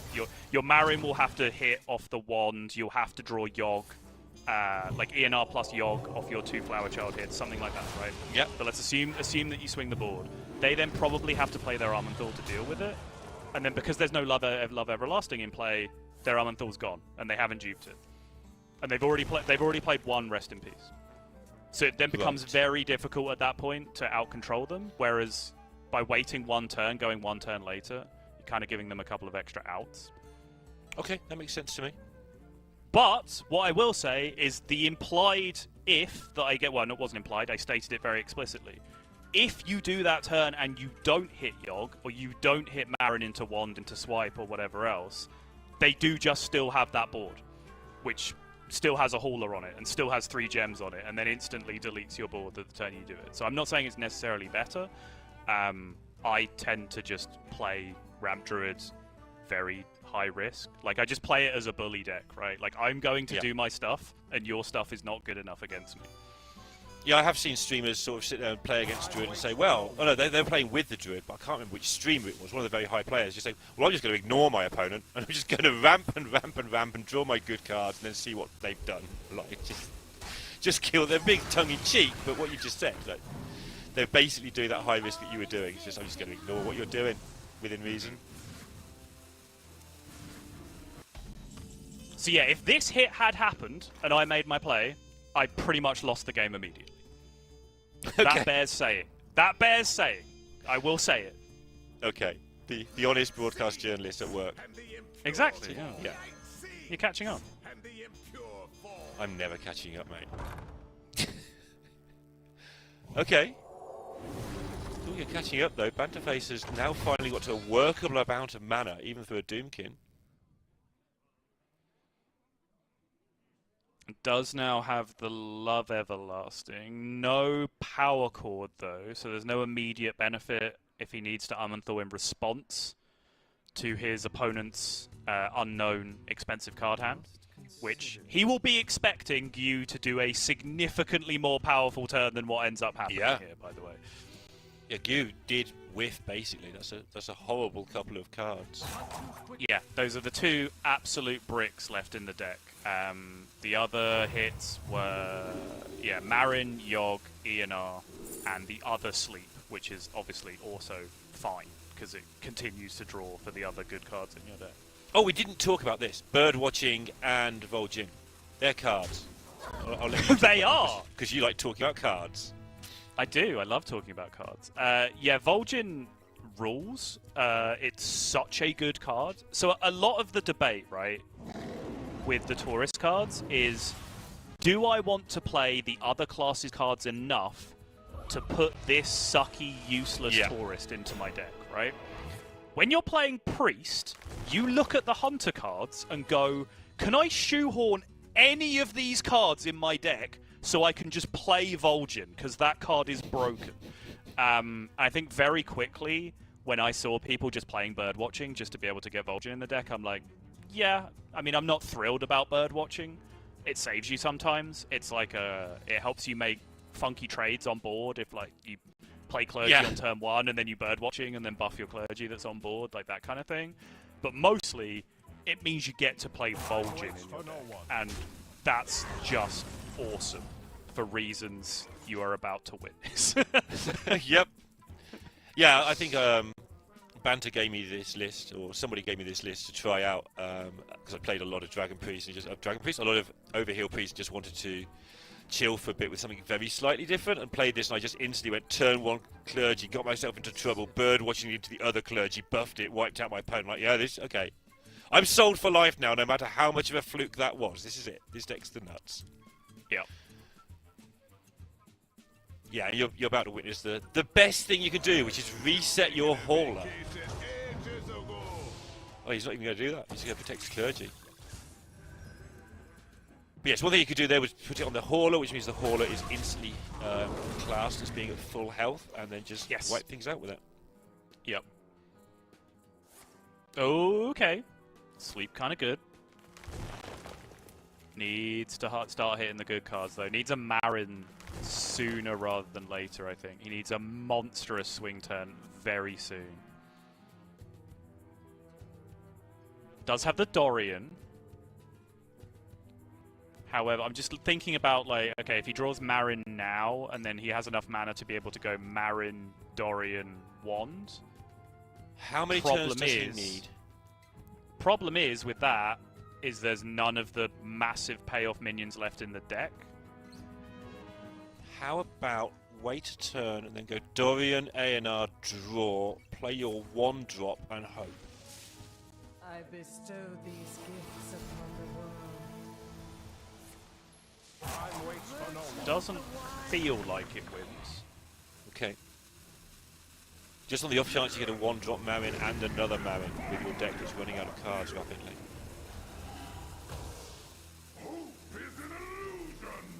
No mechs. Okay, discover a weapon's kind of good. So we have to. Unfortunately, you may be noticing here that the two spectators are a little bit desynced on what we're seeing on the top from you. Oh, Timber Tambourine. Okay. Oh no, where's Jumbre? That's the only thing I know about this card, is that Jumbre plays it in everything a year ago. Alright, time to clear some boards. So does have to specifically go for the hauler here. He could have tried to save mana with the Rest in Peace, but he's currently at a tie between Injured Hauler and Vol'jin in terms of what he would res, I think, off that. So he had to spend the extra mana on the actual minion. Still should be fine with the clear, though. Only needs 3 more procs, and that is trivial with this hand, just considering exactly which way he'd like to go about it. Yeah, legitimate downside of the Vol'jin. I've heard you mention that before somewhere. Before it even came up in this game. That time. Yeah, the minion pool is extremely well curated. That your hauler is your most expensive minion until you play a Hedanis, and then Hedanis is your most expensive minion until you play an Aman'Thul. So those 3 minions always come back from Rest in Peace until we put Vol'jin in the deck, and then that sometimes messes up the hauler part of that, but just the hauler part. Just with 50-50s, it's fine. Yeah.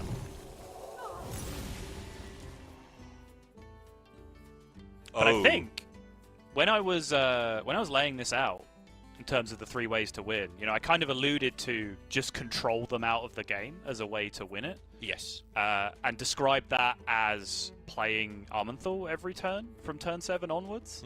Gyu's draw has been so ineffective that Banter's just been able to do it without playing a single Aman'Thul for the entire game. What does Gyu have in store for this Dorian? Because there's a good chance there to Dorian take and get yourself a couple of cheers and off you go. He's obviously got a plan for setting something up here. Probably feels like he needs the 1 remaining Trog. Specifically, as like the only possible win condition. Right, like try and just Trog them for 16 twice. He has to play the Dorian at some point to set that up, right? Yeah, I would imagine it's Marin, Wand, Dorian. That's what he's waiting for, and then just try and get like a 1-mana Trog and a 0-mana Trog in your hand from that. That's my best guess. Makes sense, because that is just insta-lethal, so if you can play it, it gets difficult to play the Trogs sometimes when you get to 16 mana. Yeah. Yeah, so that turn you would spend 14, right, on Dorian, Marin, and the Wand. That's 14 mana being spent. So if you have the Cheer Drake in your hand, that's 15, and then the 1 mana Trog it. that you pull is 16, and then the 0 mana Trog that you pull off the Dorian still is 16. still 16. Yeah. Sweet. Okay. So it's just 32 from hand.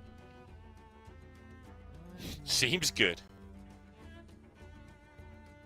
Source, I enjoy trogs and crescendos. Yeah. I think Banter might be trying to count if he's got lethal next turn with, like, Hedanis things. In any worlds? With a bit of extra Linessa juice. Very possible. With the couple of unique effects that come with Love Everlasting, you can, with the discounted Rest in Peace, you can copy it with Pip, for example. But also, when Rest in Peace costs 1, you can just play it with Sunsapper, and it comes back twice. So this This is a different route that I didn't think about. Yeah. So this gets the Marin, and then we wand. And now you can Hero Power, 1 mana Trog, 0 mana Trog. Yep. Which is lethal? Yep. 12, 33, and the weapon, yes.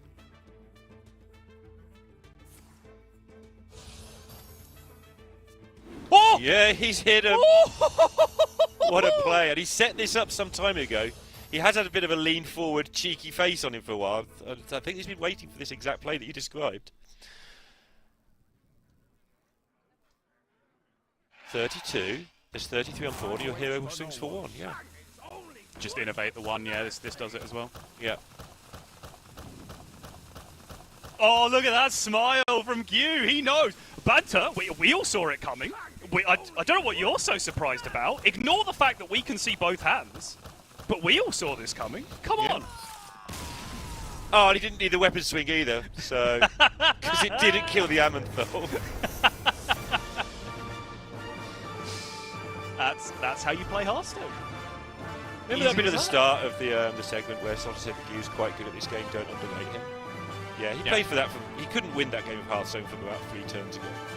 Yeah, no, like, line up 1,000 Hearthstone players, 998 of them had already played the Dorian at some point, up until that point, right? But there's no winning line with the Dorian apart from the one that I was describing, and you absolutely knew that as well. So I think then had a 50-50 at the end of the game. Like, the Flower Child was guaranteed to hit the Marin. I don't think there was any randomness involved in that. So then when the Marin draws 3 cards, I think there was 6 cards left in the deck after the shuffle goes back in. So I think he then had a 50-50 to hit the Trog to win the game, which, putting yourself in a position to be 50-50 to win the game in the spot he was in, that's how you end up winning tournaments, by finding that level of out in positions where you are miles behind. Yeah, it's 25%, right? Because he's got to hit the Flower Child before he hits the Marin. No, it still works. Because I described it with just drawing the Marin off the top previously. Oh, I see. Yeah. So he gets it to work either way. Then you just play Dorian, Marin, the 1 mana Cheer Drake from your hand, 1 mana Trog, 0 mana Trog. It still worked. Yep.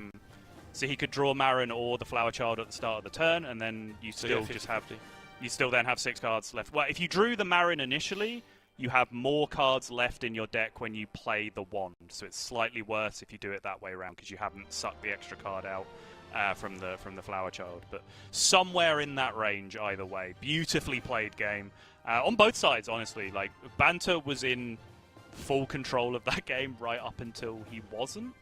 I guess you could go back a couple of turns and look at whether it was ever Creation Protocol to find a Hedanis quicker to try and push lethal, but I don't think it was.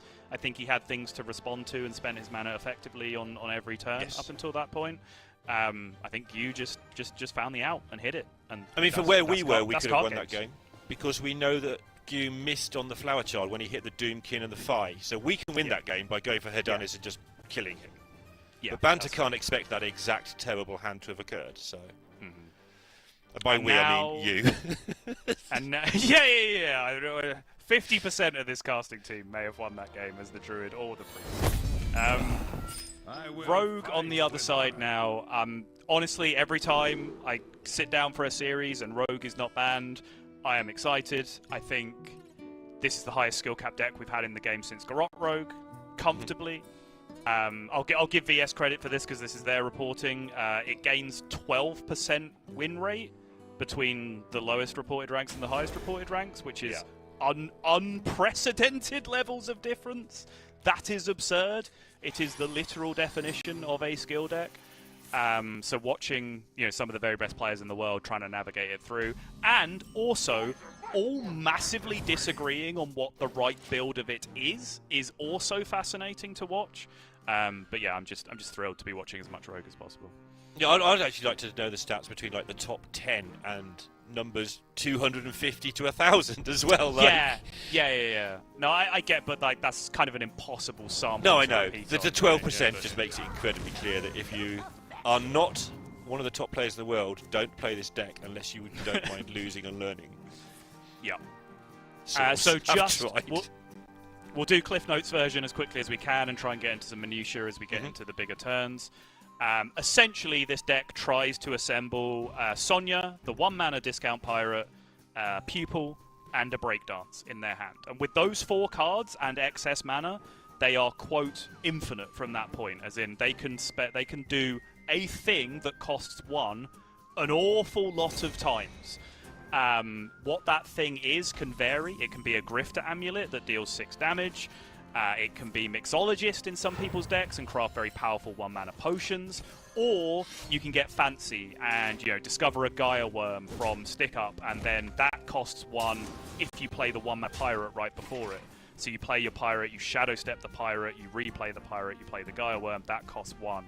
Suddenly that. And then, because you've got a Pupil, I hope you're following all of this at home, I hope you're taking notes, because you've had a Pupil in your hand the entire time, that Breakdance, that Shadow Step, whatever you've used, is then in the Pupil, and you can continue to just loop and go infinite for as much mana as you have on that turn. Incredibly difficult to play. I'm not even going to say harder to play than it sounds, because I'm sure most of you listened to that and thought, actually that sounds incredibly hard, I have no idea what you just said.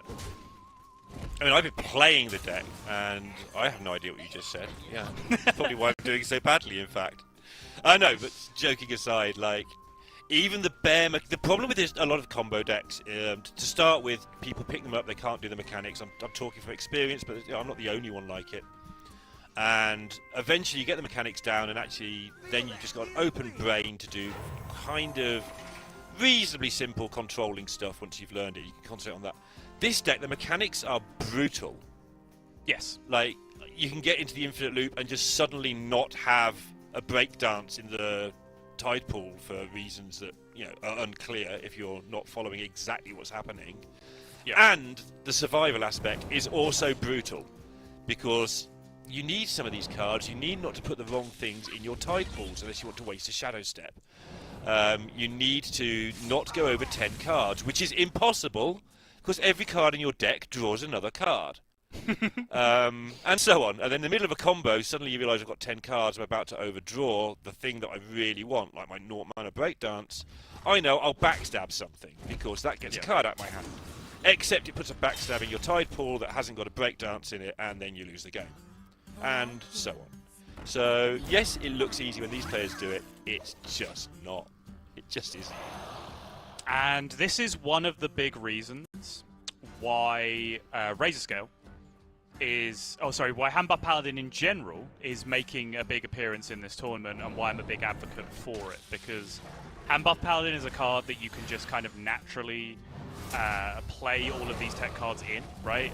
Customs Enforcers, Cult Neophytes, Speaker Stompers, Razor Scales. These are all things that stop Shadow Steps costing 0. Minions or cards that are duplicated off Sonya costing 0. If you can stop as many cards as possible from costing 0 in this rogue on as many turns as possible, they just fall over and die. They're incredibly vulnerable to disruption. However, that's what creates massive skill decks, right? Because a lot of combo decks get the accusation of solitaire, one-player game, right? Like, you learn the route through it, and then you just execute that route over and over again, and then you have a good win rate once you get to grips with it. Sure. This deck isn't that. Because if this deck becomes dominant, and it probably will, you will see all of these responses. You will see Razor Scale, Customs Enforcer, Cult Neophyte, Speaker Stomper being 2 ofs in basically every deck. And then you have to find routes like you just did to say, okay, that razor scale cannot be sitting on the board. I have to have a way to deal with it, and absolutely did have a way to deal with it with that glowstone Gaiaworm. Yeah, that's the first one. He's going to face a lot of those in this tournament if people are going to take on his rogue. So, this is the still bit, no Sonya. One of the bits that makes it fascinating for me, the tide pools are full of things you don't want them to be full of right now. So at some point you've got to play them and breakdance them or bounce them. So I do want to push back on that statement a little bit. They are full of cards. Yeah. They're full of cards you put in your deck on purpose. Yes, true. Which means those are good cards that you want. You know, they might not be set up for the infinite combo yet, but they have Tarslicks in them. They have Shadow Steps in them. These are all useful things to have when you have a Gaia Worm in your hand, for example. Yeah, I see the top players take coin from them on like turn 4 quite often as well. Like they clear a board, there's a coin in it, and they set up a coin for turn 5 or 6. And yeah, yep. Pop off with the coin that they treat it like reverse overload. They just gain a coin for no reason.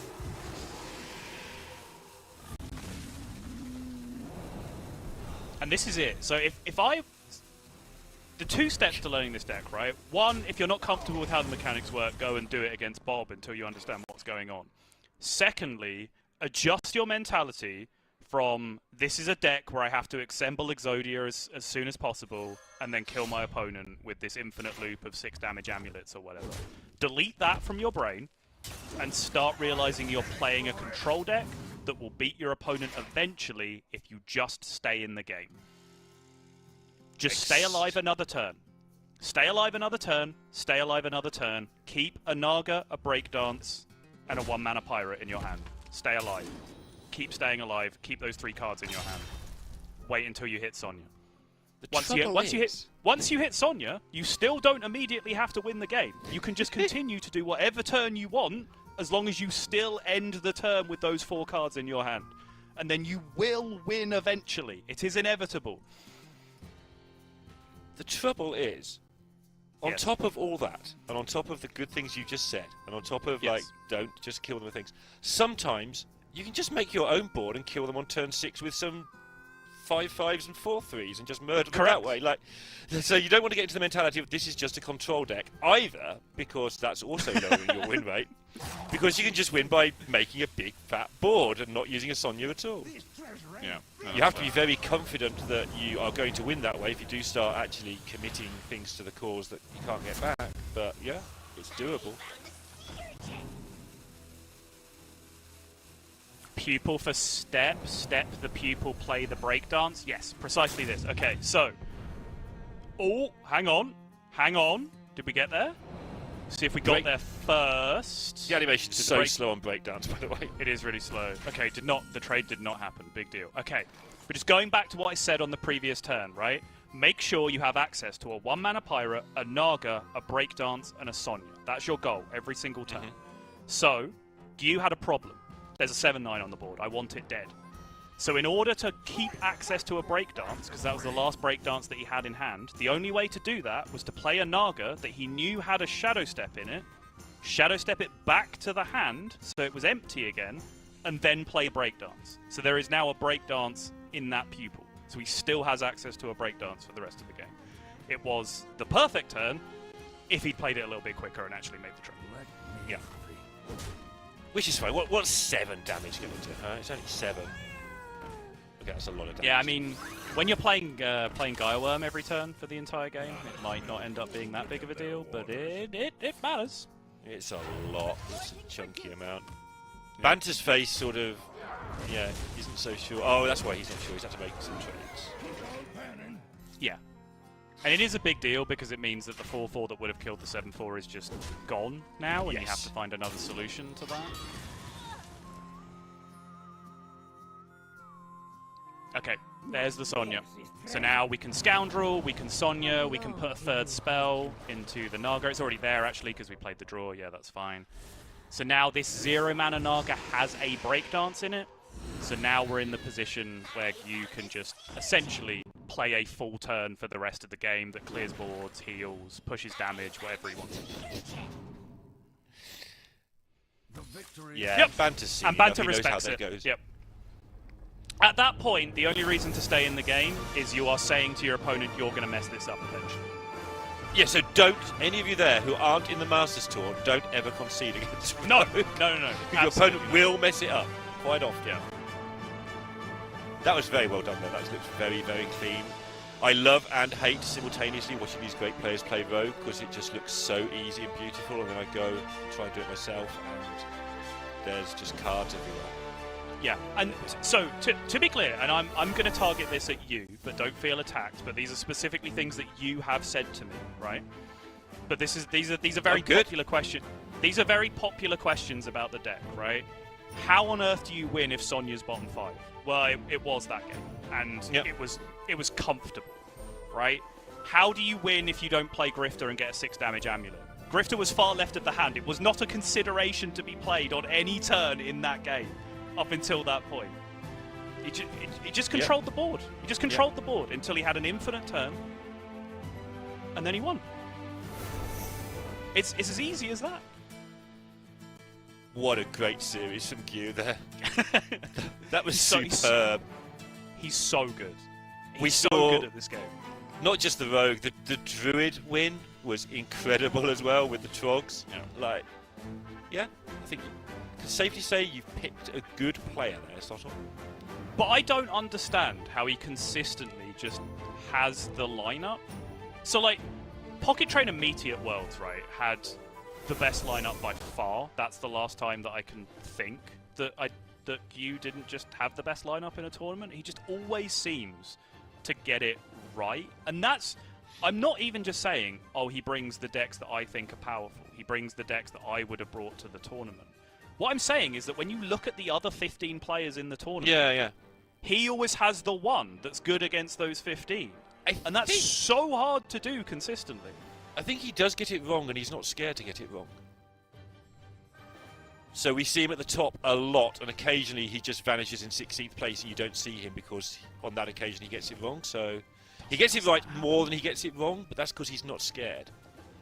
We talked about the Yarla lineup, where you bring a Shaman because that's how you like to play, and you bring certain cards because that's how you like to play. I think Hughes just goes, okay, I think this is the lineup, and if I'm wrong, I'll pay the price. And right now it's the opponents that are paying the price, because one of the things that I was interested in is whether we were going to see some disrespect bans in this tournament of, I'm going to leave your Rogue up because I don't believe you know how to play it. I don't think that you've put the homework in. That Rogue is in your lineup because you think it's getting banned. I'm going to make you play it and prove to me you know what you're doing. No one is doing that to you after that game that we just saw against the Paladin. That is well and truly point proven with that Rogue. If you are leaving that Rogue up from now on, it's because you think your lineup beats it. There is no possible disrespect to be had, I think. Well, we are going to two of the best players in the world again in the next match. It's going to be Yarla versus Dead Draw. Let's see if they challenge the other one to leave up the Rogue. Straight after this short break. See you in a moment.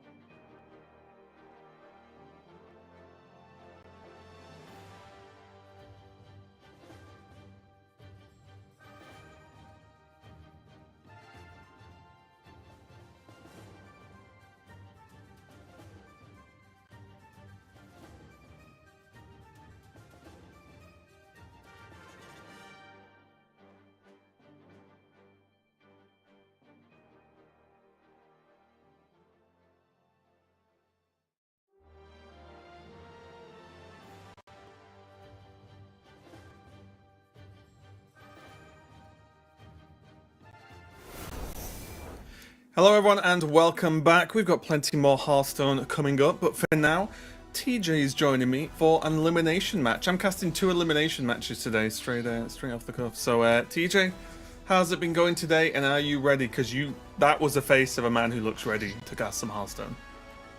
I'm ready. This is the group of death, if there ever was one. I know we say that a lot, but this is some of the most experienced, most lights out, top tier Hearthstone players in the history of the game. And the cool part about it is they've all got their own slice of that history. You can point to an era of Hearthstone in time and say, that was this player's era, that was Deaddraw's era, that was Jarla's era, that was McBannerface's era. We're currently in Gu's era. But it's pretty cool when you have a group like that, and you never expect an elimination match in a group to feature players like Deaddraw and Jarla, but here we are. Yeah, and we can see some of not only Deaddraw's some career highlights, of course, with our incredible World Championship appearance, but also the lineup he's brought. And we sort of touched on this just right before we were live on camera, but the Nature Shaman coming out to play for Deaddraw. What do you make of this? I don't know. it's just Nature Shaman. Yeah. Like there's people, but other than that, there's nothing new. It's just the same. And it at its peak, it was brought a lot. Even when it was arguably past its peak, it was brought a lot. And now we're back with Deaddraw. I think there was a peak, and then it hit the point where the narrative was, oh, you can only be good at this deck if you are really good at the game. Like, it was like, oh, like, you can only pull this off if you're champion level. But yeah, it's going to be... I'm interested to see how it performs against, like, let's say the new decks, such as Priest, Rogue that we've been talking a lot about, and even how it does versus some of the Druids we've got knocking around. But Jarla, on the other hand, is a player I've had the privilege of casting. It feels like my whole career at this point, because it's been that long now. But you can even see there, 2017 Global Games champion. I was casting that. I was there. But just an incredibly consistent player. It's just time and time and time again over years and years of competitive play.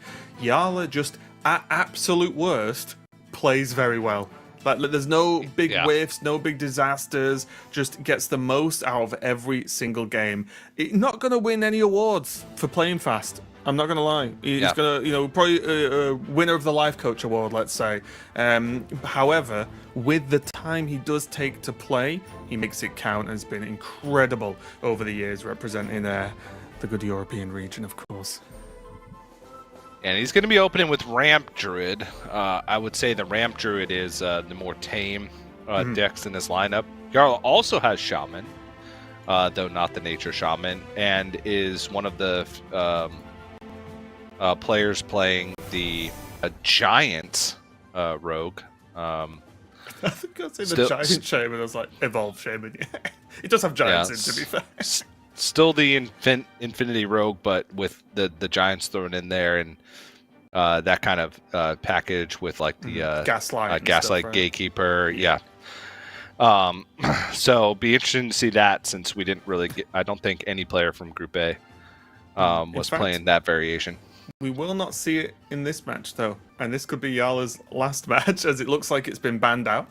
So Deaddraw's got rid of the Rogue, and the Priest has been removed from Deaddraw there. So both players having their Shamans available, the Druids as well. So the difference is going to be Rogue on Deaddraw's side, and Jarla with the Warlock. And even then, Jarla's Warlock, I mean, there's a long history I could go into, but I won't, because it's long stories. Is that Jarla has been known in the past to make complete, his own spin on Warlock specifically. I've cast a lot of that during Grandmasters in the past few years, and he kind of just does what he wants, and it works almost all the time. So I respect it. Yeah, it's Jarla in that Warlock is running the Death Knight Tourist package with the freeze. I've got a little question for you, TJ, if you want to play a little game. Don't look at the deck list. I hope you've not got it up in front of you. Don't look. Yeah. How many classes are in Yala's Warlock deck? And I'm not on about like Just- randomly discoverable, generated. Just how many actual in that 30 cards? How many classes? It's just 3. Are you including Warlock? Warlock, Death Knight, Mage. Is there not another one? Technically, Druid with a Gem Tosser. Ah, tricky. 4 classes in one class. This is Hearthstone in 2024. Why play one class when you can play 4? True. Regardless, we are going into Yeah. game 1. Dead Draw on the top, going to be on the Shaman. And Yala going to be on that Druid. So Dead Draw, we'll talk about Yala Shaman maybe a little bit later down the line, but Dead Draw is going to be on this Nature Shaman. Just high burst as the plan. But is it going to get there fast enough to beat Druid? Because Druid, historically, Ramp Druid has felt kind of slow in the early game, but nowadays it just isn't. It just plays loads of dragons and beats people up. Yeah, I mean its primary source of ramp is a minion, and if you hit the right curve, then that minion can also be bigger. With the gift wrap and the Splish Splash Whelp, but now we have Splish Splash Whelp, Splish Splash Whelp, to go through this, which is going to be ramp. It's also going to be board. Everything is kind of aligning quite nicely here for Yarla. And, I mean, Dead Draw's hand is not terrible. There are options. But this may just have to be a clean up the board turn and throw down the totem. And I feel And it's already hope it kind sticks. It's already kind of spicy that Dead Draw's on the defensive here, right? Lightning Bolt 1 gone on turn 3 just to clear up some dragons. Yeah. But you got plenty, especially with the pupils in the deck now. It's a matter of getting to those later turns. Obviously, with Flash of Lightning and Crash going up since the heyday of the Nature Shaman, you just need a little bit more mana to work with. But in terms of resources, you're a little bit better off because of the pupils. So now he's deciding if he wants to throw the totem out there or just go with Flow Riders. And it is going to be Flow Riders. Struggle to resist grabbing hold of the Jive, but of course the Crash. It's going to get some work done a little bit later down the line. It's going to be very, very tricky though, because we can see there's just even more ramp available again with some of the beatdown with the Nest Matron too. But does Yala ever take? I guess it doesn't matter, right? Just a little bit awkward. He can't even like hero power one of these, right? Just a little bit frustrating. Yeah. Do you think he saves the Nest Matron? You could, or you could just go Nest Matron and then put down a Nest Matron Splish Splash Whelp, and then get the Fi out next turn. True. Be a little bit off mana, but you're still getting the ramp. Still a dragon in hand. Yeah. Other Other option. buff, to be fair, as well. I was thinking the Nest Matron Yeah, got yeah. cleaned up by the Flow Riders, which is why I was a bit hesitant and maybe worth saving it. But I did actually forget it's got +1/+1, right? So not too bad.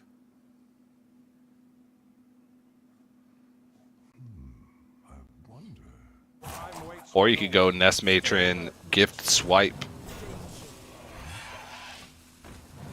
I like this though. I think Yeah, now no, this is that good. Yala will just be looking for some level of card draw, right? Because I feel like the early ramp job has been done. So just get hold of some card draw and start to secure this board. Because Dead Draw now, it's still got this board to deal with, but it doesn't feel as threatening just because there's a little bit more mana to work with. It's going to be another Lightning Bolt though. Yeah. But it's a clear board, which is the big Yes, thing. Because yeah. this is going to buy Dead Draw, not an infinite amount of time, but a ton. It also protects the totem, which means that we're looking at, from Dead Draw's perspective, 2 draws, but see the Fi there's fine. Stop this, which it Also, looks fight like it will. into Marin. We talk about card draw. Marin into Wand. Generally, will get that done for Druid, so not a bad pick. Oh, yeah. whatsoever. and that'll accelerate the pace of the game quite a bit. Now, do you think there's a world where we see like maybe even the rare triple armor on Sleep Under the Stars in this matchup? Just because I feel like if Deaddraw can't do a burst to win, he just doesn't win, right? I don't think there's that many alternate lines. It could be, yeah.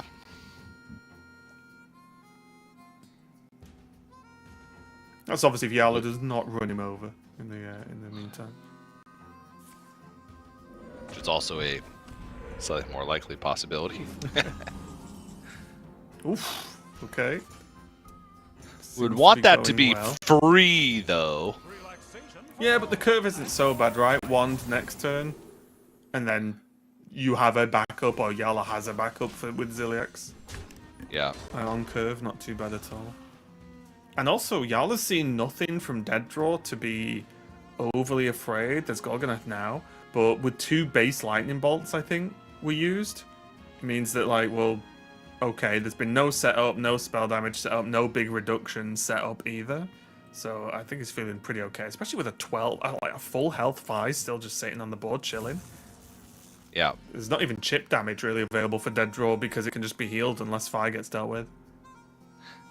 Yeah, the only problem I see with kind of that, just trying to armor out a range or maybe slightly more passive is like the Jazz base conductivity jive combo super Sure, late sure. into the game, but hasn't even seen the Jazz base at this point. Has the Fi sitting away, and there's still a lot of pressure on board. There's still 10 damage sitting there.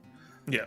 Plus the 1 to back things up. But if I'm Jarl, I want to keep pressuring so that becomes less likely of a possibility, knowing that, you know, just straight up nature spell damage shenanigans is not going to kill him. Yeah, even pressuring into a potential Gorgonath is good because it's just, yes, you know, it could do 20 damage and kill the Fi, but if that's going to be like the whole turn, you just like, great, okay. Oh, 0 cost. Trog's not too bad at all, actually. That's just 16 damage from Gem Tossers this turn. Oh yeah, just because it could just hero power, right? Wait, is that? Is it lead? So it's 50. Yeah, that's right, isn't it? It's exact lethal. Yeah, I think Yeah. it is. Just hero power, Yeah. and then the 1 damage from the hero power guarantees it. Yeah. Even if it hits the totem, right? Yeah. That's hero power, and then there's 16 health remaining. Yeah. Yeah, I think Yala's hovering the hero power, but I think Yala's just like triple counting everything, because if you whiff this and just like throw the gems away, that's not a problem, but I think... Oh, wait.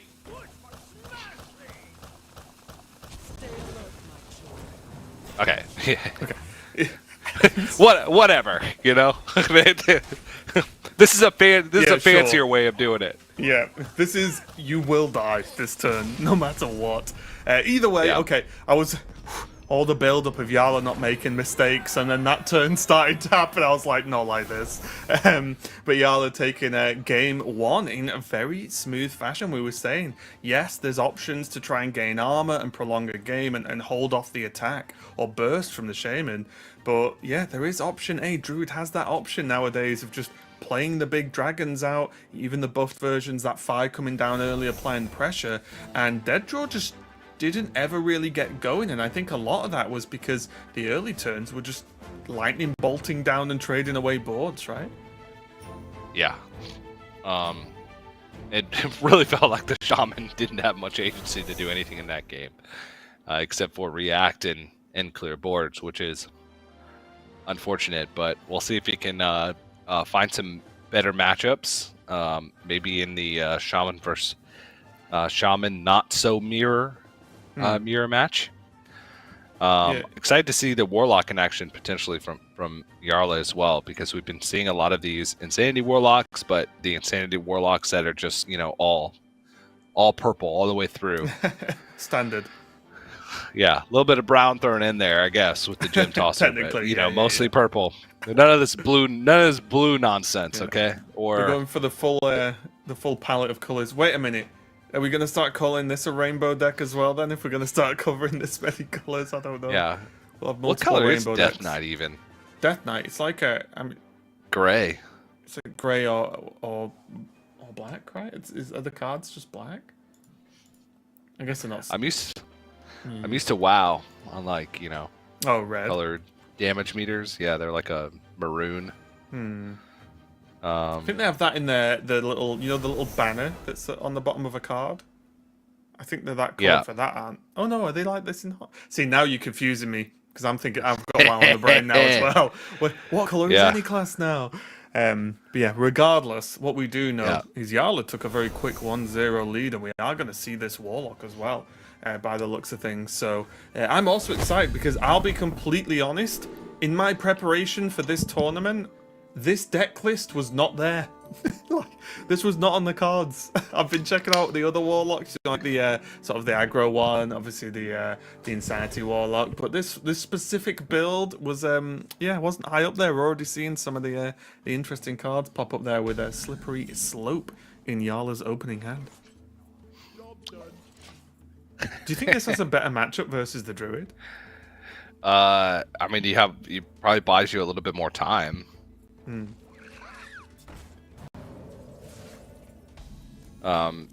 You end up cutting the Party Fiend and the God, the card names. You eat the Imp. Yeah. In order to make room for these. But yeah, just freeze, draw a card. Sure. I mean, there is double conductor, which is nice to not only, get those imps on board, apply a bit of pressure, fight against the potential early dragons, but also just to get, buffing that crescendo. Like, Yala's kind of got, like, the mid to late game sorted. You just need to get a little bit extra card draw to make it work, and Geode might well help out. I mean, I think Yarla's got everything he needs. Got the Insanity to sort of ramp up this fatigue. And then you got Crazed Conductor, and then boom, Popgar, Crescendo. I guess Virtuoso and Pupil, slime. right? What he's probably going to dig for to make it perfect. Yeah, well, with the Crescendo lifesteal, this you don't really need. True. Just depends on what he expects, but the early fatigue ramp is really important with the Insanity. To just try and beef these up quickly, but always stressful when you're doing that, just because you are going to take some damage, and it's not like Crazed Conductor has that immediacy on the board. Obviously, it's a lot of stats. Yeah, so there's that moment of panic, but that's what Insanity Warlock's all about, is kind of riding that fine line and then trying to stabilize with the harps and the virtuoso. Later on in the game, once your fatigue counter starts to get a little bit higher. But no other choice but to Crazed Conductor here. They like living life on the edge. But Conductor, yeah, this is good enough, right? It's going to be a lot of damage coming the other way if Dead Draw decides to just go face here. However, just that many minions, right? That's the real strength of Conductor, is it just spurts out a ton of minions on the board, and you can try and make do with it, especially with the Crescendo as well. Mm-hmm. Bit of a slower turn here for Dead Draw. Does have Sleep, does have Marion on 6. One or the other for next turn, but this one just a tiny bit slow. I wonder if Drake's going to come down here to draw a card. Just to dig for maybe it's a spell that can help him out. Nah, you put it in alpha stance. Oh. Just slap it on the board with spell damage and say go. Yeah, I mean, to be fair, putting it on the board like that with spell damage kind of gives it taunt, right? So it's like kind of a double whammy effect. It's not too bad. Yeah. Did get some. They're trying to think about trades here. He knows that he's slightly out of range of just a Crescendo full clear. But if it's like Baritone Imp into Crescendo... I think Yala's been watching Lorinda here. He's got everything he needs by turn 5. Maybe just the Pupil is the one just to really bring it home, but still. I kind of want to just harp and conductor again. I like that. Yeah. It means that you are pretty much forced into doing the pop crescendo next turn. Yeah, that's true. Other option is just like harp, geode, crescendo, and then trade into the 3/5, something along those lines. You could take it even slower and go like harp, geode, like life tap, just for like maximum card draw. But then you're in this position where you spent an entire turn and all that mana not ramping. Right. You're fatigued And at also all. as well, I think in that scenario, you still have to pop crescendo next turn, right? Yeah. I'm gonna go for this turn. Okay. Yeah, and going to keep the 3/3 alive by using a sludge just to clear up this 3/1. So, saying, all right, if you curve into say a discounted Marin from your Flower Child, But this is why I like it then- as well, because it also keeps Yeah. the pop alive because the a swipe doesn't now clear it off, right? Which is really big. yeah, could go spell damage, swipe hero power, clear off the pop guard, but that's an entire turn of not much development. You're still leaving a 3/1. I think Yala would love that, honestly, if that was the worst Yeah, outcome. I think right? so. If it's just, Then you get a if it's free just like- Craze Conductor on an empty board. Yeah. And the druid's done nothing, right? Like no ramp, no real game progression. They just spent a turn killing a 2/6. Yeah. Do you think that draw just goes for Marion here and just says, I need something big because he's still on 6 mana? And also he can't ramp this turn into Ziliax, for example. So there's just doesn't look like there's much else other than going Marion and hope, basically. Yeah. Yeah, I like this.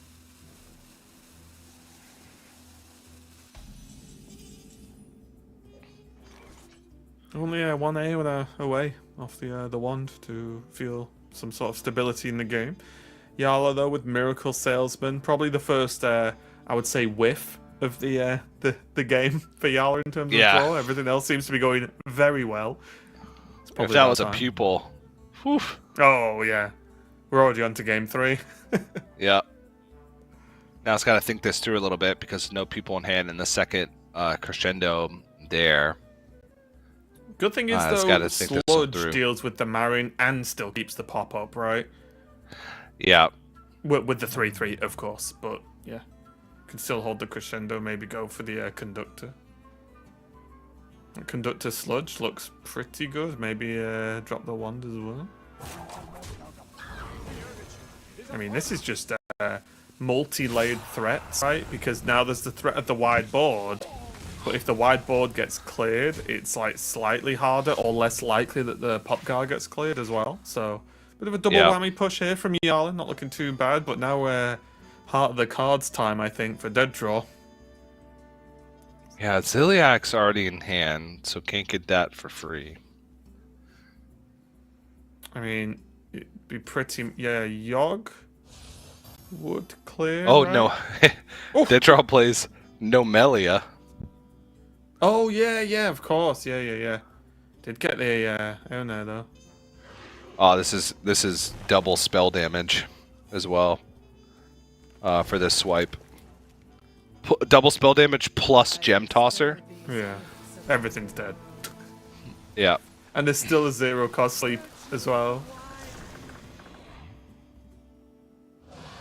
Oh my gosh. Jesus.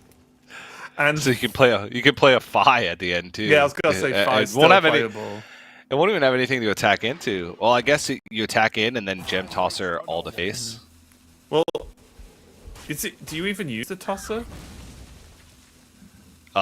Probably, yeah. Maybe not. Maybe you save that for finishing damage. Yeah, I just think because it's 0, Wait a second. it's so much easier, right? Wait, it's not lethal, is it?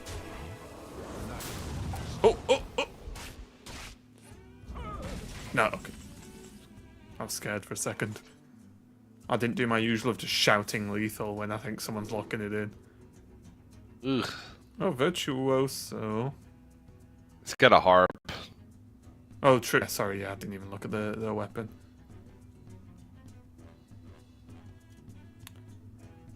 Now, how well... I can't see all the cards, obviously, DJ, but how well do you think Dead Draw's done Domino here? It's not. It's pretty good. Oh, that is Big solid. minions on the ends and in the Yeah. middle.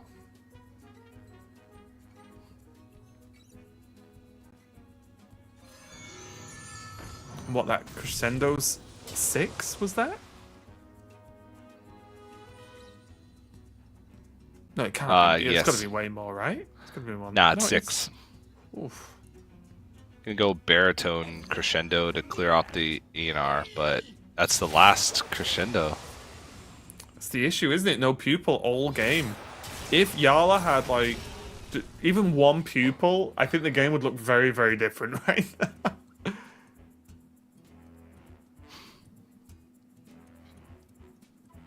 Yeah, no crazed conductors left either. You have to see in the crescendo and the conductors, this Ziliax looks very appealing. Just clear the board, right? Heal up, tick in the boxes. Yeah. Yeah. Can I'm trying to also think drop the tosser now. I'm trying to think of an out for Yarla. Let's have a look. Dark Marrow doesn't really do anything. Oh yeah, no Fizzle either has been drawn, which is the other side of the problem. No and Fizzle and no Pupil. He's just a GG, I think. Yeah.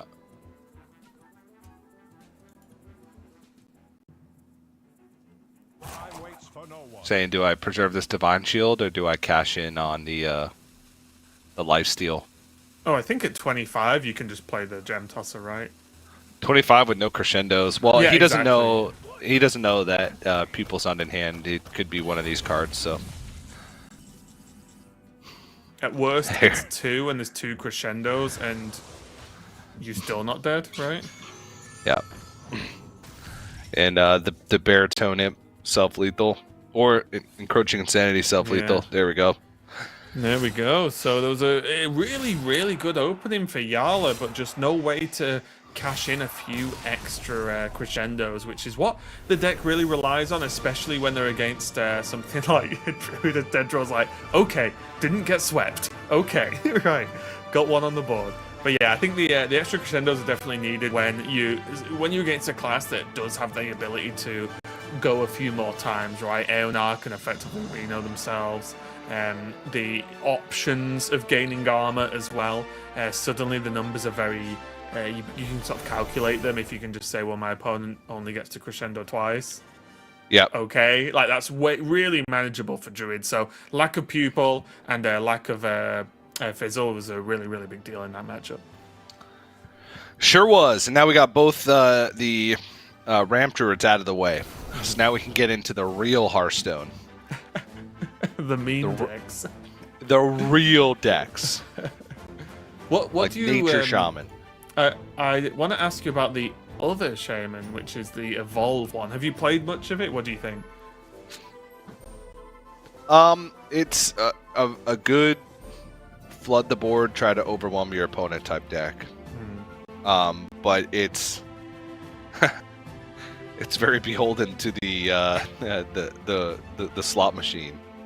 But I think it can hold its own against a lot. It's obviously not my board deck of choice.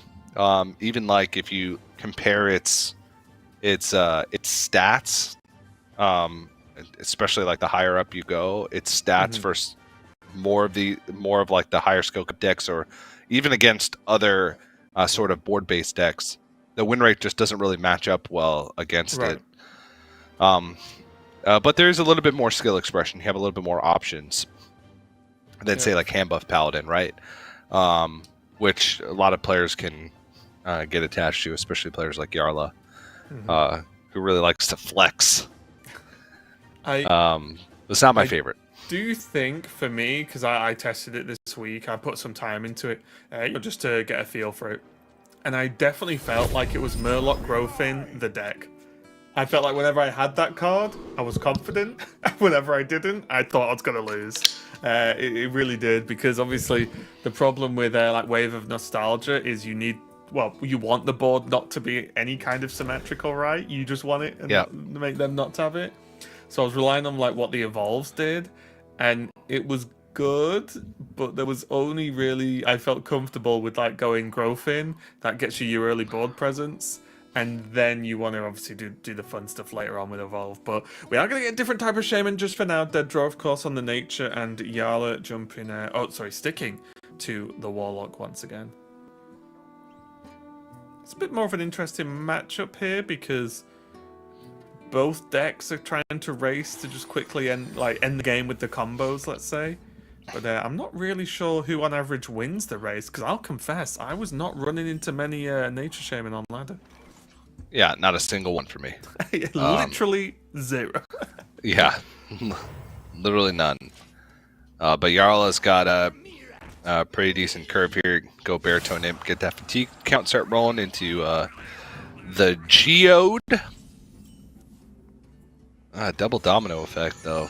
Not going to be of too much use in this matchup in particular. Yeah.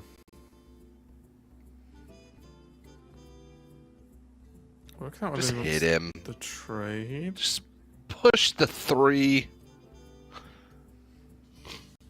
Yeah, well, there's no value trade on board, right? So why not? Yeah, I like it. Yala, for those of you who may be newer to Hearthstone, competitive or not, and maybe not seen too much of Yala, he will consider every single possible option for every single possible play, for every single possible card that he has or maybe doesn't have in hand before he decides. So yeah, he will sit and think about these things, but it does pay off way more often actually than it does not. I do like the face push though, I'm with you. If you can go face and you're not really going to get punished, you should go face. Also as well, do you think this is a partial nod to having the 2 dominoes, right? It's like, if I go face and they don't trade, I'll just domino the stuff away anyway. Yeah, like right now, it's a nice excuse for a turn 3 play, right? Like, there's nothing else to do. Yeah, like tap harp is the next thing, I guess.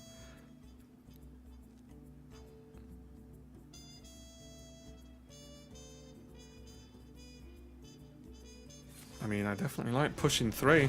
The closer Yala can sort of chip Dead Draw down. Yes, Shaman has access potentially to some healing, but the more chip you can do, the less crazy you have to get with crescendos, right?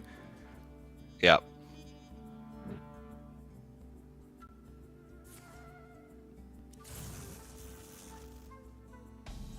Flash this turn, which will let Dead Draw be able to crash next turn. So I like that play, knowing that Crazy Conductor is a very likely option for Jarla in this instance. And it's got to be playing through. Right? Conductor itself lives, yeah, but that's it. Everything else gets cleaned up. I'm just thinking... Well, it may not, because, yeah. I'm just thinking, does the payoff... Oh, yeah, it doesn't guarantee live, because other cards can be played, right? But I was thinking, like, the payoff feels worth it to just ramp the fatigue, right?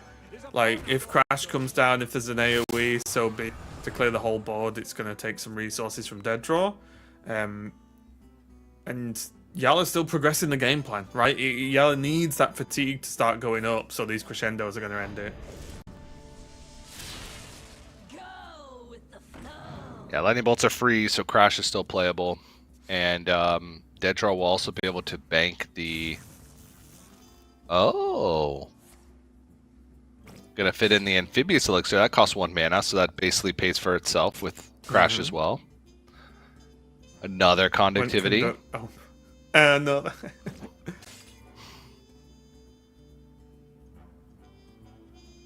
No, I'm gonna go for Dehydrate. Makes sense.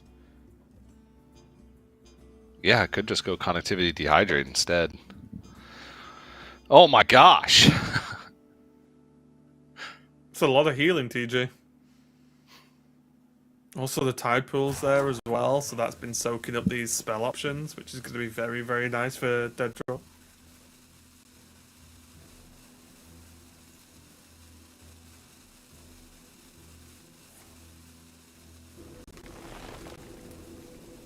Yeah. Altered Chord Crash.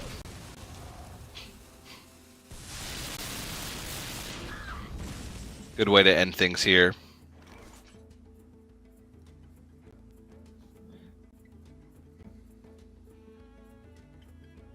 Maybe start things off with a slippery slope. Now we're going to start with a tap.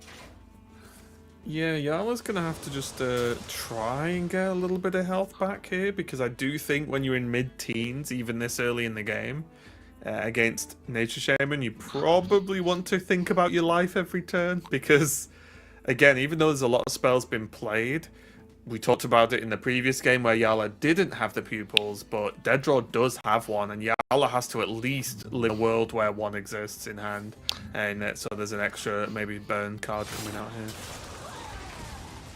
Yeah. That crescendo is in the pupil now, right? Like that pupil Yes. has been made full, right? I was drawn at the beginning of that turn, I believe. So we're good, but dead draw back up to nearly full. Turn the tides, that's damage.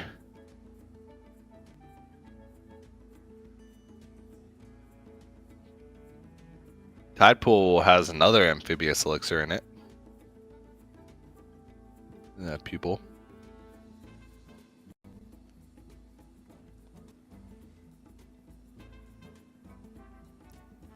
I would say just get the 3/3 on the board and go face, yeah, but I think Deaddraw does just have to sit there and think, well, you know, what does that make my next turn look like? Because it does overload, right? So just something to sit and think about. Deaddraw doesn't want to miss a chance at just going 2-1 up in this match by just not realizing overload was the thing and like being, you know, 1 mana away from lethal.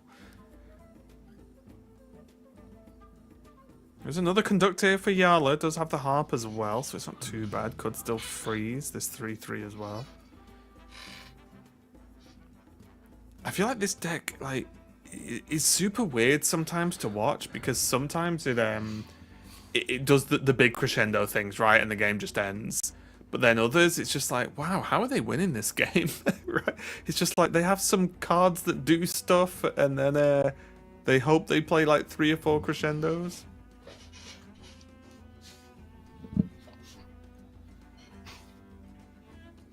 Yeah, cool deck. Yeah, seem to have lost Deaddraw's hand at the top, but we will work on getting that fixed. Right now we can role play as Yarla. Yeah. Yeah. So something that I like to try to do each time I queue up for a game on the Hearthstone ladder. I mean, that's all I can do, because I can only imagine being that smart. Plenty of imps coming out to play now on the bottom. Yep. There was the conductivity dehydrate. Yes. On the other side, so there is a way for Deaddraw to clean up most of this, even with the 5 mana that Deaddraw has available to him, I believe, on this turn, with 1 overload from the Sounds about tides.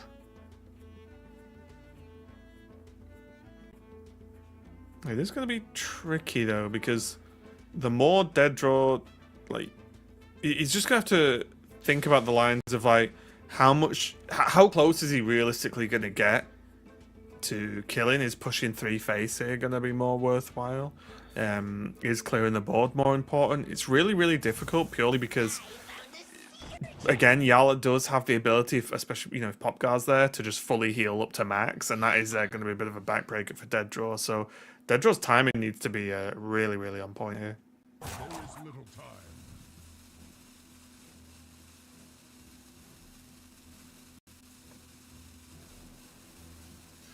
I don't think there was a crash in the people, because he played crash very late in the cast sequence.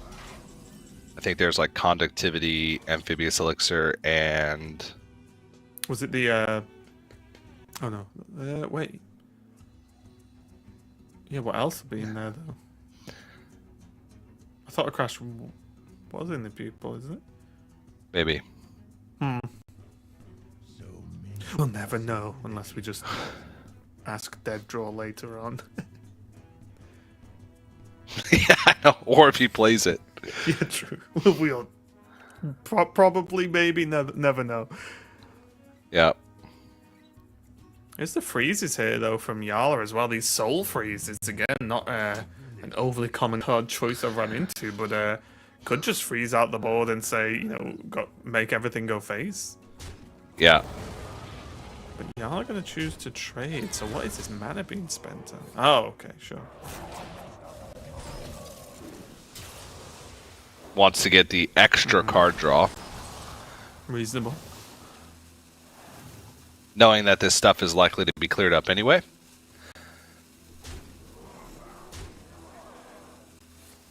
Yep, cashed in the Insanity as well, while the Harp's going to do some work. So what's that, 6? So next one's 7.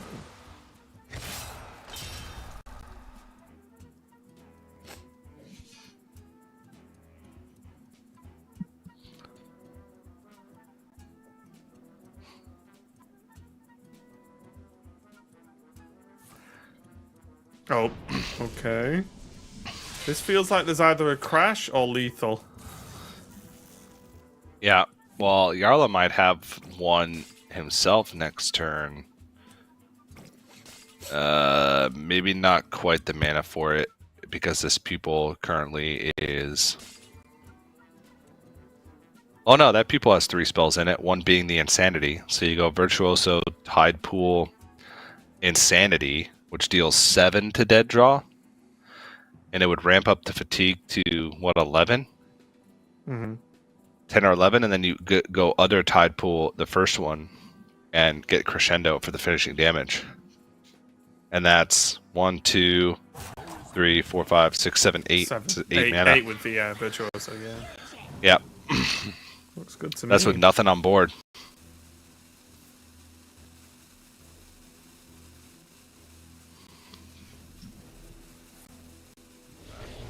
Okay. That was a mistake. Apparently. I'm not saying that. Dead draw is, by the way, before, you know, people come to get me. 7 plus 6, 13 plus 11, 24, I think.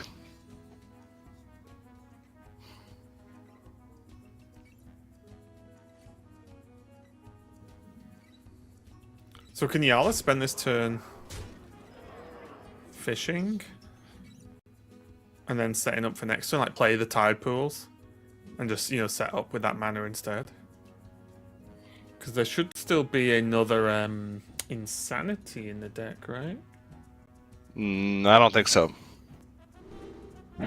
Yeah. Oh, yeah, there is. The last one was played in the last game, my fault. Yeah. That was the first turn of the last game, right?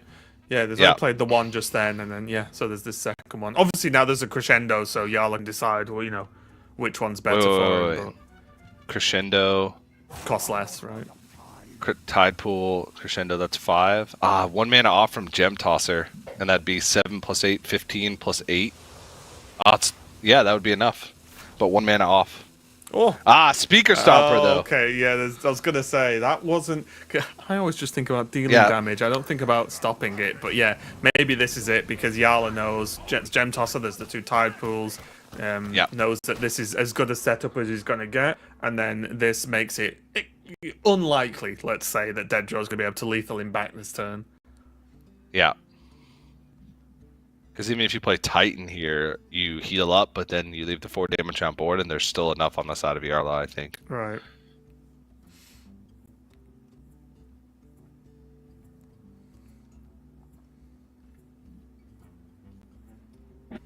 It's really tricky from both players, really, just going back and forth, trying to defend against potential outcomes, because it's not like both players know, like, oh, they've got these 3 spells in the Tide Pool, right? Because they don't know when they drew the Tide Pools, or if they've drawn the Tide Pools, and so on and so on. Yeah. So it's really difficult to... It's not like you can just say, oh, well, they've got 2 lightning bolts by now, they've got this and that, you know. It's like, no, it's impossible to know. They could have all sorts of stuff available to them.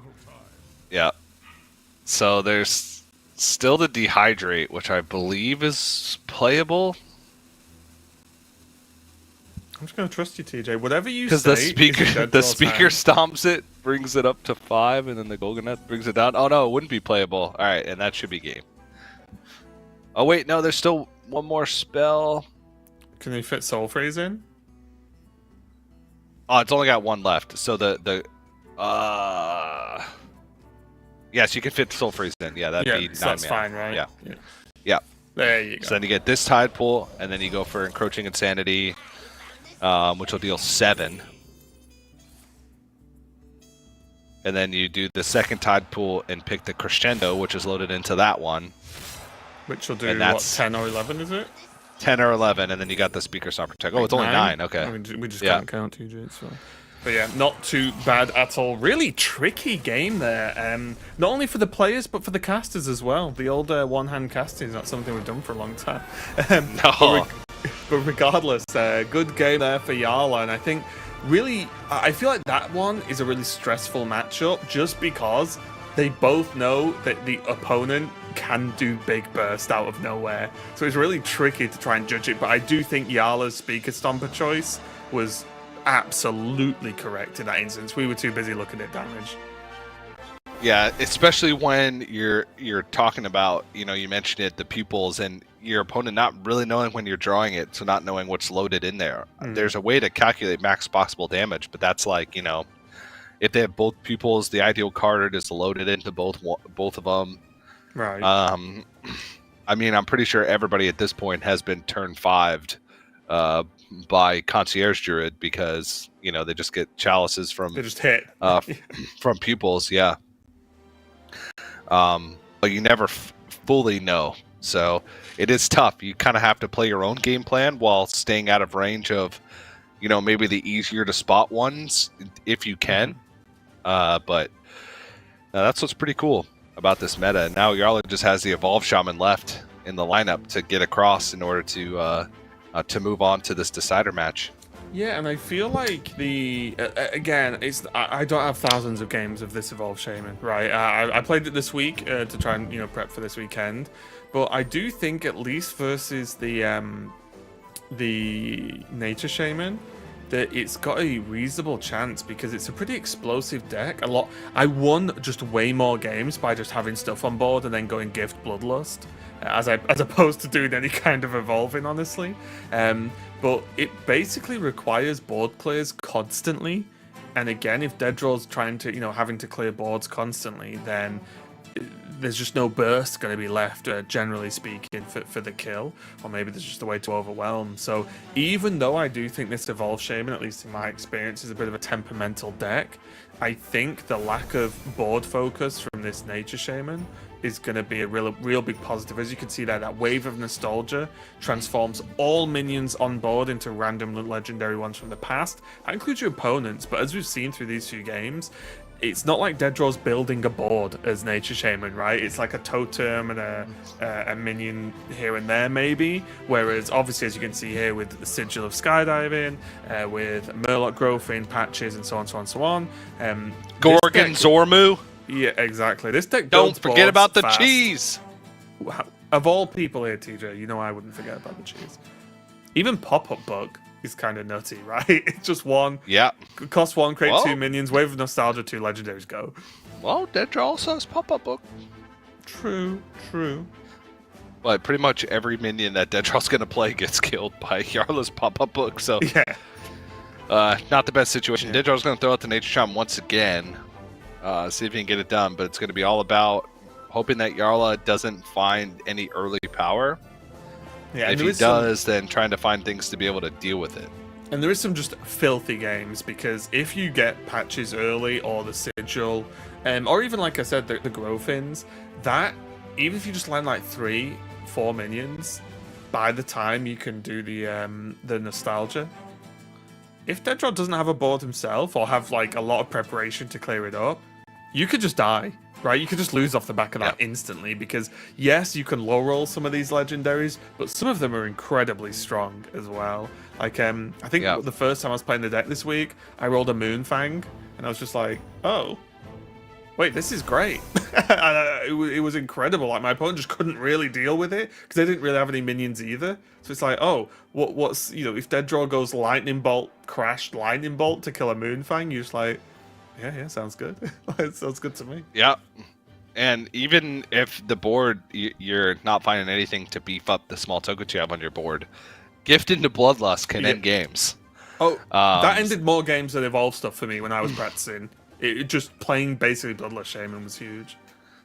Yeah, so it's very flexible card, but you got to get the pieces together, right? That's kind of where that power level comes in, and why it's not like the deck, because it does have some inconsistencies. And if you have a deck that continuously can fight toe to toe with it on the board, or if you have a deck that can continuously clear the board, then you could find yourself in trouble, because then you have so many dead cards in your hand. Like if you're For sure. not winning board and you're stuck with Wave of Nostalgia, you're stuck with Gifts, you're stuck with Sea Giants in your hand, then you're not going to do anything. And those things could be in the opening hand as well. So we're There's looking also for the that. issue where open. it can happen pretty often where say you have 4, maybe even 5 minions, and they have, say, 3, and you have to Wave of Nostalgia.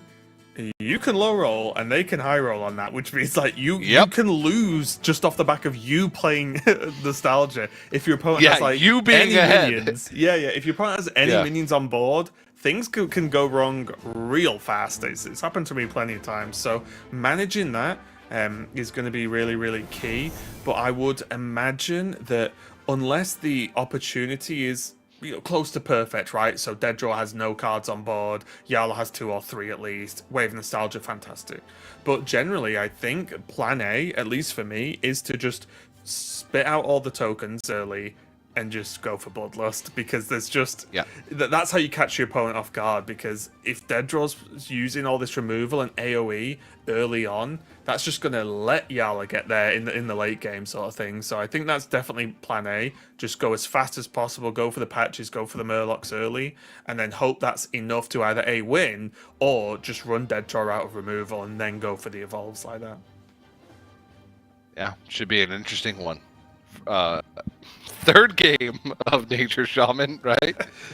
It's every loss so far in the series could be 0-3 with Nature Shaman. I don't know how his first match went. I mean, well, it's an elimination match, so probably not great. Well, we know he lost, but we don't know which decks he ended up losing with. If it was 0-3 for Nature Shaman, then how much of this do you think's a comfort pick of you run into those decks where you just think, I like playing it, I think it's good, so I'll play it, versus this deck will do good in this meta? It's got to be a comfort pick, right? I think so, but I'm not really a Shaman enjoyer in general, so I do not have as much experience with that. It's not a deck or a class, honestly, that ever really appeals to me too much. So definitely played less than most. But we are into the game. Sorry about the slight delay. One of the players might have just been having a couple of minutes. But this opening from Yala, at least the left side of this hand looks fantastic to me. Like I said, Murloc Growthin is huge. One of the benefits as well is if you evolve the big one, you get the what's it called? The 8/5 Rush Reborn minion. I can't remember what it's called. But yeah, that's a really powerful one to hit, which does a lot of work because it's just awkward to clear. But yeah, Patches and Murloc Growthin early game look very, very good to me, and Yala seems to agree. Yep. Oh yeah. now we're nostalgia. Oh yeah.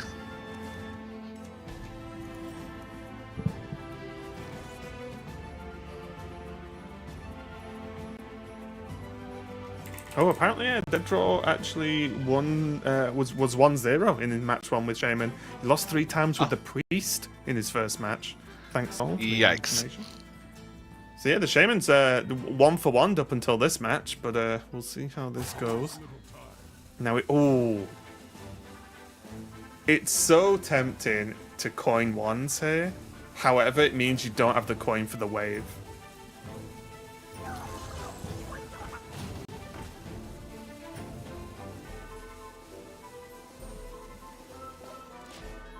So yeah, Yala gonna hold on. Yala is playing the coin generation, right? Yeah, he is. Look. Oh, well, I mean, thanks, game. Answer my question for me. I like it. But yeah, this is gonna be huge because again, this is a really good way to get out that wave of nostalgia earlier than your opponent maybe expects it or is prepared to be able to deal with it. Yeah, I like this. Yeah, if you want to trade. There you go. Yeah, the correct approach.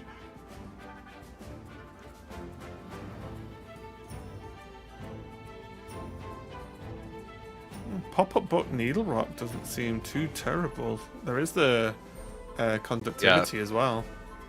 And value trade, play around the coin wave. I mean, kind of, yeah.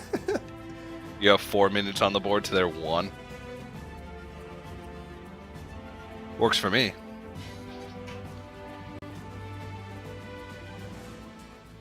I do think denying good nostalgia turns is key in this matchup for Dead Draw, right? Because if there's nostalgia on empty board, that's a real big headache for Dead Draw 9 times out of 10. But if you could just, like, Yala literally cannot play it if he's outnumbered on board. Well, okay, sometimes you have to, but Yala never wants to even consider playing it if he's outnumbered on board.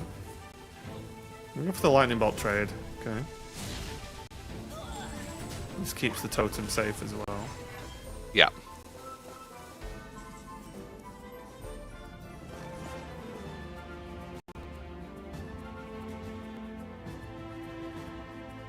Patches is huge though. Same with Sigil. This deck benefits so much from the Tourist and the Demon Hunter cards because they generate cards on the beginning of your turn for free, right? Kind of. Which means that your opponent can't clear the board because the board doesn't exist on their turn. So they're super powerful in there. Whoa, getting these dude. waves of nostalgia out. Can't clip board if it doesn't exist, man. Yeah, pretty deep, right? Tubular. Oh no, the board yeah. exists. Yala, the board's not supposed to exist till next turn. Come on, man. What's that totem doing?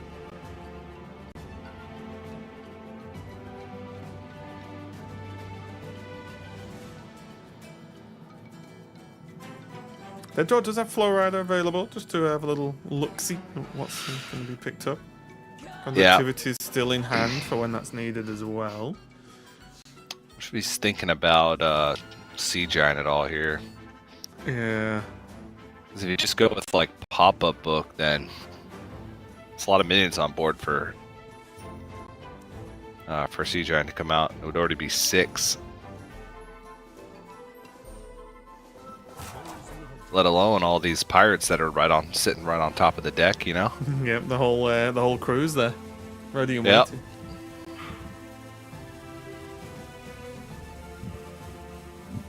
Yarg.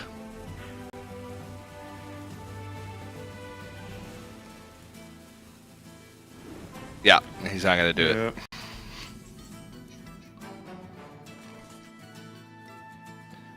Right, double trade into the totem, coin nostalgia, go.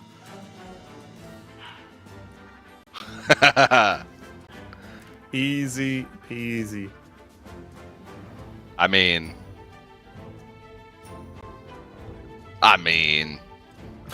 Come on. what The else other are you gonna options do? Well, saving the coins for the Murloc is okay. But that still feels like a ways off yet. Gonna go Trusty Companion instead. Although now, like, TJ, what do you think? Is this coin Sea Giant? I could see a lot of things, honestly. So can Yarla, apparently. Oh, Yala will be going through every possible card combination here and working out what's the best, 100%. It's gonna go Trusty Companion on the Companion. totem. A little bit slower play here. Yeah, but keeping the board clear. So, Yep. gearing up, potentially, for that wave of nostalgia if Dead Draw doesn't do anything about it. Ooh.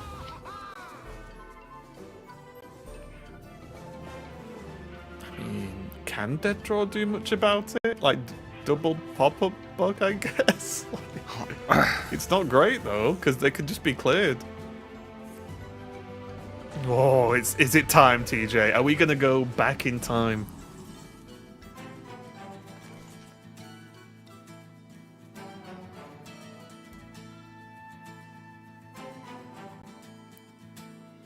Okay, coin, minion, Is- nostalgia, and then you've got coin, nostalgia in the tide pool. Think about it. Well, it'll just be coin. Nostalgia, I guess, but still.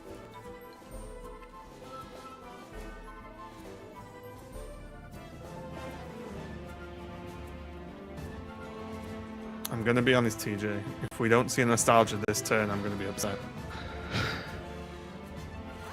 I just don't see another play. Oh, he's going for the pirate to get the.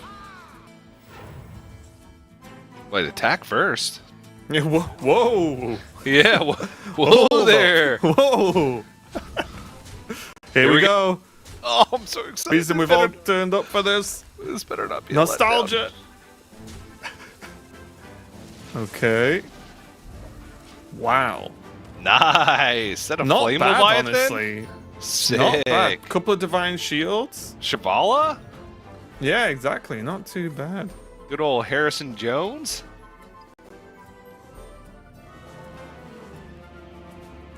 What's the death rattle on the Naga, TJ?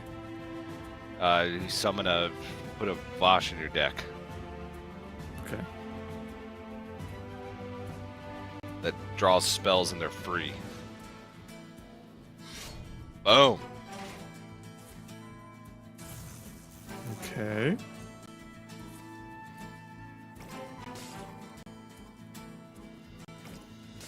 Oh, second crash. What's the one for again? Wave of nostalgia. What's the one for? Is it Battlecry things? Is it Battlecry stuff? My brain's telling me Battlecry.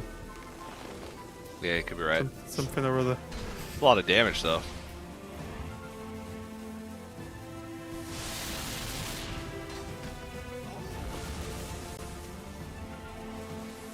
Does the Shavala live? Oh, there's pop-up bug, right? There's a third crash. There's lightning bolt. There's double minute. pop-up book. Is it lethal? Nah. Oh, it's just chunking everything in. That's all. Oh, okay. Never mind. It looked like he queued way more than that. Never mind. But now here's a slight issue for Yala. What do you do now?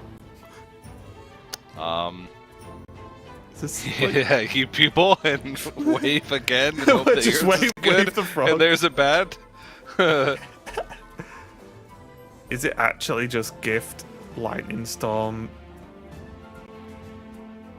pupil, dude? Oh no, because then you can't Gift lightning storm Zodiac's next totem, turn. maybe. I mean, it's got to be storm though, right? This Zapper can't just sit around. It's like 1 million damage sat in that 3/2. Surely.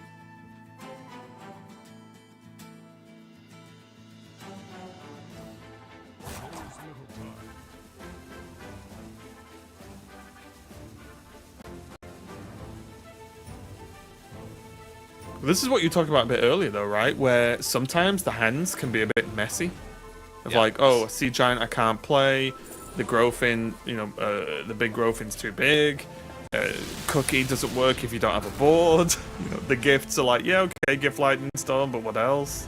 So yeah, definitely a bit of a bungle. That's gonna help me. The totem just has pulled 3 of these. The totems themselves have just pulled 3 of these. Yeah, those pirate summoning totems, right? Yep.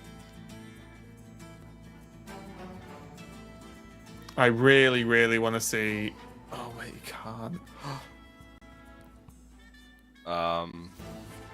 Oh wait. 6, 7, yeah. 8, 9, 10.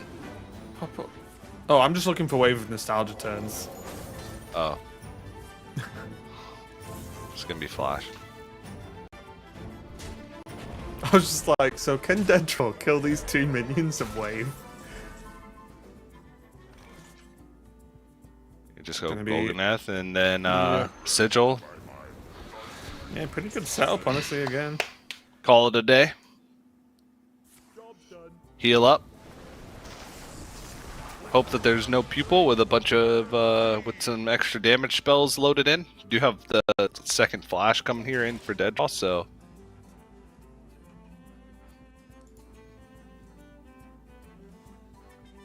start things off with some card draw. It does have Also that have- second swing of that mace, of course, as well. Conductivity would all but end it here. Ugh. Yuck!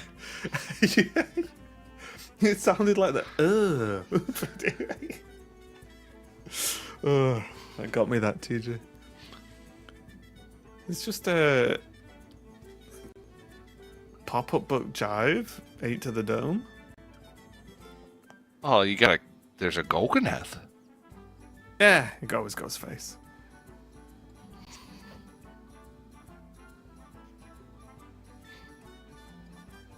Golganeth not really doing much right now, though. I'm just gonna go for the random gen. Oh! Oh, 4 plus 6 Noises. plus 3, 1 off. Didn't hit damage. Can he jive? he's jiving. 50-50?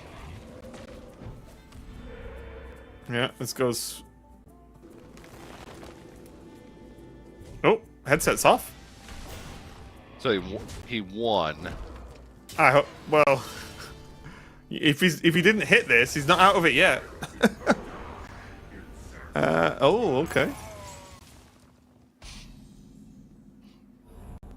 Y'all have got a lot of work to do right now.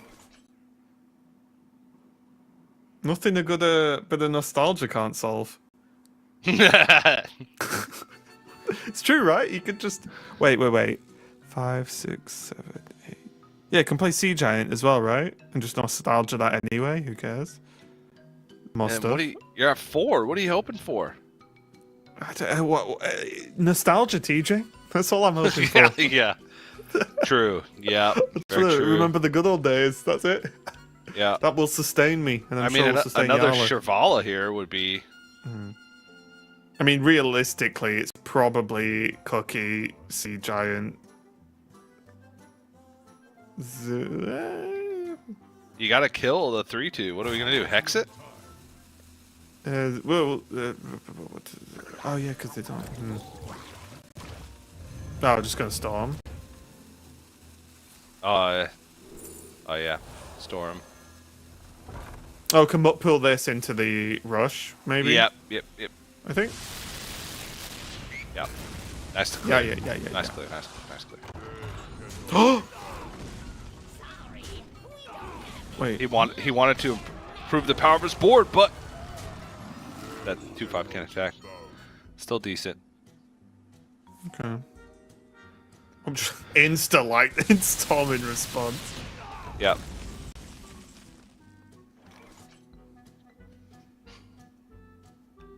Nostalgia.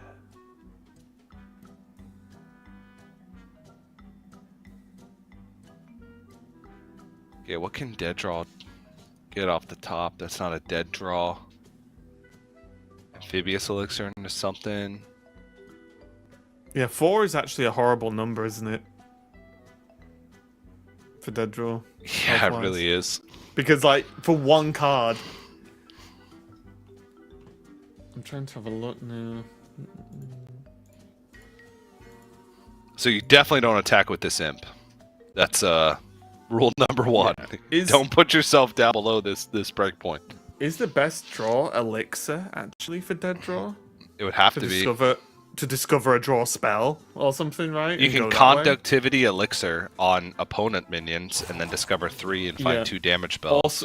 Also does have ancestral knowledge, 1 left in the deck, I believe, as well. Yeah, I think this is Yala saying go big and hopefully Yeah. do not go home. Yeah. Is it elixir? Yeah. Well, actually, Yarla played around the elixir by putting the minions on each side. Oof. Oh, are we going to end on nostalgia? Oh, and there it is, Yala. What are those? Nostalgia, TJ. Y'all going to be taking the victory there against Dead Draw, and what a weird last game, TJ. But I guess that's what Evolved Shaman's all about. I know. It's a really, really strange game, but it's pretty common, honestly, with that deck. But what a tense game to end it on, because you must. I mean, Yala's brought Evolved Shaman, so obviously feels happy and comfortable playing the deck. But when it's your basically win this one game, or like get this across the line, or you're out of the tournament. There's a lot of pressure on those like evolve moments or those nostalgia moments, and I think not being able to go big early on and go for the bloodlust approach must have been a bit like, oh no, I've got to roll some dice here. But Yeah. he did get away with it because Dead Draw just never really got going. Managed to defend some pushes, but just never really got there in terms of that overwhelming power that we sort of expect from a good Nature Shaman game, let's say. Yeah, I mean, it came down to a 50-50 in that last game, so he was incredibly close. And even then, it required some pretty precise removal on Jarla's part to be able to clear the board. So put himself in a good position and was able to remove that first wave board. And you know what? We did get to see an Octasari there at the very end. I peeked in on the far right. Yeah, Any day we was get to there. see an Octasari on the board is a good day. In my book. So Yeah. Oh, and look, this is the first one. We got a nice mixture there as well. oh yeah, very Good good. old Harrison. Yep. Yeah, this is, the Shirvala back when we had the mirrors in was that in Specialist? In Grandmasters? Oh, the Holy Wrath. Yeah. Was that in Specialist? I don't think that was in Specialist. It I think wasn't that in we had that Specialist? normal. Yeah, we had that in Okay. Conquest. Yeah, Specialist was But just that- warriors. Yeah, that was one of my. Yeah, it really was, wasn't it? That was one of my favorite decks, though. Like the Shivala Paladin was super fun. It was very tough. There you go. Yeah. And yeah, really, and honestly, a really tough one for Dead Draw because we're talking, obviously Yala got the job done and gets to move on. But for Dead Draw, it was rough because, like you said, it did sort of just come down to 50-50 at the end, though. So unfortunately, we say goodbye to Dead Draw for this tournament. But it does mean our next match, TJ, to round up Group B. Oh, is gonna God. be Nick Banterface versus Yala. And again, we've said this all day, but just another banger of a match. I can't wait. It really is. And I don't know. I just whenever America's plays, it just Stresses you out. it stresses me out. It usually ends in heartbreak and despair, For one but for one no not for one of us, because even when they win one, there's 15 other Europeans just waiting to take up the throne. True. But yeah, it was. I'm looking forward to this next one, but I'm gonna be watching it through. Is he winning? Get a pillow to just. Yep. But yeah, that was a really crazy game there. Yala taking the victory, of course. We'll be playing next, and it was our last match of the day.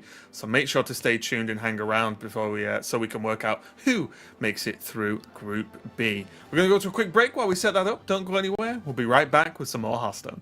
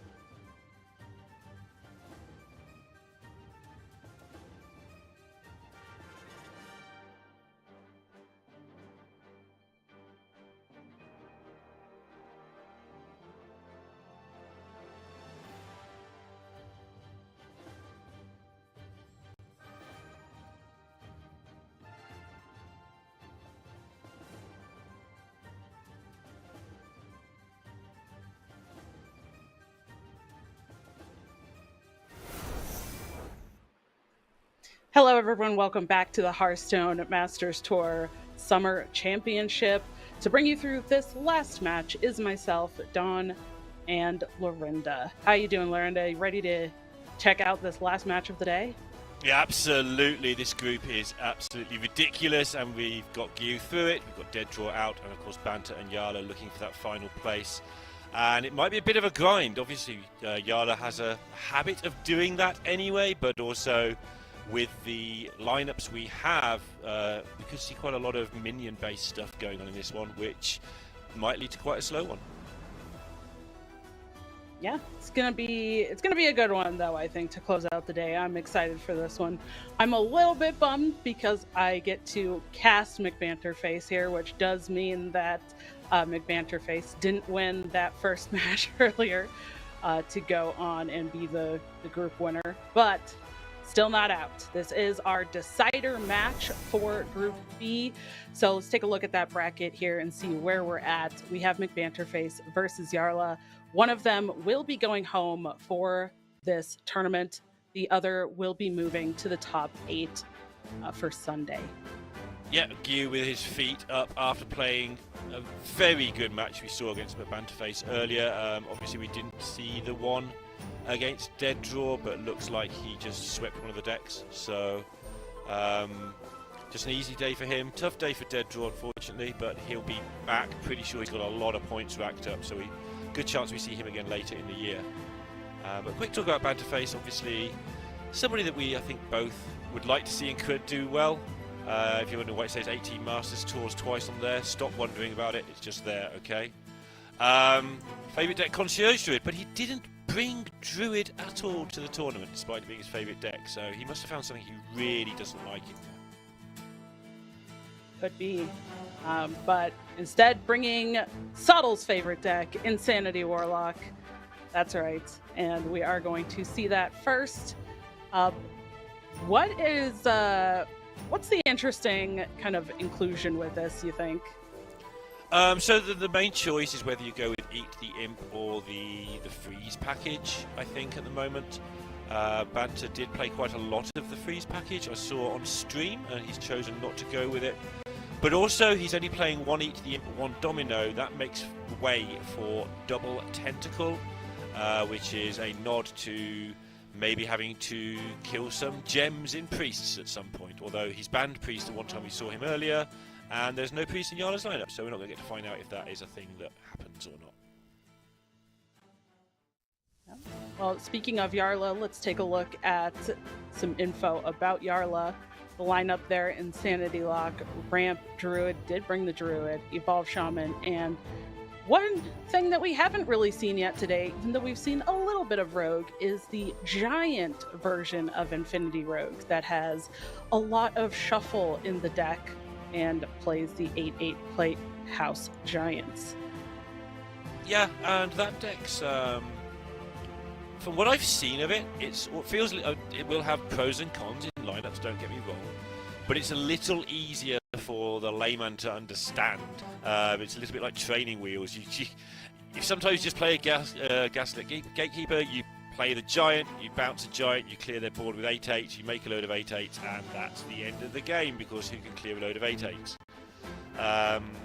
Used to have that Sonya combo floating around in there with the Grifter, but nothing like as forced. The whole deck isn't geared around just doing that one thing. Yeah, and I think that's one of the really interesting things about these rogue decks, and I think Subtle was talking about it earlier as well, where it's not always necessarily that they go into these infinite turns. Sometimes they just play minions. They play things, they bounce something back, as you mentioned, with the playing a giant, bouncing that back, and sometimes that's how they can win. We've talked numerous times throughout the day already about tempo and how just sometimes some of these decks can actually just win through tempo. So this one definitely can do a lot of that. But we aren't going to be seeing the Rogue. We just wanted to talk about it since we were really highlighting that. But we are going to actually see this slight variation on the Insanity Warlock from Yarla. So the first game that we will be seeing is Warlock versus Warlock. but these slight variations. This one does run more of that freeze style package with double slippery slope and the double domino, as you mentioned. Yeah, and double soul freeze as well. But the downside is the Summoner Dark Marrow, which is a 4/4 for 4. It has basically no ability. It does occasionally allow you to draw an extra card or something from a geode, but basically it has no ability. The deck is a lot more fun to play than the other version of Warlock, that's for sure. I personally think it's a little bit stronger, but I can't rationalise that. Whenever I've played it, I found that the freeze of my opponent's stuff outweighs the bad card in my deck and outweighs, having to eat your own minions to draw cards. But it's very close, there's not a lot in it, and it might even be as close as personal preference, something like that makes the players bring different versions. Yeah, we've talked a lot about how this whole tournament is a lot of different players bringing different versions of these decks. So it's really interesting to see. I'm not sure exactly how many of these players brought some of it based on comfort or how much testing they did for these particular variants that they brought. Probably a mix of both, I would imagine, it's with these players of this caliber. So we see the bans here. Let's talk about these. Yarla's Druid has been banned. And on the other side, McBanterface's Overheal Priest has been banned. How do you feel about these bans? Yeah, the Priest makes a lot of sense. The Shaman just going to get absolutely wiped out by it relentlessly if it tries to put anything on the board. The Warlock might have a similar time. Banterface banning the Druid. There goes theory number 7,000 as to why he brought Warlock instead of Druid in his lineup, so he's not soft targeting the Druid, at least not in this lineup, which is a fairly common looking lineup other than the Shaman. So we're going to have to talk to Banter at some point about what is happening with this lineup. I don't think we've got a very good theory on it yet. Yeah, it's kind of interesting to look at some of the deck lists as well, but I'd imagine things like in the Paladin list, double Neophyte, double Razor Scale, are probably for the Rogue. So leaving the Rogue up and banning something else could also make sense as well, just by how the decks are tacked out by McBanterface. Yes, the Neophyte, obviously, in the Paladin's an interesting one, because it is the only sort of tech card he has, right? Some of the Paladins are really stacked full of hate, but Banterface, he has got the Razor Scales too. Yeah. Yeah, just got the wrong line there. So he has got the Razor Scales as well, so that's fine. But we are going we're with not this Warlock Mirror. Yeah, and as we mentioned, slightly different variations. We're seeing that already here. McBanterface on the top with that less freeze version, and Yarla with the more freeze version of Insanity Lock here. Double Geode in hand for Yarla. Is he going to keep this? I mean, for me, if the card doesn't say the word fatigue on it and it's not a salesman, you throw it away. You really want those crescendos, you really want those imps, you want those conductors. The interesting one for Banterface is whether he keeps the pop gar or not. In days gone by, that would be an absolute no. But yeah, maybe that would be a keep. And he may have already post Mulligan actually. But I think Yarla throws them all. But you're right, he's kept the geodes. So yeah, I think one reason for this as well, looking at the deck lists, Yarla's Warlock actually only has one salesman as well. Okay. Probably because trying to fit in more of that freeze package. So I'd imagine that maybe with less of the one drops to start off the game, maybe just wants to keep these to have some early stuff going on in the beginning of the game. Yep, that's a good spot. And it's a lot of card draw to get those cards I was talking about. But yeah, maybe it's something I've been doing wrong. I tend not to keep the geode because I think crescendo is so important. And even this is a choice, right? This deck does have to stay ahead of its opponent on health, otherwise it can get just killed by insanities. And sometimes you want to keep those virtuosos, keep those harps for the big turns.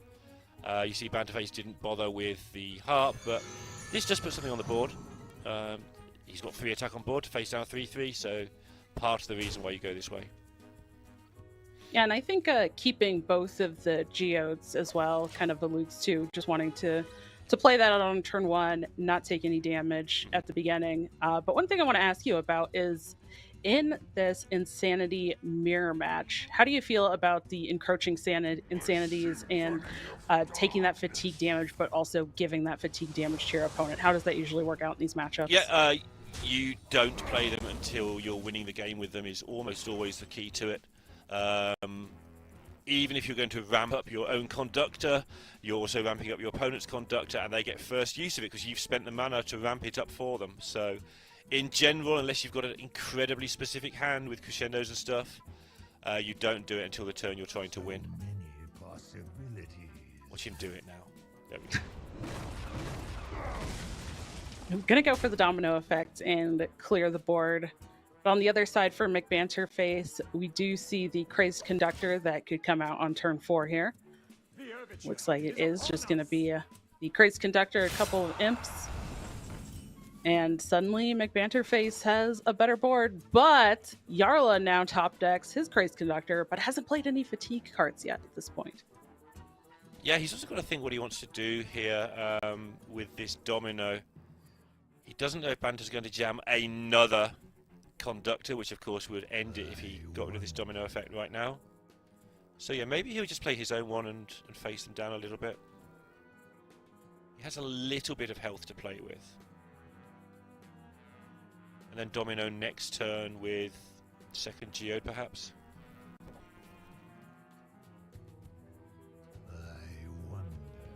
It's a horrible feeling when your opponent's racing away with it on the fatigue.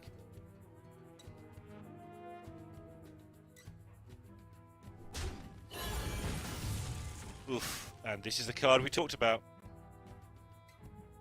The enabler for all your frost spells, but when you draw it, it's a blank card. And this is a lot of 4-drops that aren't quite doing enough at the moment in hand. Speaker Stomper Absolutely. could come down, I guess, but isn't really the case for it in this scenario here. It's not really the best turn for it, but instead trades it off. Does find a crescendo. Yep.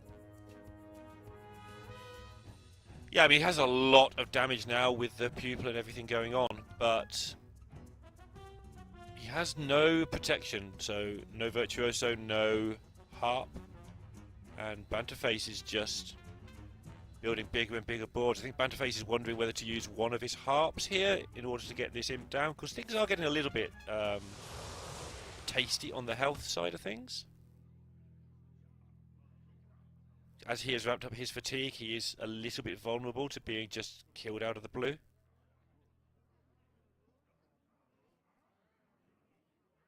So I think I'd play the Harp here. You've got 2 Harps in hand.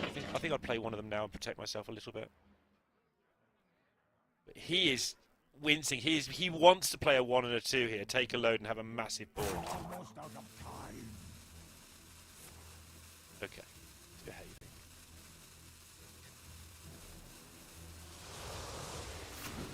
Pretends to think about the crescendo.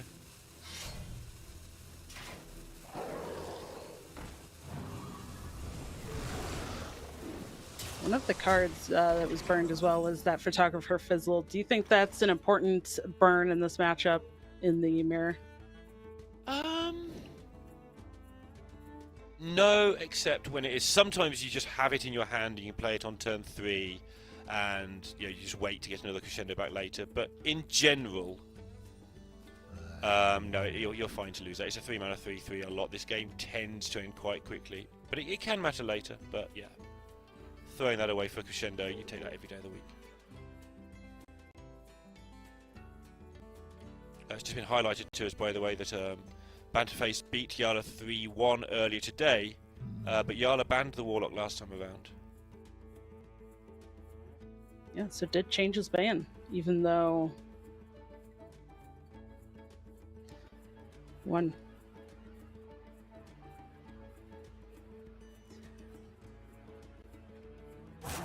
Well, there's a lot of counting when you play this. It's hard to know exactly which things they're counting. Like, there's so many different ways you can die to Insanity Crescendo or Crescendo, Pupil Crescendo, that sort of thing.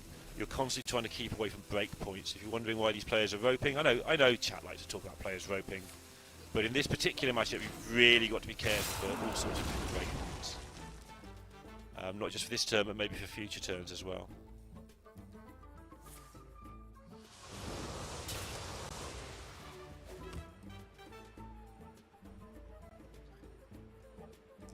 Oh, also, very important, there is now a crescendo in that Tideful Pupil for Yarla.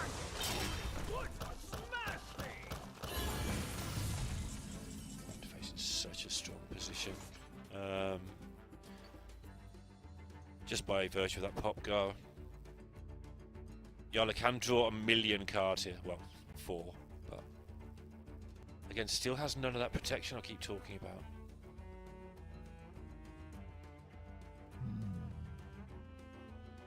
And this is what I mean by going all the way back to turn 1, and I don't think he was incorrect to play it, but why it is a decision on turn 1 whether you play a Virtuoso or not. Because there are only 4 of those protection cards in your deck, and this is exactly how this matchup comes down a lot of the time.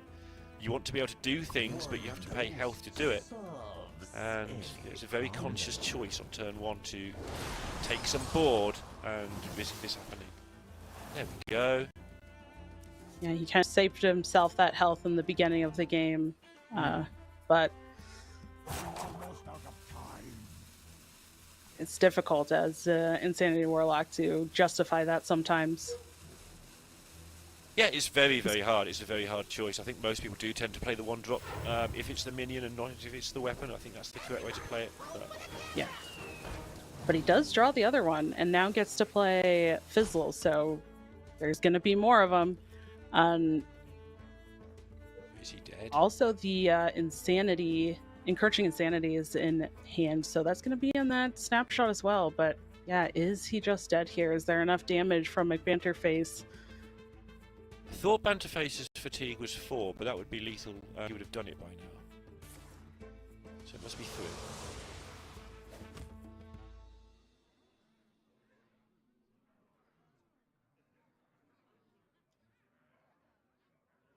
So he should absolutely just buff his fatigue this turn. Like Popgar, Crescendo, plus the 2 Popgar fail spells is 8 plus whatever Crescendo does, which must be 3. Otherwise he would have had lethal.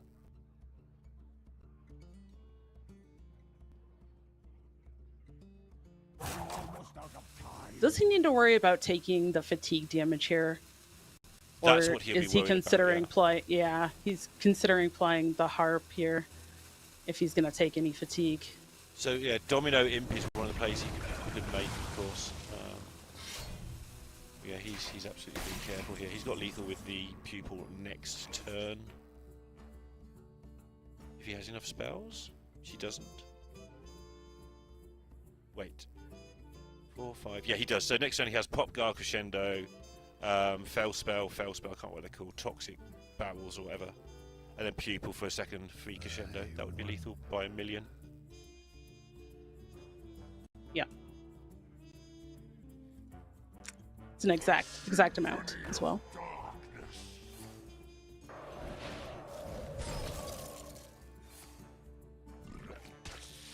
Hey, Yarla, still digging. It feels like Yarla has just spent the last several turns just trying to dig at this point, trying to find something and stay alive here, but it's been very difficult. We're going to see this first Tideful Pupil come down. Does have that Crescendo and Domino effect. Picks up the Crescendo. Might be a little too late at this point, though. Yeah, I mean, he's mega dead here. The Pupil Yeah. just does it for Banterface. He can get the 3 spells in there. Yeah, it was on 3. Okay, sanity check revealed.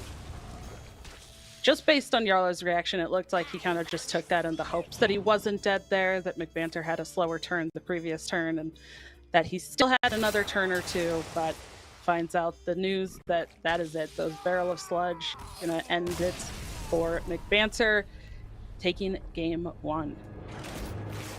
Yeah. So now we see why Yarla banned Warlock in the first round earlier today. Because that's what he was scared of. Losing the mirror. Nothing you can do when you don't draw your crescendos, the opponent does. It is kind of as simple as that. You needed that protection, Yarla didn't have it, Banter had the double weapon, and that just snowballed out of control very quickly. Yeah, and it seems like kind of early the only thing that even said fatigue, that did any fatigue, was the encroaching insanity, which, as you mentioned, not really ideal to play early in the game, plus a crazed conductor, which really would not have done a whole lot. But maybe it could have done a little bit of work in the mid game rather than just trying to dig through the deck. But unfortunately, Yarla just didn't find the pieces he needed, and McBanterface did. Sometimes that's how the mirror matches tend to go. Yeah, the conductor, he could have dropped, would have only made one minion, but it would have ramped him up a little bit, would have maybe made Banterface just take a little bit of time out from hitting him in the head. But I don't think it made that much difference in the end either way. Obviously, the Mulligan decision is interesting to keep those geodes, but he didn't lose it through lack of card draw. He drew a lot of cards and didn't draw the ones he wanted, but they are a little bit of negative tempo. 2 mana for 2/1 in that matchup, when you want to be ramping up and getting into your conductors, is something that you have to think about, because if you're geode, you play your geode, then you draw your imp that you wanted to play the turn before, you are a fatigue behind where you could have been. But Yeah. I trust Yala's judgment over mine, so interesting how that turned out. Yeah. Well, that was only game number 1. This is a best of 5, so still going to be some more games coming up. I'm curious to see what comes out next, if Yarla sticks with the Insanity Warlock, because I feel like we've kind of been seeing that a lot, where these players just kind of keep sticking to the same There you thing. And we are getting in game. Yeah, Yarla sticking on this Insanity Warlock, and McBanterface now queuing into the Rogue, this Infinity Rogue. Yeah, I think Banterface is going to enjoy playing Rogue as well. This is a deck that, we've talked about how difficult it is, but this is a deck that I think Banterface in particular has really resonated with. And I feel like we'll see a bit of a masterclass here in how to play this deck.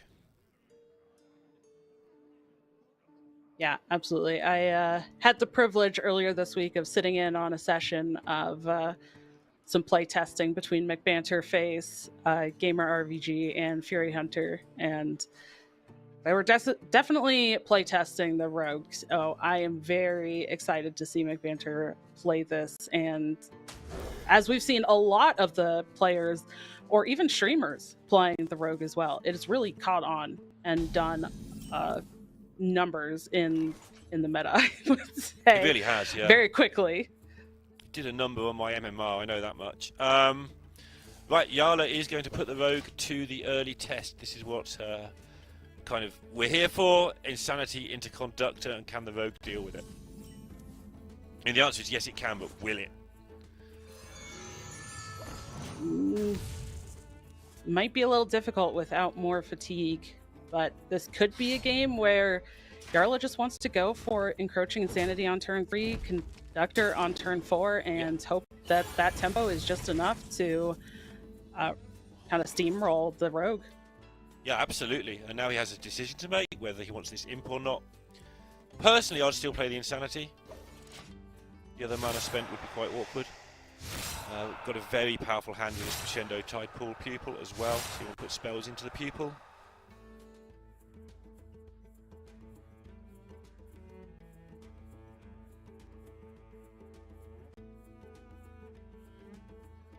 Something I want to look at people playing Rogue is what do you do with coins and pirates? Saving the coin to just coin up pirate on 4 and then using all that extra mana on 5 to get somewhere.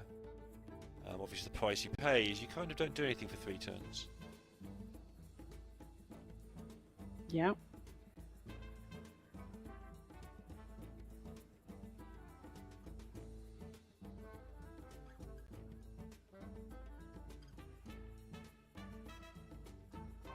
Another thing I've noticed with this Rogue is there is quite a bit of hand size issues depending on the order of cards drawn. And sometimes if there's a lot of copying of cards, things going on, then sometimes the hand can just be very, very full. And unfortunately, McBanterface's hand is pretty full for him right now. It's kind of difficult to justify drawing even more cards without clearing some space first. So McBanter just going to play out the quick pick and might go for the dubious a little bit later when he wants to clear a minion off the board and go for card draw at the same time. Yeah, and yeah, it's one of the reasons I'm a big fan of just coining out the pirate. Just to make a bit of space in my hand. It doesn't get rid of the pirate, of course, but it does get rid of the coin and allow you to dump a load of stuff the turn after. But now if you do that, you're taking 12, plus goodness knows what else could come from hand here, when your opponent has already played an Insanity and a Conductor. Yeah. One kind of awkward thing for McBanterface here is that Dehydrate was picked up on the previous turn, so now it is no longer discounted to 1. It costs the full 3, which is most of the mana that he has. Something Banter set up last turn with the Sick Up. He does get to use the Dehydrate for 0 mana with the Pirate.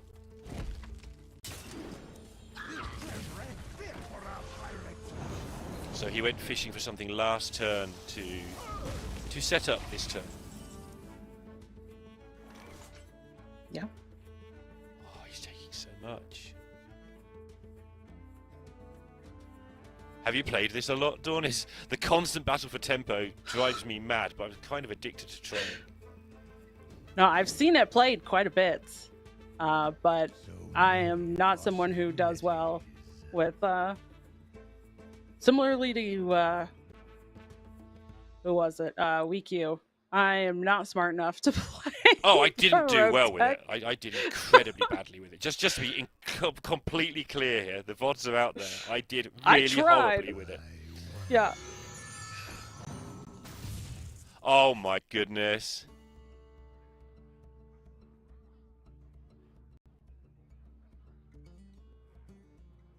Oh, what's the best way? Almost out of time. So much choice. Thing is, he's low. He wants to. What he wants to do is just play the Insanity and close his eyes, but he knows he probably dies if he does that. So, yeah, now he's got a choice, right? Because now he's got the Speaker Stomper. He can just put a bit of pressure on the board and then Stomper next turn to stop his board being cleared, and then he's got the Crescendo kills and the Insanity kills all set up for sort of turn 7. If he doesn't just die.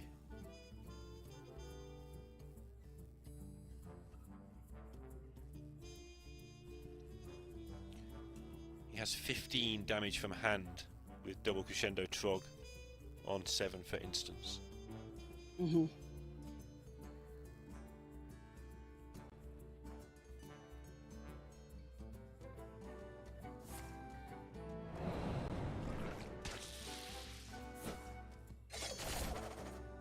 Let's try to clear with this Fan of Knives here. This is treasure. Dubious purchase just to clear the last minion. Yeah, and once again, you know, just these top players always have the board when they're playing this rogue deck. Forget all traces of combo. It's just they just keep the board any way they can. Make sure you've got a pirate in your hand at all times. Learned that from Sottle earlier today. Yeah, I didn't, but you know, that's the very big way of looking at it. Pirate breakdance in hand.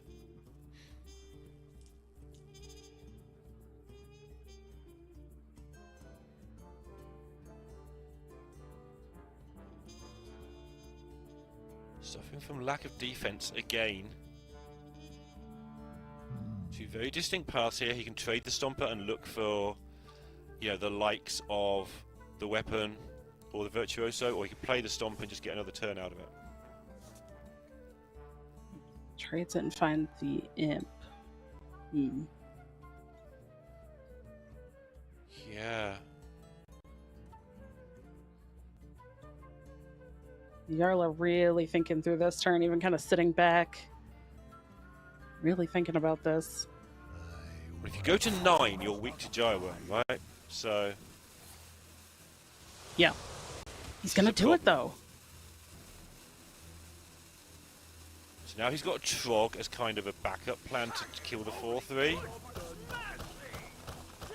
behaved.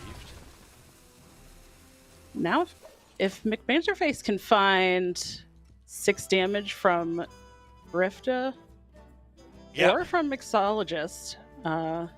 3 damage from Mixologist.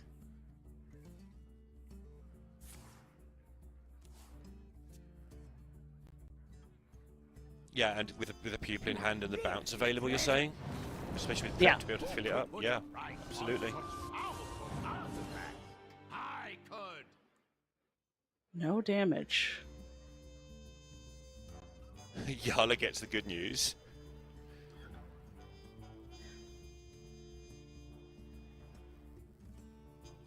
Also, let me ask you, Lorinda, are you a fan of the Mixologist? I need the Mixologist. I'm not good enough to drive this deck without the added sort of deal 2 to all minions available from the Mixologist, and also the fact that at some point I'm going to just leave the Grift on the board by mistake, or something terrible is going to happen to me. So, yes, personally I like the Mixologist, but also it just makes sense to me as a very good bit of utility. I am a fan of it as well. I know some of the players didn't bring the Mixologist, and it's not even maybe necessarily needed in every matchup, but I enjoy it as well. I think it just offers a little bit of added versatility. Yeah. But I really like the way that McBanter played that last turn, just really setting up. If I was paying attention correctly, I believe Stick Up, Coin, and Backstab are the spells in the Pupil in his hand currently, so not anything necessarily super helpful at the moment. So no need to try to play out the Pupil, bounce it, anything like that at this point. But again, as we've mentioned, can potentially just win the game from the board pressure from this tempo. So just bouncing something, keeping minions out on the board, and also setting up the Stomper at the same time to prevent the lethal from Yarla going double crescendo. It was such a fantastic turn. It really was. Just vibes as well. Like, you know that Yarla's been setting up. Yarla's got 100 cards in hand, so he's obviously setting up to do something. And that was Banter's cue to go, you know what? I don't like this. This smells a bit. I'm going to play not only a game-winning looking board, but also a way to stop my opponent killing me all at once. I put on that lethal pressure whilst not dying. Seems smart to me. And now Banter just gets a go with a Grift at the very least. But there's probably other better ways of doing it.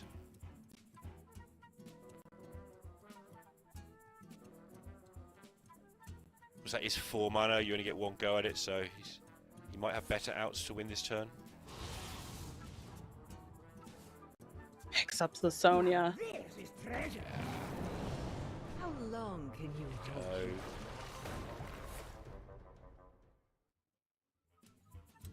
Stick up Heat Waves, a little bit of damage. Yep. Oh, found the giant worm. There it is. There we go. That'll end it.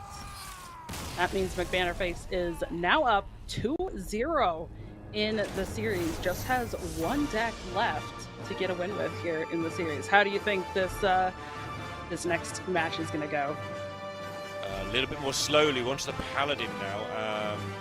So yeah, we talked a lot about Paladin against Rogue. It's kind of why it's here. And that's ignoring the fact that there's the Shaman and the Warlock as well. Paladin actually plays quite well into Warlock too. Paladin to Shaman, I think the Shaman's okay, but Yarla's got it to do to get through this now. Especially, we've seen the lineups clash earlier in the day. Yarla changed his ban. That's always a sign that you don't like what's going on. And maybe a little bit of mind games there, I don't know, but just a sign that you didn't like how you lost. And I think Banterface is going to take this pretty soon. Yeah. Which I know you and I are rooting for, and I'm sure there's a lot of folks at home who are rooting for that as well. But, you know, this is Hearthstone. We have seen reverse sweeps before. It's not impossible, so it's something that can happen.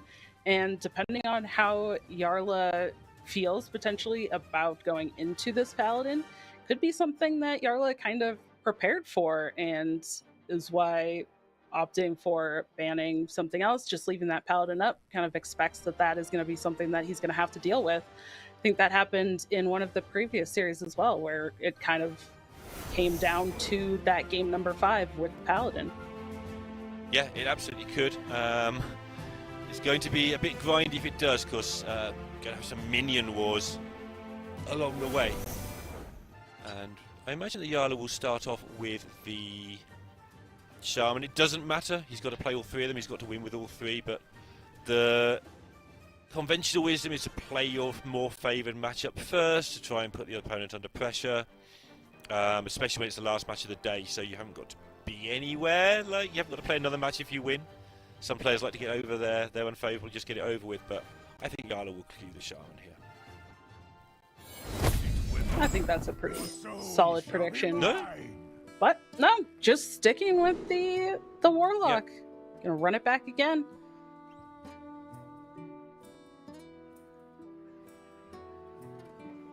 So, we keep Crescendo.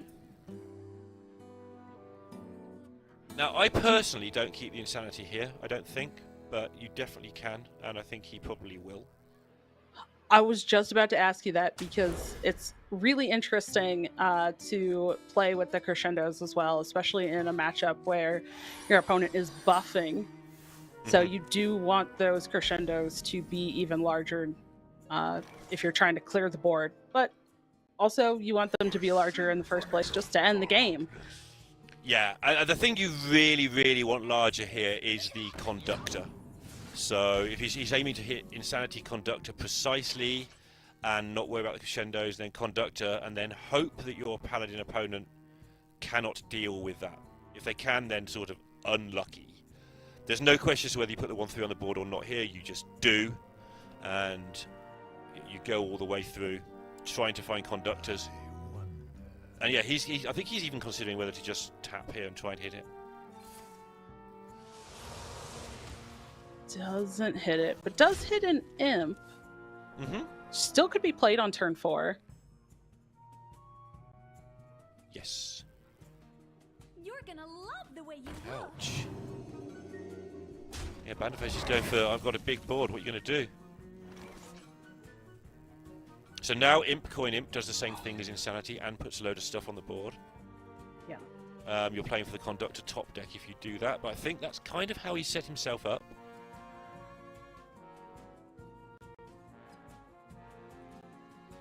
So many possibilities.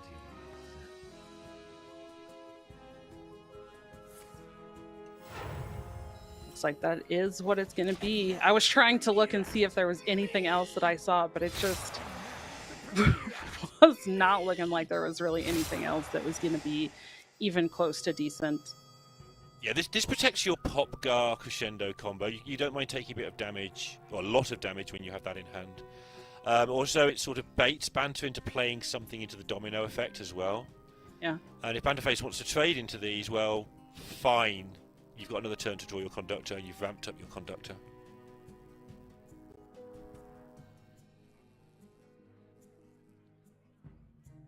So, what's Banter counting? well, I'm curious if Banter is actually considering just playing the Razor scale since he just drew that. If he suspects that there is going to be a Popgar next turn, or even Domino Effect. Well, the Domino Effect wouldn't get impacted, but if he suspects the Popgar, but he may suspect a Conductor. Like Yarla kept one card that he hasn't played on the first 3 turns. He's just ramped twice by playing 2 imps, so he might want to shut down the You're gonna love the way you look. Conductor. Might want to save it for later. He knows he's not going to need to use it now. I'm just talking backwards. It's great. Don't worry about it.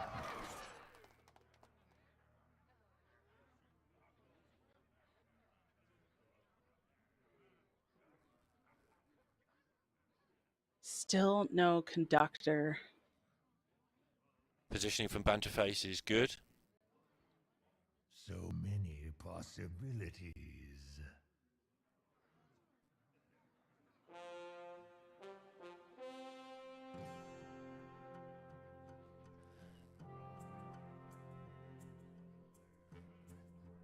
Is this still a Popgar turn? Gar Crescendo, don't play your 1 mana spells. The 8/7 eats it up, right? Yeah. I wonder if it's a Crescendo tap turn, which also sounds horrific. Yeah, none of the options sound great here for Yarla. I mean, picking up the Tidepool Pupil, either way, the Crescendo gets added Domino. into the Pupil, but I think it's Domino, waste a mana, and then pop Gar next turn, and then you've got your Domino one step closer to the... Yeah, your Pupil one step closer to being full. Yeah, I think this is the turn. I hate it, and he hates it too. yeah, I don't feel like there was any play that made sense that wasn't something that was absolutely just awful. But that did put a spell into the Pupil, where if he life tapped there, he still can't put 2 spells in next turn with Pop Gar Crescendo, more than 2, sorry. Pop Gar Crescendo and the Sludge. And then they still need to find another one for the Pupil the turn after. The Pop Gar would have been killed. Then you've got to spend 3 mana putting a Sludge in your Pupil. It just sounds horrible. Yeah. Whereas Yeah. now all of that equation is a little bit better. Pop Gar Crescendo Sludge probably clears. Your Pop Gar might live, or at least Banter will have to play like a Leroy or something to clear it. And then maybe get your Pupil down and get to the second Crescendo in some worlds. But as you say, as you agree, it's not fun. And now might be the time to do the Razor Scale. You can't kill the 8 before, don't worry about it. The Razor Scale fits into the curve a lot better this turn as well. Yeah. And now the Pop Gar setup play is just written off completely. And because he gets the buff on it, it can't be taken down either.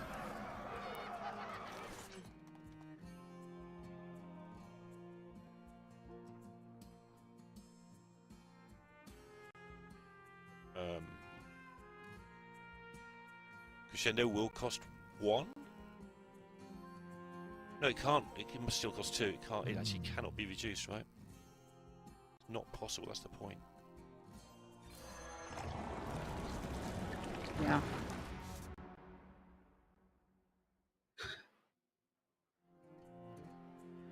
Oh, Yeah, the shame realization. Yeah. Oh my Yola. Had me questioning myself there for a second because I've never seen him make a mistake like that before. And now it's Leroy lethal. Banterface takes it down 3-0. He's trying not to. Yeah. He can't believe that Yarla, of all people, has made that mistake at this point. Yeah, I mean, I didn't want to see that he was actually doing that because I didn't think he would, but it happened. We saw it. Really unfortunate. I'm not sure if that was just an oversight or Yarla I think getting it was. tired. I think he thought he was going to be able to. So I had the same calculation and instantly caught myself where you think it's taking 2 mana off but you're getting 1 back or whatever, like it's going to be reduced to 2, and then he's like, no, that's not how Hearthstone works at all. And he must have just done that same equation because it's late at night. Yeah.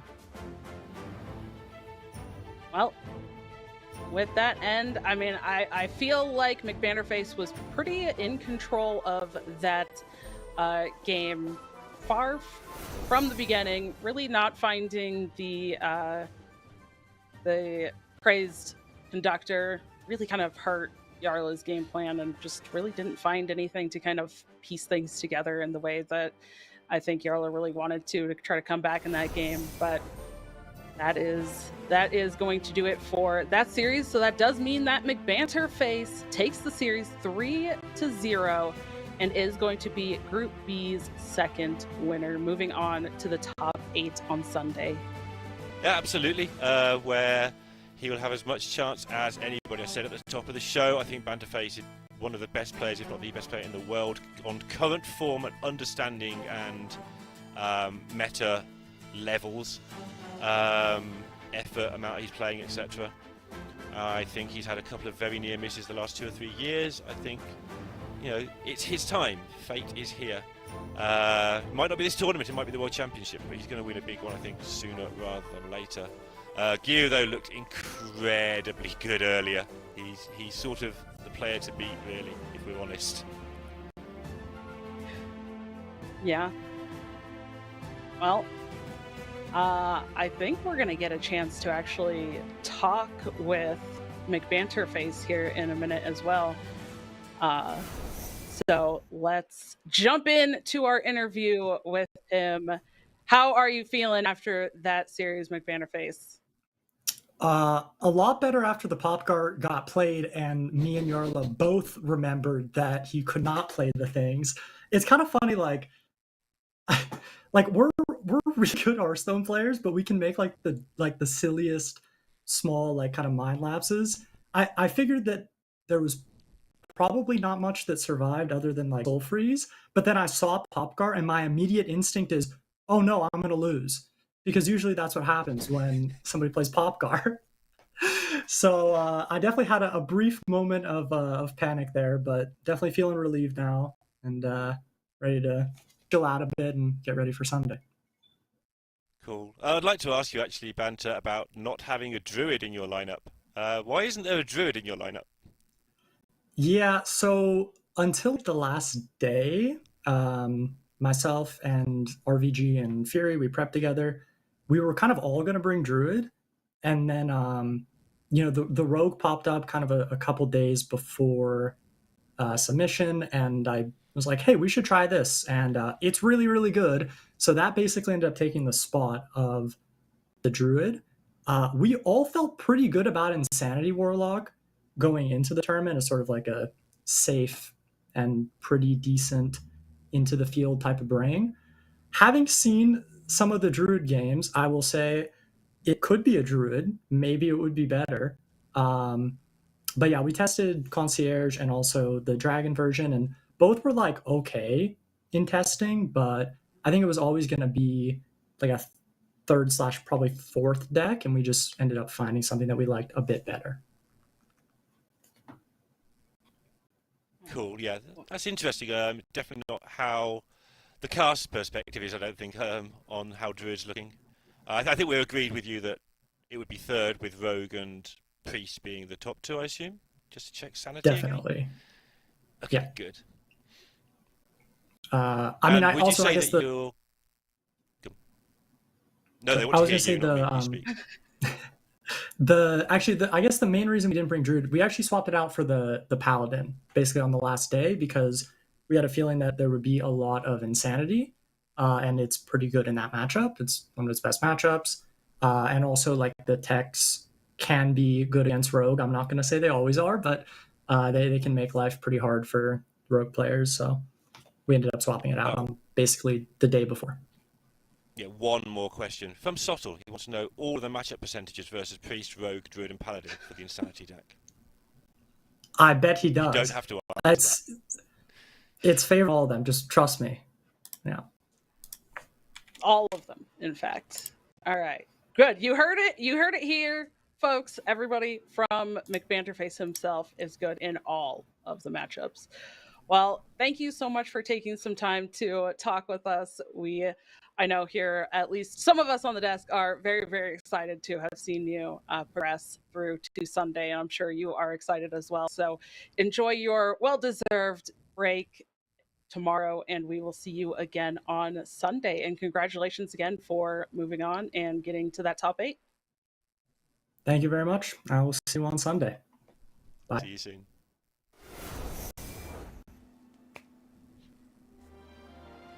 Right. Hello everyone, I'll talk I guess. I was expecting not me to talk there to kick it off, but I should always assume I will always talk first. You really check. Cool to if it was, we'll check the notes after the show. Just throwing it out there. It was cool to hear from McBanterface, of course, and I think he seems pretty happy, of course, in that matchup just to get it done and dusted. So yeah, he is going to be back with us on Sunday, making it through to the top 8. But we still have groups C and D still to go as well. So let's take a look at what that looks like as well. But we've had a pretty crazy day overall. I think we've had ups and downs for all the players, and also just seen a lot of very high-level Hearthstone, which is why we turn up for this. Yeah, let's have a quick look at what we have what we're going to see, tomorrow in this top 8, and how it looks so far. We're going to see that Sunday, obviously. because that's where there's games. Yeah, I was going to say, I hope tomorrow's not Sunday because I've just lost a day of my life somewhere on those lines. But look at those starting matchups already. Fury Hunter versus McBannerface. Oh! So I think the one thing that I want to throw out is we're in a situation where the people who are in top 8 are the players that deserve to be there. I'm actually in a weird spot where, like, I was... Whoa!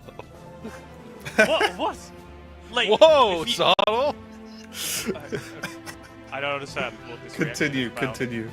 I mean, I was watching, settling in, ready to watch Yala versus Dead Draw, and thinking, this could potentially be the series of the tournament. And I've never been quite so disappointed by a series in my entire life.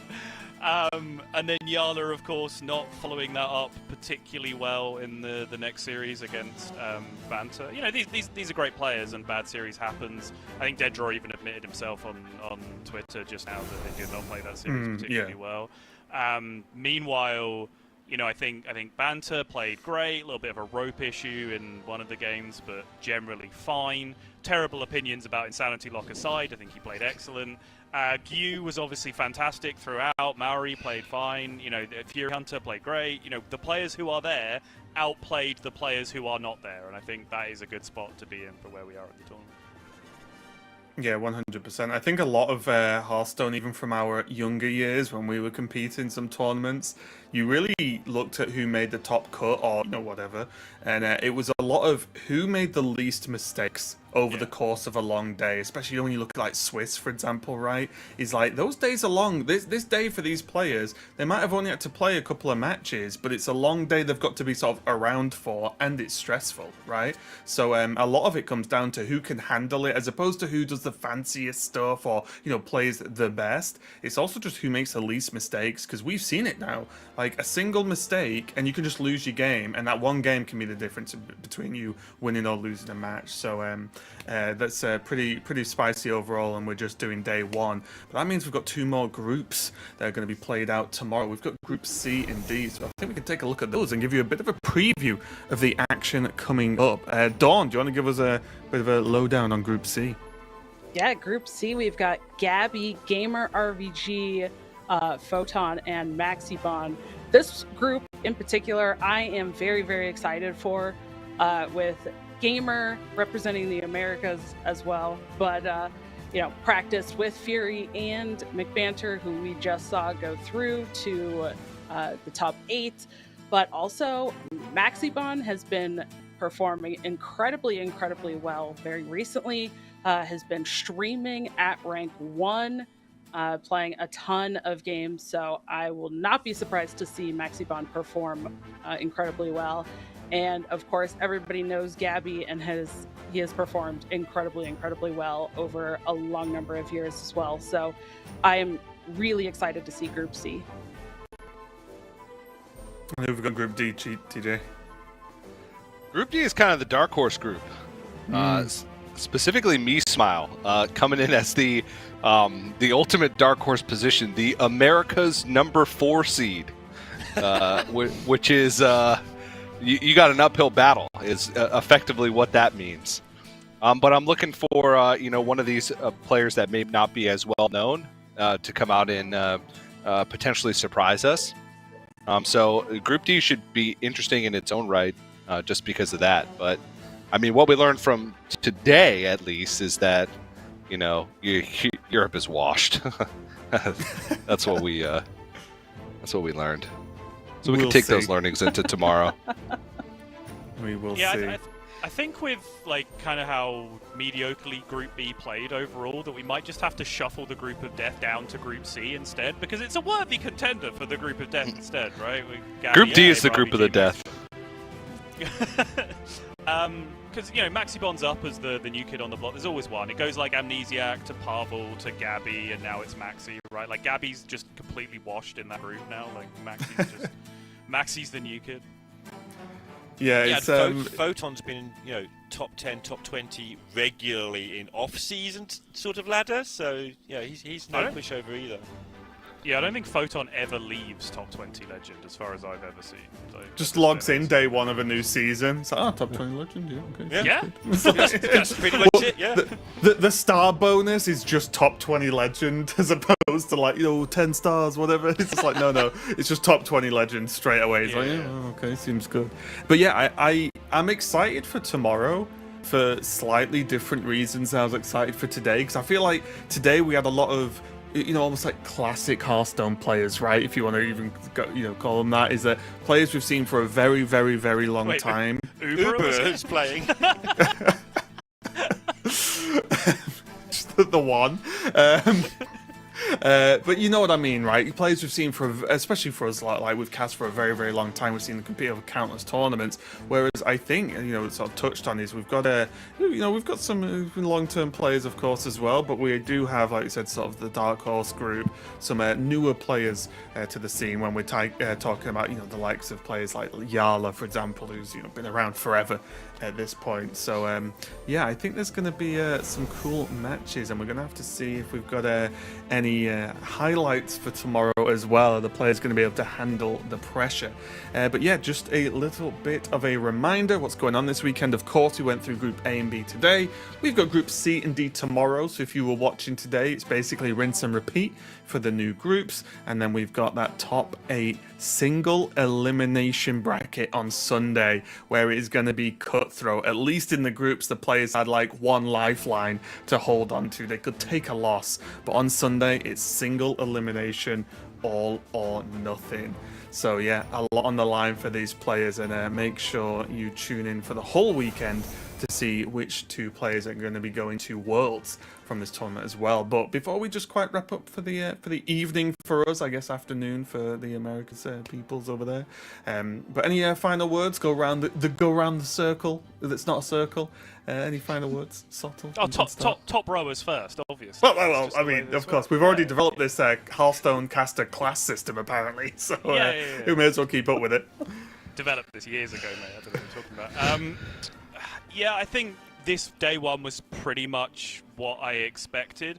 Perhaps if I'd have had to have named the names, like Yala and Deaddraw wouldn't have been the one with the big misplays, but I think this tournament meta is so difficult that we were always going to be able to pick holes in various things that happens. We were going to get to the end of the day, and we were going to be able to say, oh my god, did you see the way that player played that series? It was incredible. And then also, oh my god, did you see the way that player played that series? That was really not very good, right? Those 2 things were going to be guaranteed when we got to the end of the day, and yeah, we got there. And that's tournament Hearthstone, right? You want both of those things for maximum engagement, and we got it.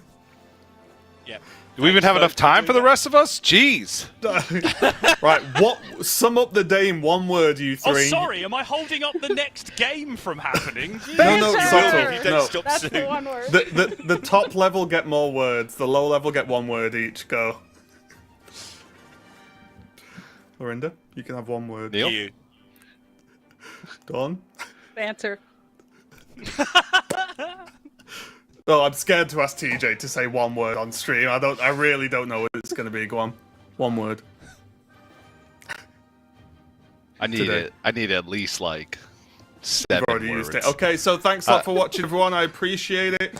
Thank you to production, of course. We will be back same time, same place to go through Group C and D.